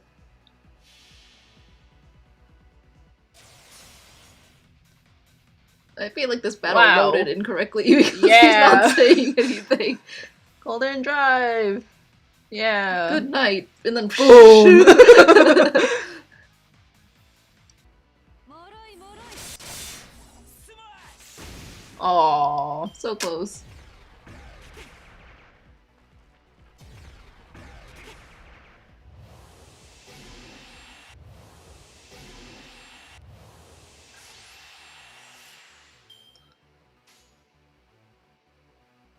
Hmm. クールに。ベアナックルだ。イエもろいもろい ーイ。せい。 He's so good.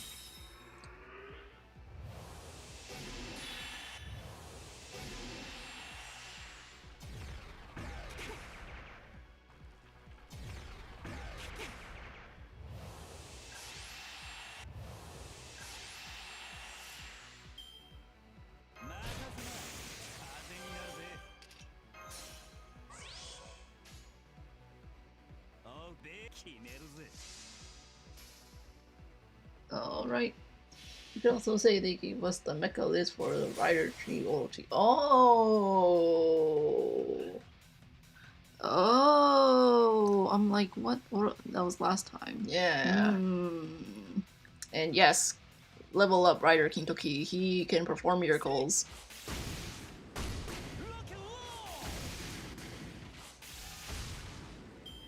Honestly, if I had more grills, I'd definitely give them to Kintoki. Yeah, he's good. He's so Oh, good. look at that, man. This tree also gives like you a ton of NP.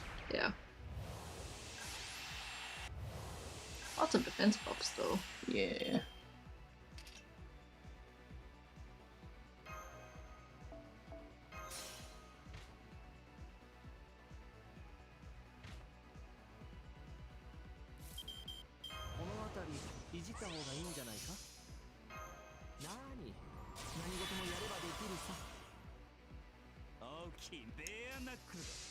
I almost thought that you were gonna give hero creation to Waver because he looks like he's gonna die. Who cares about Whatever. Waver? Who cares about him? He's worked hard enough. He can rest. He just gives us NP. But man, it's so weird to hear without the voice stuff Yeah. and the other effects. Wow, those defense buffs really are killing his NP.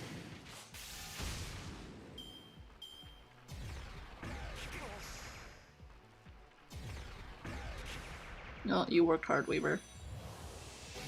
Oh, Scotty's coming back. Okay.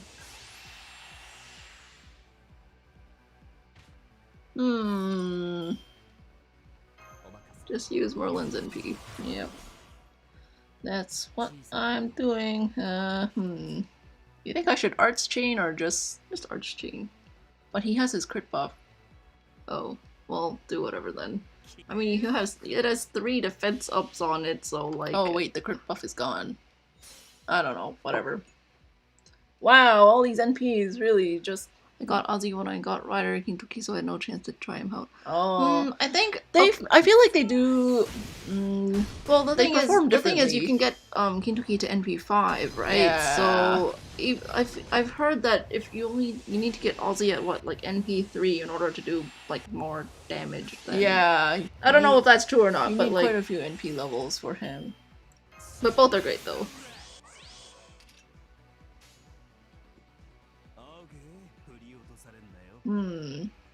Maybe I'll just get stars. What do you think? Sure. I don't know. I think either's fine.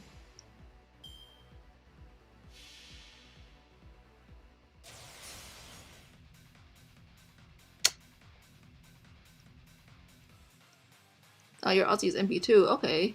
NP2 Aussie is good. Yeah. Whenever you have more than one NP level, that always makes them stronger. Yeah.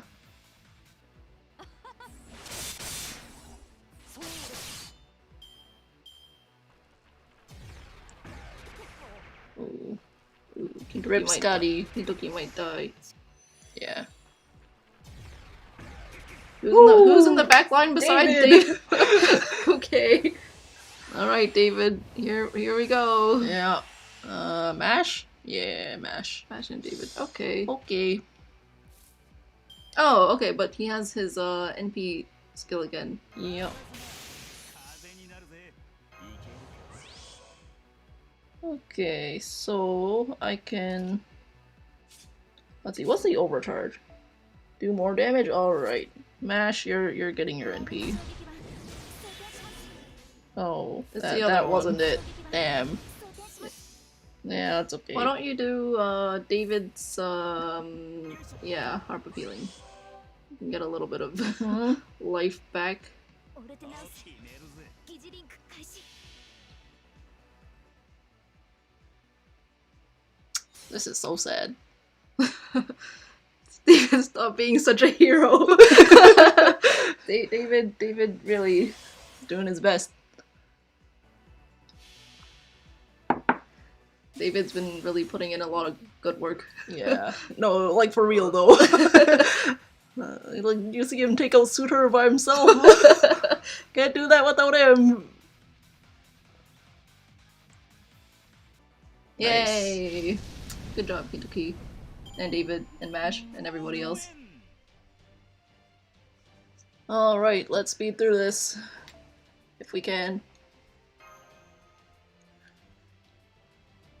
Alright, well, we'll try to read till the end. Yeah. And, yeah. I mean, you can at least connect to my phone when we talk about our final thoughts. Yeah, As long yeah. as you can reach the end. Please reach the end. Alright, crows, well done. To think I would lose so decisively. I could not even protect Ortolinde. Ah, I knew it. I was far too weak to serve as a queen. Or as queen. I don't understand. Why didn't you tell us you had barely recovered any magical energy after our battle with Surtur? Why did you fight us while you were so weakened and we were completely healed? What about the death rune?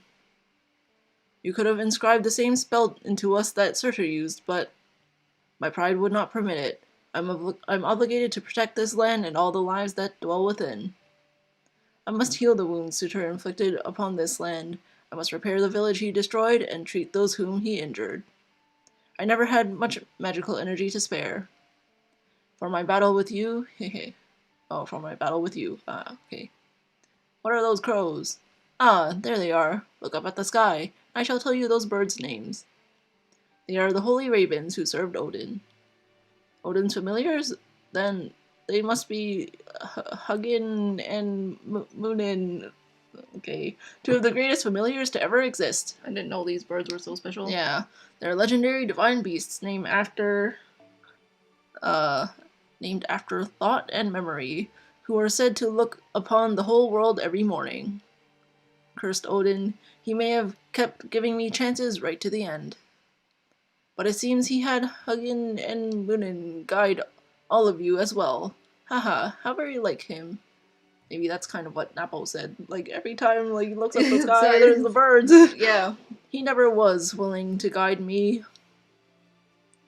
He followed the birds. That's all you need. Mm.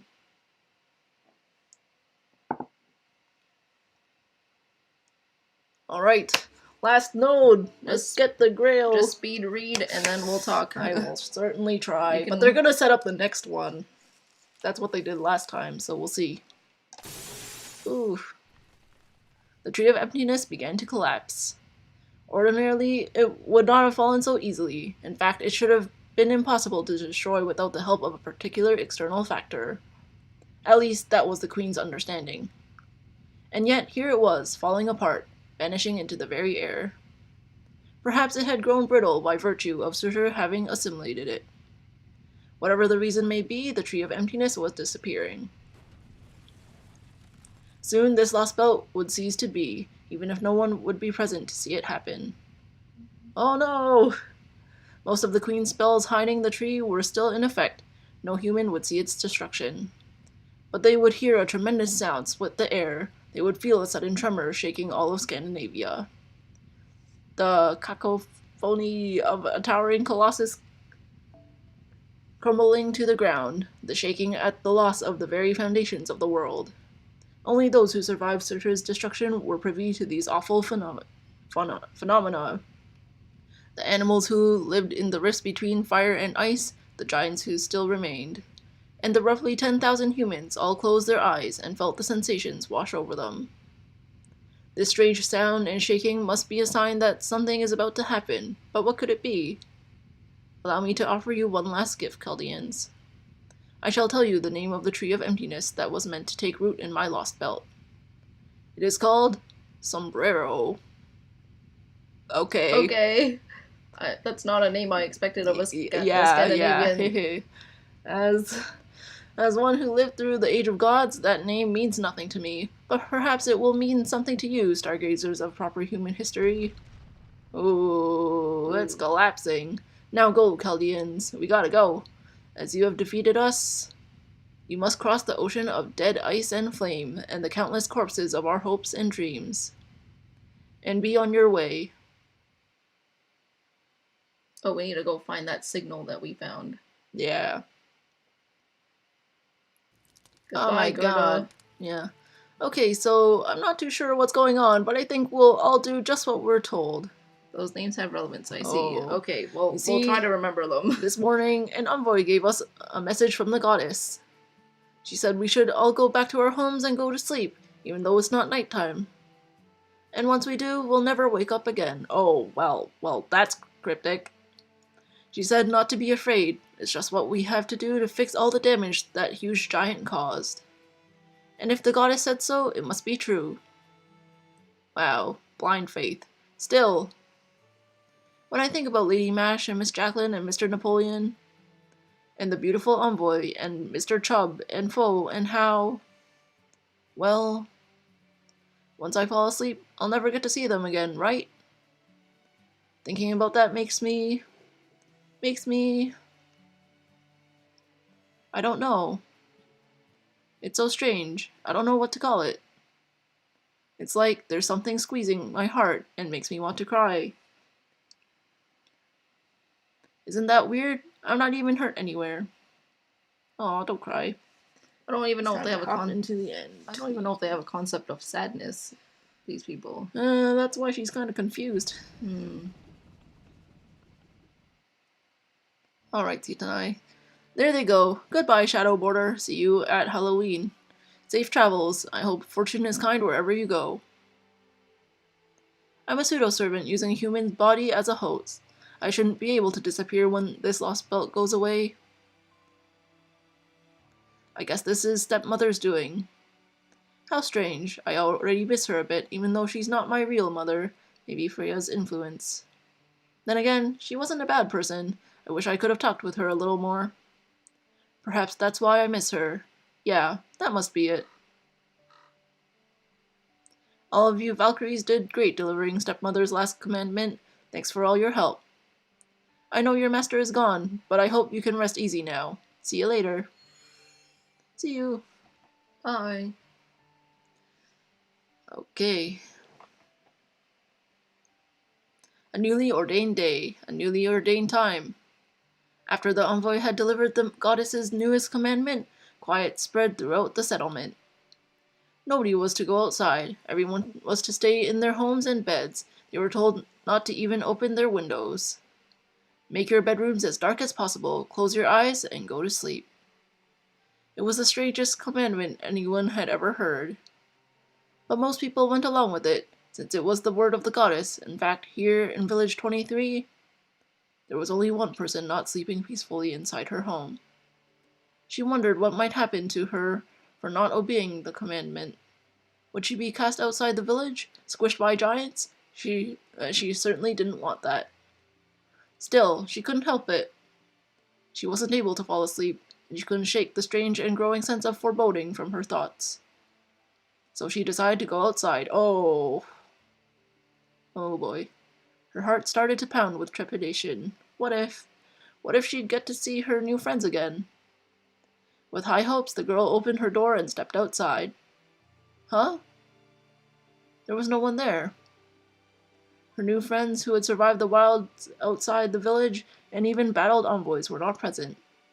There was no one, anywhere. She was crestfallen. As she thought back to her new friends, she remembered their animal companion.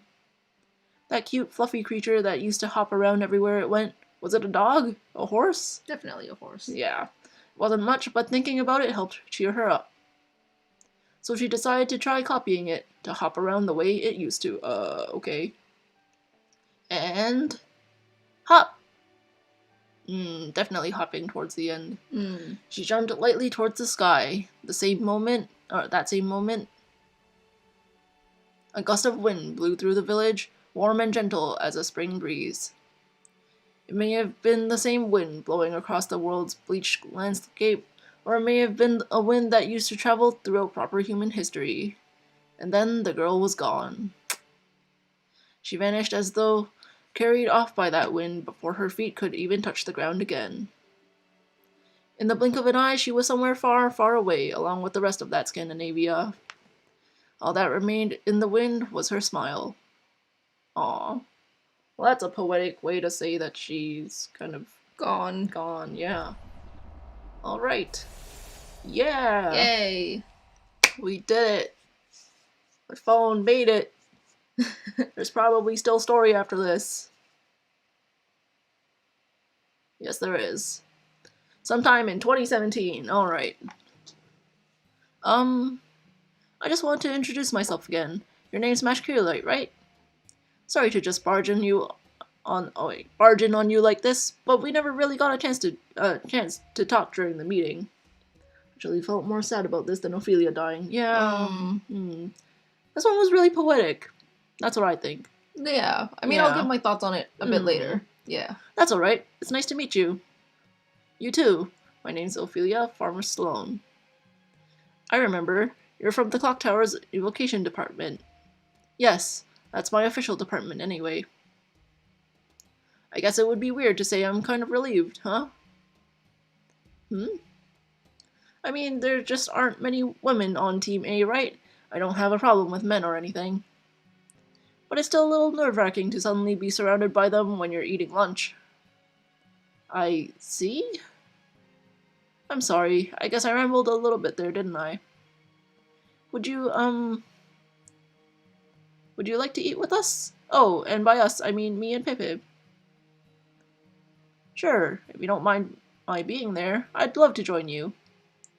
Well, that's nice. They could spend some time together. Oh, and we are out. Same department as Kenneth. Oh, I see. Oh, yeah, that makes sense. Yeah. We're just about to leave Scandinavia behind entirely. Looking at our current coordinates, we just passed the Sognefjord on the west of the Scandinavian peninsula. There should only be about 20 kilometers until we reach the North Sea. You sure about this? I'm still not seeing any water at all.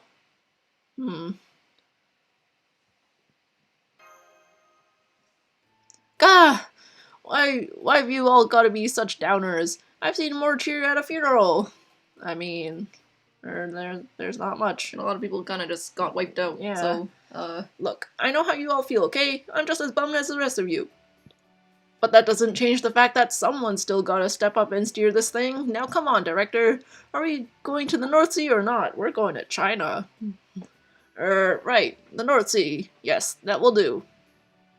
I hate to leave like this again, but what could I have said even if I had seen her before we left? I could not possibly wish her a long, happy life, but still, as an adult, I can't help but feel I should have said something to her. Those flowers she gave me, her entire village, they're all going to disappear, just like Russia, aren't they? Yes, they are. Yep. That is true. We know now that this is what it is to fight these lost belts. They are hypothetical worlds that came to sudden ends after human history itself deemed them unnecessary. Neither their inhabitants nor their civilizations did anything wrong. Their world simply differed from ours and eventually reached an impasse. I would even say we were fortunate that Russia and Scandinavia were the first lost belts we encountered. Why, you ask? Because the people who dwelled there were friendly to us, of course. Yeah, I mean, Nappa was warning us about, evil dudes and stuff, because not all parts of humanity are kind and cheerful and, want peace and stuff. That alone has been a tremendous boon to our efforts, but we cannot expect that good fortune to continue. It is quite possible that in the next lost belt we encounter, we will find ourselves up against every living thing that inhabits it. We must be wary of such a worst-case scenario. Grr. It isn't the future that has me depressed. Have you no heart, man? Even I understand what it is we need to do, and that no amount of wringing our heads will change that. I know that this is simply a competition for survival, where saving one side inevitably means destroying the other. So I see no harm in looking back on them a bit. After all, they don't have that luxury now. Yeah, probably only we can remember them. I may be a cold-blooded aristocrat and the embodiment of elitism itself, but even I can't easily forget that we just wiped an innocent young girl out of existence. Mr. Gordolf. I hate to say it, but he's right. Maybe we just shouldn't get involved with these Lost Belt people at all if it's just going to turn out to be so depressing every time. No, that would be the coward's way out. That is what you were going to say, isn't it, Jacqueline? Don't go there, Meunier. Just because it's easier to kill someone you don't know doesn't make it right. That is true. That's just avoidance. All you're doing is choosing not to face an unpleasant truth. That's not how war is meant to be fought. You should only fight those you know well, otherwise you risk your moral compass losing its center. Of course, everyone has their own way of facing their responsibility. In Jacqueline's case, I'd say she's the type to try and get to know her opponent. Wow. I think as well as possible. So that she never forgets them. So pretending not to see them is actually even harder than facing them directly. Or rather, the price of doing so is your own humanity, huh? Wait, Da Vinci? What are you doing? Don't you need to be operating the border? Or preparing a zero sail? Oh, relax. Now that the Tree of Emptiness has been destroyed, the storm wall around the Lost Belt is gone. Or this Lost Belt is gone. You won't need to go zero sailing anytime soon. Anyway, last we checked, the Wandering Sea should be somewhere in the North Sea, far from the coast, so let's just enjoy this road trip until... Oh, okay. Here it comes. What's up with the alarm, Meunier? Why are you asking me? If you don't know, how could you possibly expect me to... What?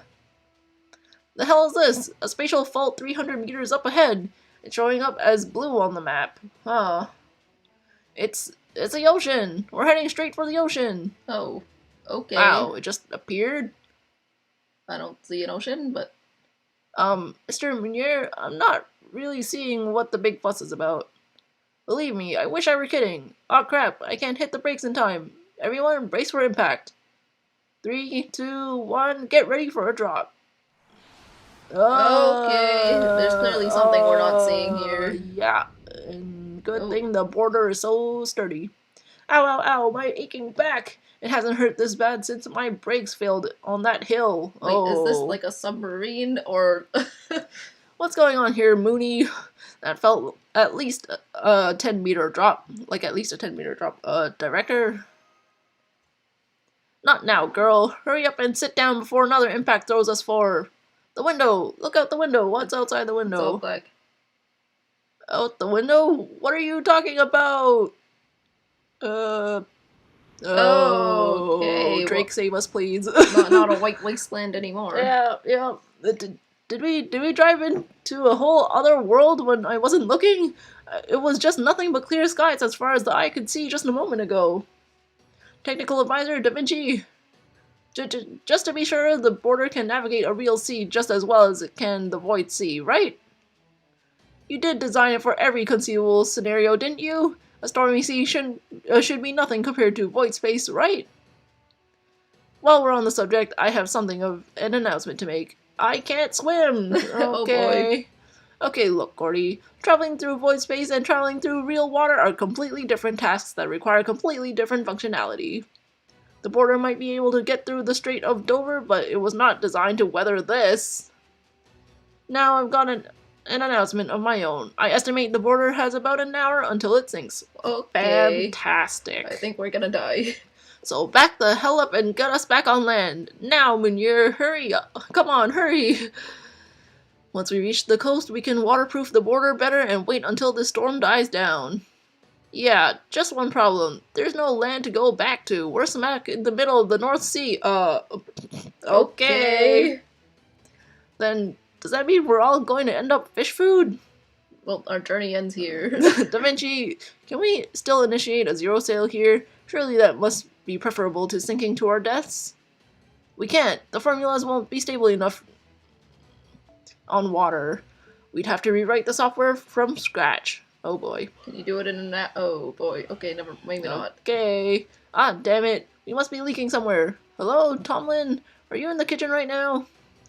Check the storage room quickly. I think we've got a leak in there. Tell the rest of the staff too. Well, prepare yourself, Gordy. Well, shit. Guys, there's no easy way to say this, so I'm just gonna say it. Now, don't freak out on me, but it's looking like we're all gonna die. Well, end of humanity. No shit, Sherlock. And just when we'd prove we were badass enough to defeat Ivan the Terrible and Slahak the Goddess too. No. Da Vinci. Oh crap, take it easy, Mash. Don't freak out on us, okay? Da Vinci. You know, I feel like a spot of breakfast. I think I'll go fry up some deliciously thick cut bacon right now. Delish. Yeah, Whatever makes you feel better, man. Ho. Hang on, we're getting a call. Go ahead and open up a line, Mr. Munier, and hurry. Da Vinci's no use to us right now. Right, on it. I hope this isn't that long. Oh, CQ. This is the Wandering Seas dock. Do you read me? That vessel, that would be Kalia's ship, right? No, wait, not a ship. Oh, I see, a tank. Rational, yes, very rational. A ship is unnecessary for a zero sail, but I say, you do have no sense for design. Well, I mean, it might as well be a large metal coffin. Nothing charming there at all. It's pretty Be honest, you would never have made it back without my paper moon, would you? Still, a fine job making it all the way here. Everything is proceeding within my calculations. How many paper moons are there? I don't know. It's coming from the Wandering Sea, but where? Where? Right in front of you. Oh, hang on, let me clear the fog. It should be easier to see then. Proceed on your current course, though you may want to reduce your speed, and be sure to give thanks. Alright, this will be the first time in over 2,000 years that this island has revealed itself on a day other than December 31st. Whoa! An island? And it was this close all along? But I'm still not seeing anything on the radar. Yeah. Yeah. I'm pretty sure I know who was talking since we meet her in LB3. So it would seem this is a folklore defense. An imaginary world of the fairies where fantasy is made manifest. A world that stands apart from our own. Doesn't really look. Yeah, in the modern day, it's a mystic among mystics, said only to be possessed by Ploy Kickshaws. What a name. Oh, is that the voice of a professor type on the same level as me, I hear? Well, that is a welcome development. We will get along just fine. Welcome to the Primordial Magecraft Workshop, the Baldanders of the Wandering Sea. My name is Sion. Sion Nam Socaris. We'll get this. I'm a Spiritron hacker who escaped to the Wandering Sea when I predicted that the world was about to end. I have been waiting for you. Being the Atlas Institute's last remaining member, the Wandering Sea higher-ups entrusted me with the project of writing this bleached Earth problem. Okay. Alright. Yay. I think that is it. Yeah. I think I have like a friend who's like, read my whole sky. Never read my whole sky. We have not even finished Tsukihime. Never mind other stuff. Yay, but you got a grail. Alright, so I guess we'll talk about Oh, 3%. All right, so Oh. just give us a second. I will swap to my phone, and we can talk about the end of this lost belt. Just give us Give us 2 seconds. just because it.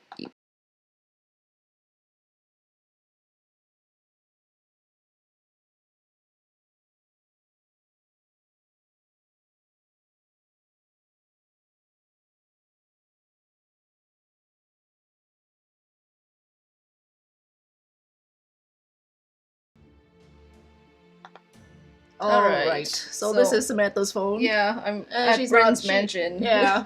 But anyways, so that was the end of LB2. Yeah. Yeah, that was pretty good. And yeah, I guess we'll talk about our thoughts of this lost belt. Yeah. Let me say this. I enjoyed it. Oh. I think I enjoyed LB1 a little bit more. I was actually just going to say the same thing. This lost belt wasn't bad by any means. No. And honestly, it was. I mean, for the stories, I think it ranks on quite good. Yeah. But I think something about LB1 seemed almost more dire to me. But like, I don't feel know. like the bond that we connected with Paxi or that we had with Paxi was much stronger than the one that we had with Gerda. But granted, with Paxi, we really got into his mind, Right. and whatnot. Whereas in this Lost Belt, truly, I think it was more so. Like, Gerda was used as a plot device to show, like, what the type of people that were living there was. Right. Whereas this Lost Belt's true storyline was the friendship between Mash and Ophelia. That was my thoughts. Yeah. And so, I mean, I thought initially when we were first meeting Gerda that we would follow a similar path to what we did with Paxi, right? Where, you know, he's the first person that we meet, Right. and, you know, we journey with Paxi, but of course Gerda can't do anything. So leaving her there was fine to me, but I think that I initially thought that we would, you know, like I said, bond more with her. Right, and I think, I think what this Lost Belt does differently, which I really appreciate, is that even though, you know, the situation was so dire in, like, Anastasia and stuff, and we felt really bad for, you know, Paxi dying and stuff, I think, having us bond with a child this time really, really, like, it hurts, right? Yeah. Because obviously we know that she will never grow up and stuff, and no one ever really does in this Lost Belt.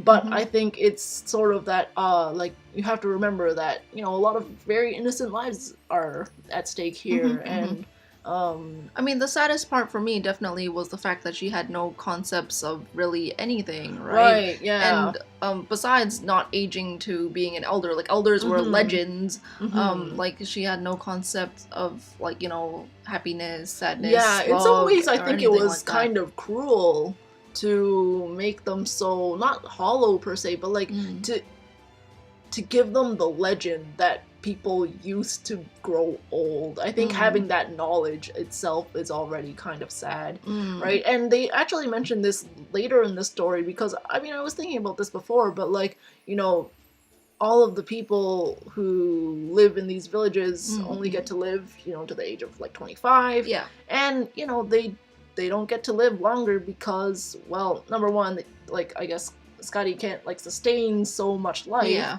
But on top of that, like, you know, a part of growing up is, you know, maybe leaving the nest and trying to go outside and that kind of thing. And having your own experiences. Yeah, and being willing to just follow, you know, the goddess, right? Yeah. Might not always be what will happen. They're once quite they grow robotic, up. right? Yeah, and yeah. I feel like the only person at the end who literally stepped outside and didn't follow the orders was Gerda, right? Because she interacted with us and had these thoughts in their mind, kind of similar to Paxi, how he learned about, like, people were not, like, were happy, etc., not fighting for survival, and so then they became the outliers of their worlds. Yeah.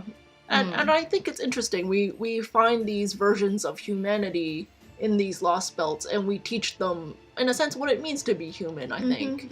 And I think, you know, we don't have any storylines like that in American games that I know of. Yeah.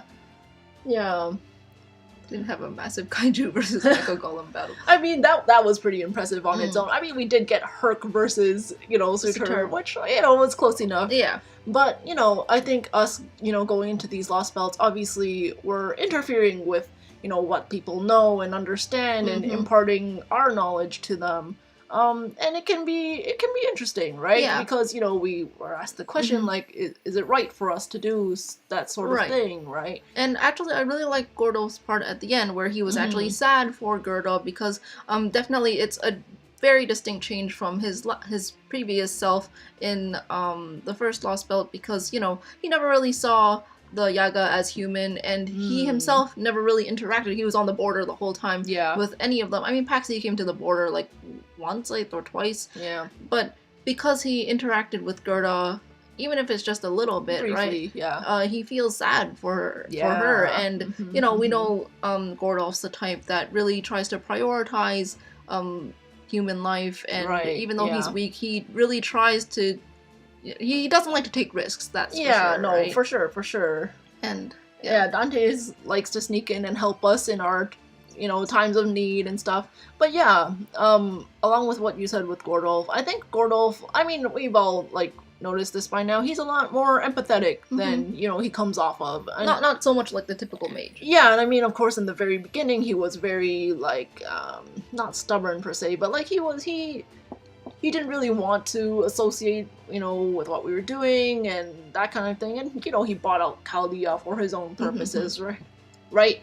But, I mean, when he thinks of other people, like when he thinks of how we might be in danger and that kind of thing, he does try to prioritize our lives, right? Even, of course, if it means, himself living as well. Right.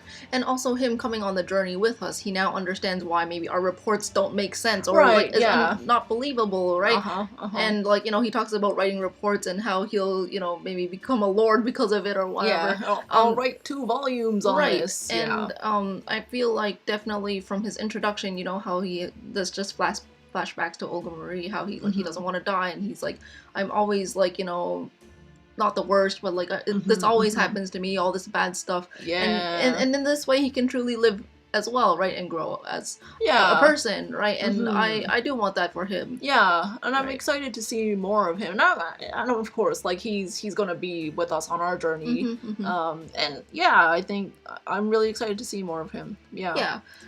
But anyways, I guess we can move on to the actual meat of this story. Well, not the actual meat, but how it Surtur and Sigurd and Brynn. Sure. And we've mentioned this in our previous live stream that I actually really enjoy having Brynn here, because her previous showings, I guess you could say, were not really showings, I guess you could say. I mean, we talked about how the Da Vinci event or Jalter event where she first really has a part in anything. She has her first appearance. Yeah, we don't really find her to be the best there.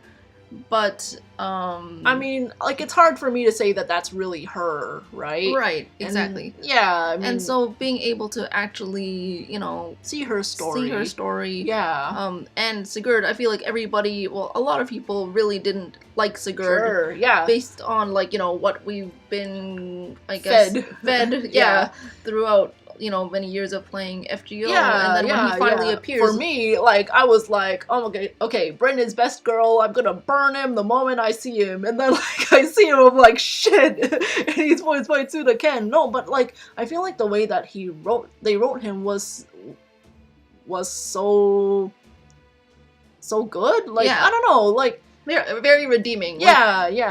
And, I mean, obviously, this part of Sigurd, who accepts his death, but will try to overcome it to prove his love to Brynn. Yeah. I thought that was a really good take on, I guess, what we, I guess, have in our minds of him, and kind of flip it on its head.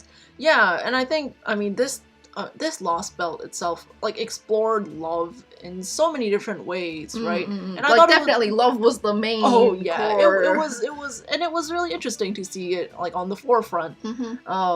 And I mean, Scotty talked about her loving her citizens, obviously. And then obviously we have Napoleon, who hit on every girl he saw. But then you also have, just other, I guess, even smaller forms with Gerda taking care of us. Yeah, and like, another one that I really liked was the Valkyries, all three of them kind of Yeah. gaining a heart, right? Mhm. Because obviously they see Bryn has a heart and thinks that she's doing, like, the wrong things or whatever, Right. but they didn't know that, or maybe they did know, but like kind of didn't really believe so, that they themselves over those 30,000 years or however long, that they also developed a heart, I think right? I think they did, and in the end they Yeah. accepted that, Oops. right? Yeah. And yeah, I mean that's why I feel like they decided to To just do to something die. of their own free will, Yeah, right? yeah, And yeah, I yeah. I really appreciate that because they go more, they grew more than what they were, right? And on like in terms of free will, I mean Gerda, I think, especially at the end, kind of emulates that as well. Yeah.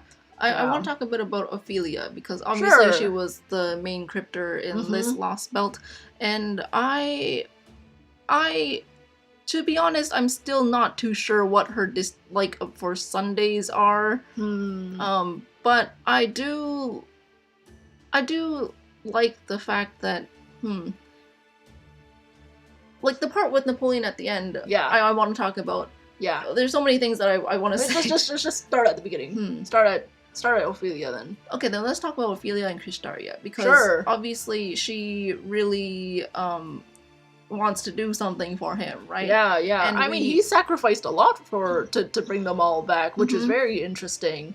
Yeah, and I feel like it really goes to show that he, like, no matter how slim the possibility, he wants to make all the possibilities happen, right? Yeah, yeah. And even they talked about him being ambitious, and I think that's definitely a way that they showed that. Yeah, and even though he would not talk down, but like talk to that foreign god, like, no, I still need these people with me. I'm willing to suffer this death like 6 Or times. these consequences, yeah. Right? Just to bring them with me to increase my chances. It's a no-brainer for him, which I Yeah, thought was yeah. really interesting.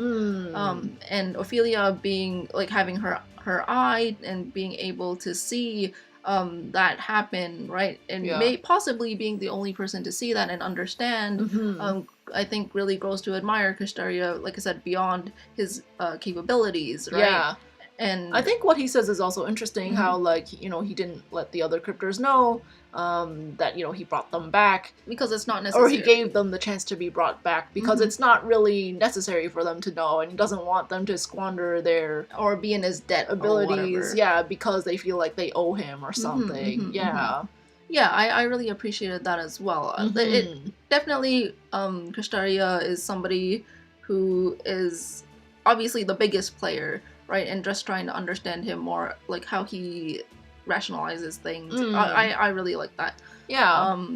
And yeah, but for Ophelia, I feel like maybe she's kind of stuck in her place because she hates Sundays. Sunday's a rest day, so she spends the time with family. It's hates her because they're stuck up at the meat family.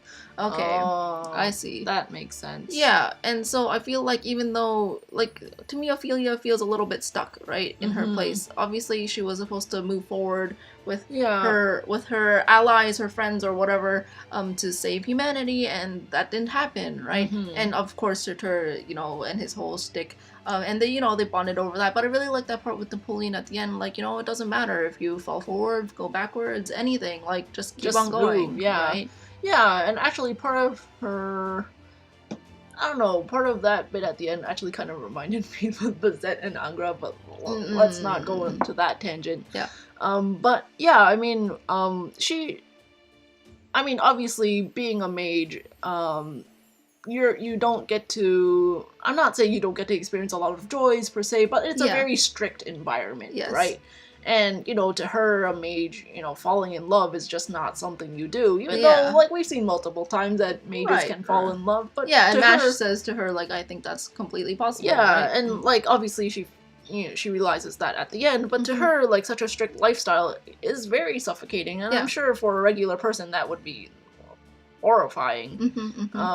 And so, yeah, if she hates Sundays because, like, she has to spend more time with her suffocating mage family, then it's gonna suck. Yeah, right? and I feel because, I mean, to me, Ophelia definitely romanticizes like the whole knight thing, right? She wants somebody to take her out of that position to save knight her. in shining armor. To save her, Yeah. right? And I feel like that's something that she's wanted for a really long time, right? But yeah. it's not really possible because of her position. Yeah, right? It's not something within her power. Like, you know, some people could just maybe possibly, you know, let go of their titles, but for her, like, Yeah, I mean, if she was less, like, not like a bad mage or like a bad, or like maybe she could let it all go or something. I mean, right? I'm thinking of what's her face, Fior and Cullis. and Cullis, right? Like, it's possible, possibly because they're siblings, and of course, like, there's like stuff that happens in the mage world. Like, they're not happy about that kind of stuff, right? Yeah. And so for her, like, you don't just let go of that position because, you know, it's so tied for like generations and stuff, and there's a lot behind it, right? And there's I a feel lot of for responsibility. her. I feel behind for it. her. Yeah, and in terms of her seeing MASH grow, like, I mean, for us, like, when we start FGO, I mean, we're a new recruit, blah, blah, blah, we start FGO a story from there, right? And so we're telling stories that are before the time that it has begun, like this, like FGO, for us, as a game, right? And I really liked how, I mean, it wasn't much, right? But I mean, Ophelia is truly somebody who has saw MASH before, you know, we were in the picture, right? And, you know, from what we know, MASH doesn't have very many experiences, doesn't have very many maybe emotions or whatnot, and truly quite robotic right at the beginning, right? And she grows through her experiences, etc. And right, and seeing Ophelia seeing MASH, who has grown so much, right? She's very happy for her, which I'm also happy. And I think to some degree, maybe MASH inspires a lot in her too, right? Because, like, you know, MASH, you know, she doesn't really have a choice in, you know, what she has to do, right? But she has come so far, and Ophelia can really honestly see the difference. And for Ophelia, who, you know, has been stuck, like you said, I think it was a great push for her to, you know, in order to, for her to obviously use her serious light and stuff and get rid of her eye at the very end of the story. And I think, like, MASH was a great big factor to this too.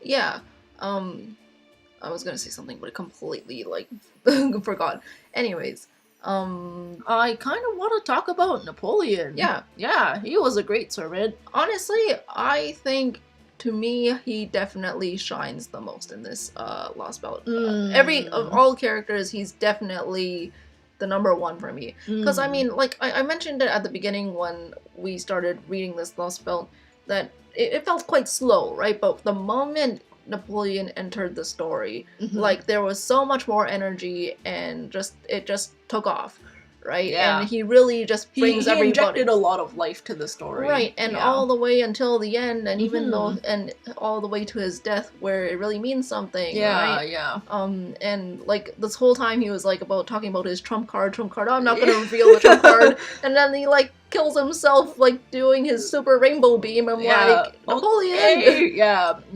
But I think what he says like does inspire a lot of hope, right? And, you know, he's a hero of humanity, and he does, you know, a lot of these heroes do try to make people's wishes come true, and that's what heroes are for, right? And, you know, a lot of these heroes have done amazing things in their lifetimes and that kind of thing, right?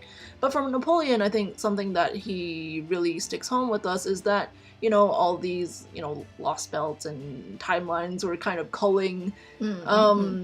That sort of stuff, we should meet it head on, and we should take that responsibility, you know, as the ones, you know, pulling that trigger, right? And, you know, it's sort of like, you know, when you watch Cowboy Bebop and you gotta carry that weight, it's sort of the same thing, right? Because, you know, it's not just you know, fulfilling your goals, it's everybody who, you know, ultimately gets affected by your actions, right? And I thought that was really powerful, right? I mean, he's kind of a joking guy throughout this Lost Belt, but in that moment, honestly, like, I felt like, I mean, he does get serious sometimes, right? But in that moment, for sure, I think that was, like, some of his best stuff. As for Surtur, I mean, I kind of like his story, but I also he's very overshadowed by everybody else, I feel. Yeah. Like, he's okay as a villain type, Yeah. but besides his obsession with Ophelia and him wanting to complete Ragnarok and whatever, destroy the planet, I thought he was pretty boring. Here's the thing. I actually think for me personally, I think he's a little bit more interesting to me than Ivan the Terrible. Oh, yeah. The problem with Ivan the Terrible was, I mean, obviously for plot, he had to be asleep and be out of the picture for so long. Yeah. And I think the problem with that was that when it came to the final confrontation, beatdown, you're like, yeah, okay, goodbye, Elephant. We don't really care, right? Yeah. But for this, like, you could see, he was kind of a unifying, factor in this Lost Belt. And yeah, he feels something for her. And, maybe that's, I don't know if it's romantic or anything, whatever, who cares, right? Yeah. But, like, he feels changed, I think, because of her existence. Yeah. And yeah, I think that was interesting. Yeah. Even though, like, I feel like it could have been explored a little bit more, but, It's like Gerda, where he only knows a few things, and his way of expressing things are limited. Yeah. I kind of had that feeling too, right? I mean, I talked about it a little bit briefly, where him and Ophelia to me felt quite similar, but then at some point, Ophelia, learns about Kristaria's sacrifice, I guess you could say, and has her own things in mind, but Surtur is still stuck in this place. Right, where he wants to show Ophelia the end of the world or whatever, but maybe has not realized that Ophelia is kind of past that, right? And then he has to use his, like, dragon possessing powers to get her to... Yeah, but I think Napoleon sort of freeing her from that was really symbolic, and I really liked that, right? I mean, obviously he professed his love to her throughout this Lost Belt. But, I mean, I think the way that he was able to really help her at the very end was really nice of him. And even though, obviously, he did his, no phantasm, and he was, like, gone, right? But, in his final moments, he still helped her, right? Yeah, like, truly brings hope to people. Yeah. I mean, I don't really have too much left to talk about, but I feel like it'd be a little bit... I mean, to really round out this discussion, I feel like we should definitely talk about a little bit about Sitonai, a little bit about Skadi, possibly, and maybe just our favorite parts about this. Sure. I mean, I do also kind of want to talk a little bit of the downfalls of this of course. Belt, but of course. Yeah, let's talk about Sitonai and... Sitonai, I mean, I kind of mentioned it while we were kind of at our final face-off. I was like, what are you doing here? besides, I guess, freeing us from the dungeon, right? Yeah. I mean... It's not that I think she was the weakest link in this Lost Belt by far, and I don't want to say she's there for fan service. I don't want to say we were thrown into a dream for no reason, but it almost felt like it. Yeah. I almost feel like even if obviously they had to put us in a dungeon for some reason, but we just escaped. Like, I feel like even if Skadi let us go and we just found Sitonai. And Koyanskaya just came in front of us afterwards and attacked us. Like, I feel like it would almost be the same thing, right? Yeah, we just were thrown in the dungeon to see Ilya for I don't really know what she did in the end. She didn't do that much. Yeah, I mean, and I wonder if it's just to teasing the new servant, because obviously we know she's going to be coming back for Oniland. So I'm hoping to see more of her then. But I mean, it was still a little bit disappointing to not really get to really know her. Obviously we know that she's comprised of like 4 goddesses, which is cool. It was 3, but it doesn't matter. I don't know, whatever. Multiple goddesses, and that's cool and all, but you're not working in the with grand much. Scheme of things. Yeah. She had, well, I think if they added more stuff to her, this Lost Belt would be really big, but it's already a bit shorter than the other one, so I don't think I would have really minded, to be honest. Yeah. But anyways, Skadi, to be honest, I quite liked her a lot. Honestly, for me, Shisho has no personality, so I'm really happy, well, not no personality, but very... Not that a much, bit limited, to be honest. And so I was trying to see Skadi. Obviously, I know she's a very popular servant, and it's just like, why, right? And I can see definitely with this Lost Belt, obviously there's other, I guess, events where she appears, which fleshes her out a bit more, but definitely I can just see in this Lost Belt, why she is loved, right? Yeah, and yeah, I like her yeah. a lot too, actually. Mhm, I really mhm. do. Yeah, I think that, you know, the sacrifice she makes to extend the lives of, you know, the living beings in her in this civilization. Even though they're quite sad, right? Yeah, Their yeah, existence. yeah, and I think the fact that she fully acknowledges, like, I can't even let them grow up, Mm-hmm. right? And, you know, be adults or whatever, and that's crushing to her too, right? And I think that moment was really good for me, because Right. I mean, like, initially I thought, like, oh, like, you know, why? I mean, obviously we knew why, you know, she didn't want the people living that long, but I was like, okay, well, you know, how come you don't just have the villages, like, live together, right? And but like each village only has like 100 people or something. And so, I mean, yeah, when you look at it, this place has like no resources. Yeah. Nothing. Like, she makes her own trees. And like, these people, they're a dying civilization. Like, Yeah. Straight up. Like, even with Russia, right? Like, they Yeah. were all a dying civilization, right? Mhm. And that was kind of sad to see. I think something that would be interesting to explore would be a lost belt that is sort of thriving. Yeah, but got pruned Yeah. for whatever reason. Yeah.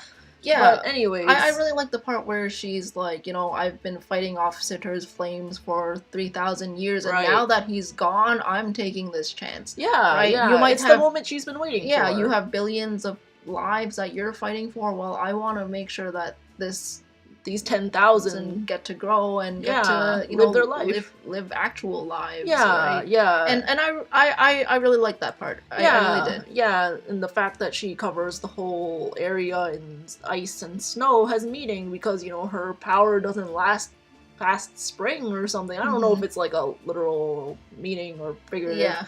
But I mean, obviously she's, you know, queen of, you know, ice and snow, that kind of stuff. And so obviously she can't do, I think she wants the people in this society to be able to live without her, ultimately, right? And yeah, I mean, that's why she was, you know, controlling the giants and all those kinds of things. And even though she was kind of cruel to them by giving them limited knowledge and, you know, not allowing them to live till a certain age, right? In her own way, she really was did. she love was these trying people. to take care of them. Yeah. But anyways, let's talk about, I guess, our favorite parts of the Lost Belt, and then our least favorite parts, and then we will wrap up our discussion. Yeah. So I think for me, easily my favorite part was definitely at the end with Napoleon. Yeah. His final trump card, and because I think really, he really did inspire a lot of hope, and I really like that he helped Ophelia a lot. Yeah, his was definitely the Paxi speech that we got in the last Lost Belt. And yeah, not much different for me. Yeah, Napoleon was great. I mean, obviously I love seeing, you know, Sigurd and Bran and stuff, but, you know, like, I guess their interactions to me were expected. You know, nothing crazy, but, you know, I love you, and, you know, I mean, this whole Lost Belt is called something Goodfellow, whatever. So it really has to do with Napoleon. It's Napoleon's story as well. Yeah. And I really liked what they did with him. Honestly, there were few servants that we spend so much time with. Oh, yeah. But I think the time with Napoleon is definitely well spent. Yeah, I mean, because sometimes you'll have, you know, stories with like lots of characters and you're trying to fit a lot of stuff in, but I think what's really great about this Lost Belt is that we really get the time, you know, and to see the different sides of Napoleon and the other characters as well. And yeah, I think that's what makes this story work, or this Lost Belt work very well. Yeah. But for the things that we disliked... Okay, so I've got a couple things. So obviously, like, just writing-wise, this story felt like the writing was sometimes redundant. And we mentioned that a few times. Sometimes they would say, like, the same thing 3 times within a couple of minutes, which to me was unnecessary and felt a little bit bloated. But also, sometimes just, like, I don't know, My biggest gripe, honestly, no offense to Foe, is all those Foe sections. I mean, I'm fine with Foe having screen time, but I don't think there's been any other story where Foe has had so much time and you just Foe the whole time, and everybody's playing with Foe. Yeah, yeah, like I said, it's not that like I nothing hate, against Foe, nothing against Foe, but it's just like they break up conversations to like pet Foe or something, Yeah, or like break up yeah, conversations yeah, to, you know. And to me, it's just like, okay. Yeah, and something that was kind of surprising to me, I don't know if you remember this, but at the very beginning, when Foe comes along with us, Da Vinci is like, Foe, you're going along with them? Like, she was so, like, not surprised, but I think she was, like, saying it sort of surprised. I was like, but he's been with us the whole time. And literally comes with us to, like, everything. Right? And so it's like, wow, Foe, you're going along? It's like, yeah, he's coming along. He always does. Right? But honestly, nothing too major. Your deadline is close and you need to reach the minimum amount of yeah. That's kind of what it felt like to me, though, right? I think actually would have liked to have explored the villages more. Yeah, because we only went to one. Yeah. Right? I mean, Napoleon mentioned, oh, I went to another village. But, like... I mean, we were there for like 2 seconds and then we ran straight back to Gerda's village, right? Yeah. And I think what's so unique about these villages is that they're so tiny, but they're all run by children, essentially. Yeah. Children and young adults. So, like, I mean, essentially all of these young adults are like incubators, right? They're baby machines. Right? And how does their society really function, right?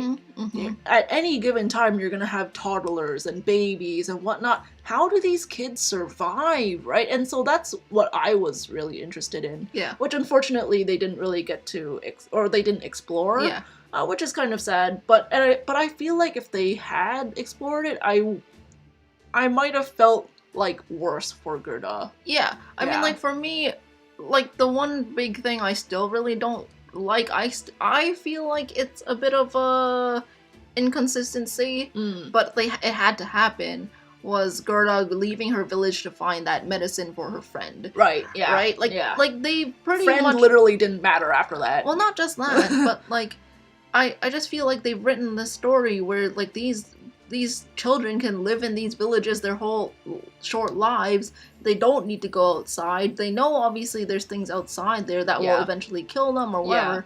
But to me, it was written in a way that they really didn't need to go outside. So we really shouldn't have been in contact with Gerda, but of course we had to, right? Yeah. But yeah, I don't really know how they would write around that, but it's not my favorite point. Yeah, and I wonder if it would have been better for us to just happen upon a village. Yeah. Right? And, like, because Gerda sees us and thinks we're envoys, right? Yeah. If we happen upon the village, they're probably still going to think we're envoys, right? Yeah. So, like, in the end, it makes no real difference. Like, for us, like, the meeting with Gerda is to set up us seeing the giant plain where there was no ice and no fire. Yeah, I know. And that was it. Yeah. But I feel like, I don't know, like, even just positioning us somewhere else where we could have seen that, I feel like could have made the difference. Yeah, having a snow-themed lost belt after a snow... Yeah, and,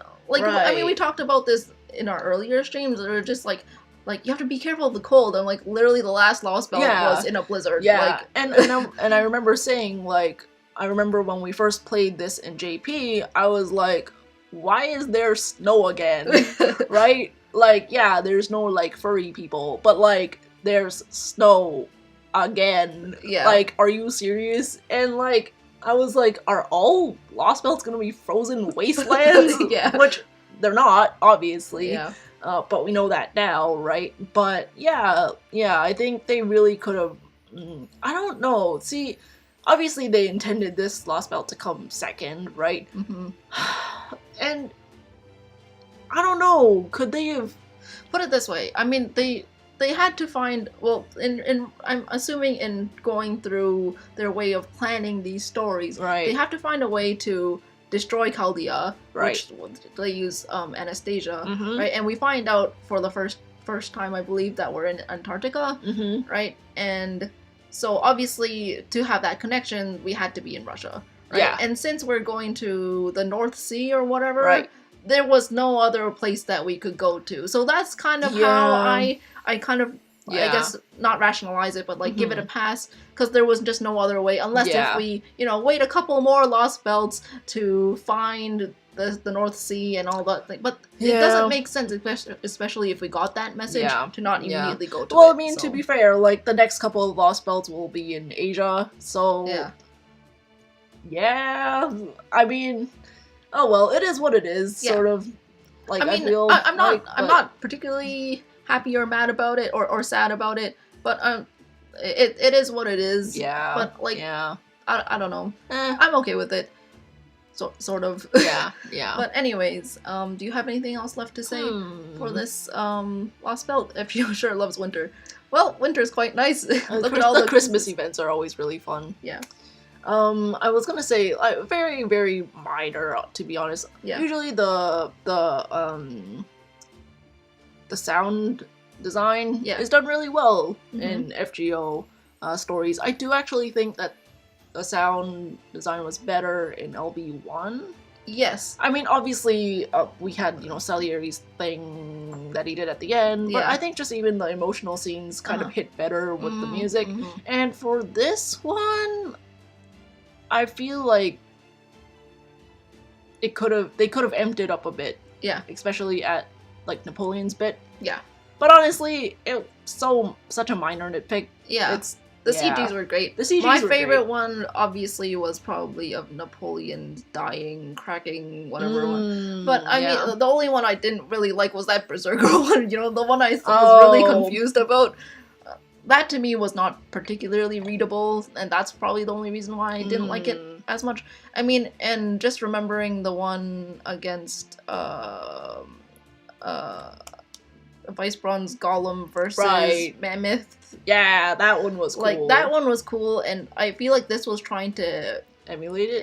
well, not emulate, but kind of be on that level. And to me, because I was confused, I was just like, what is going on? Yeah, do we even really know what happened to Herc? Like, did he just incinerate? I don't know, and that's the thing. That's my whole deal with Shitonai, right? Because it's not like she didn't do much, right? Yeah. She wasn't developed enough to, I mean, Herc's there because, it's Elia, of course. Yeah. There's Herc. But I don't want it to be just because of that, right? Yeah, I feel like MASH could have replaced him in that moment. Like, no offense, right? Yeah. And she did sort of have that moment against, Ivan the Terrible at the end of LB1, and so maybe they'd be like, oh, that's too similar, right? But yeah. I don't know. Like you said, I feel like Shitonai was pretty replaceable, or just didn't have to be in the story. Yeah. I would like to have seen more of her. Yeah, and like I said, I really hope that they expand on her further when we get her event.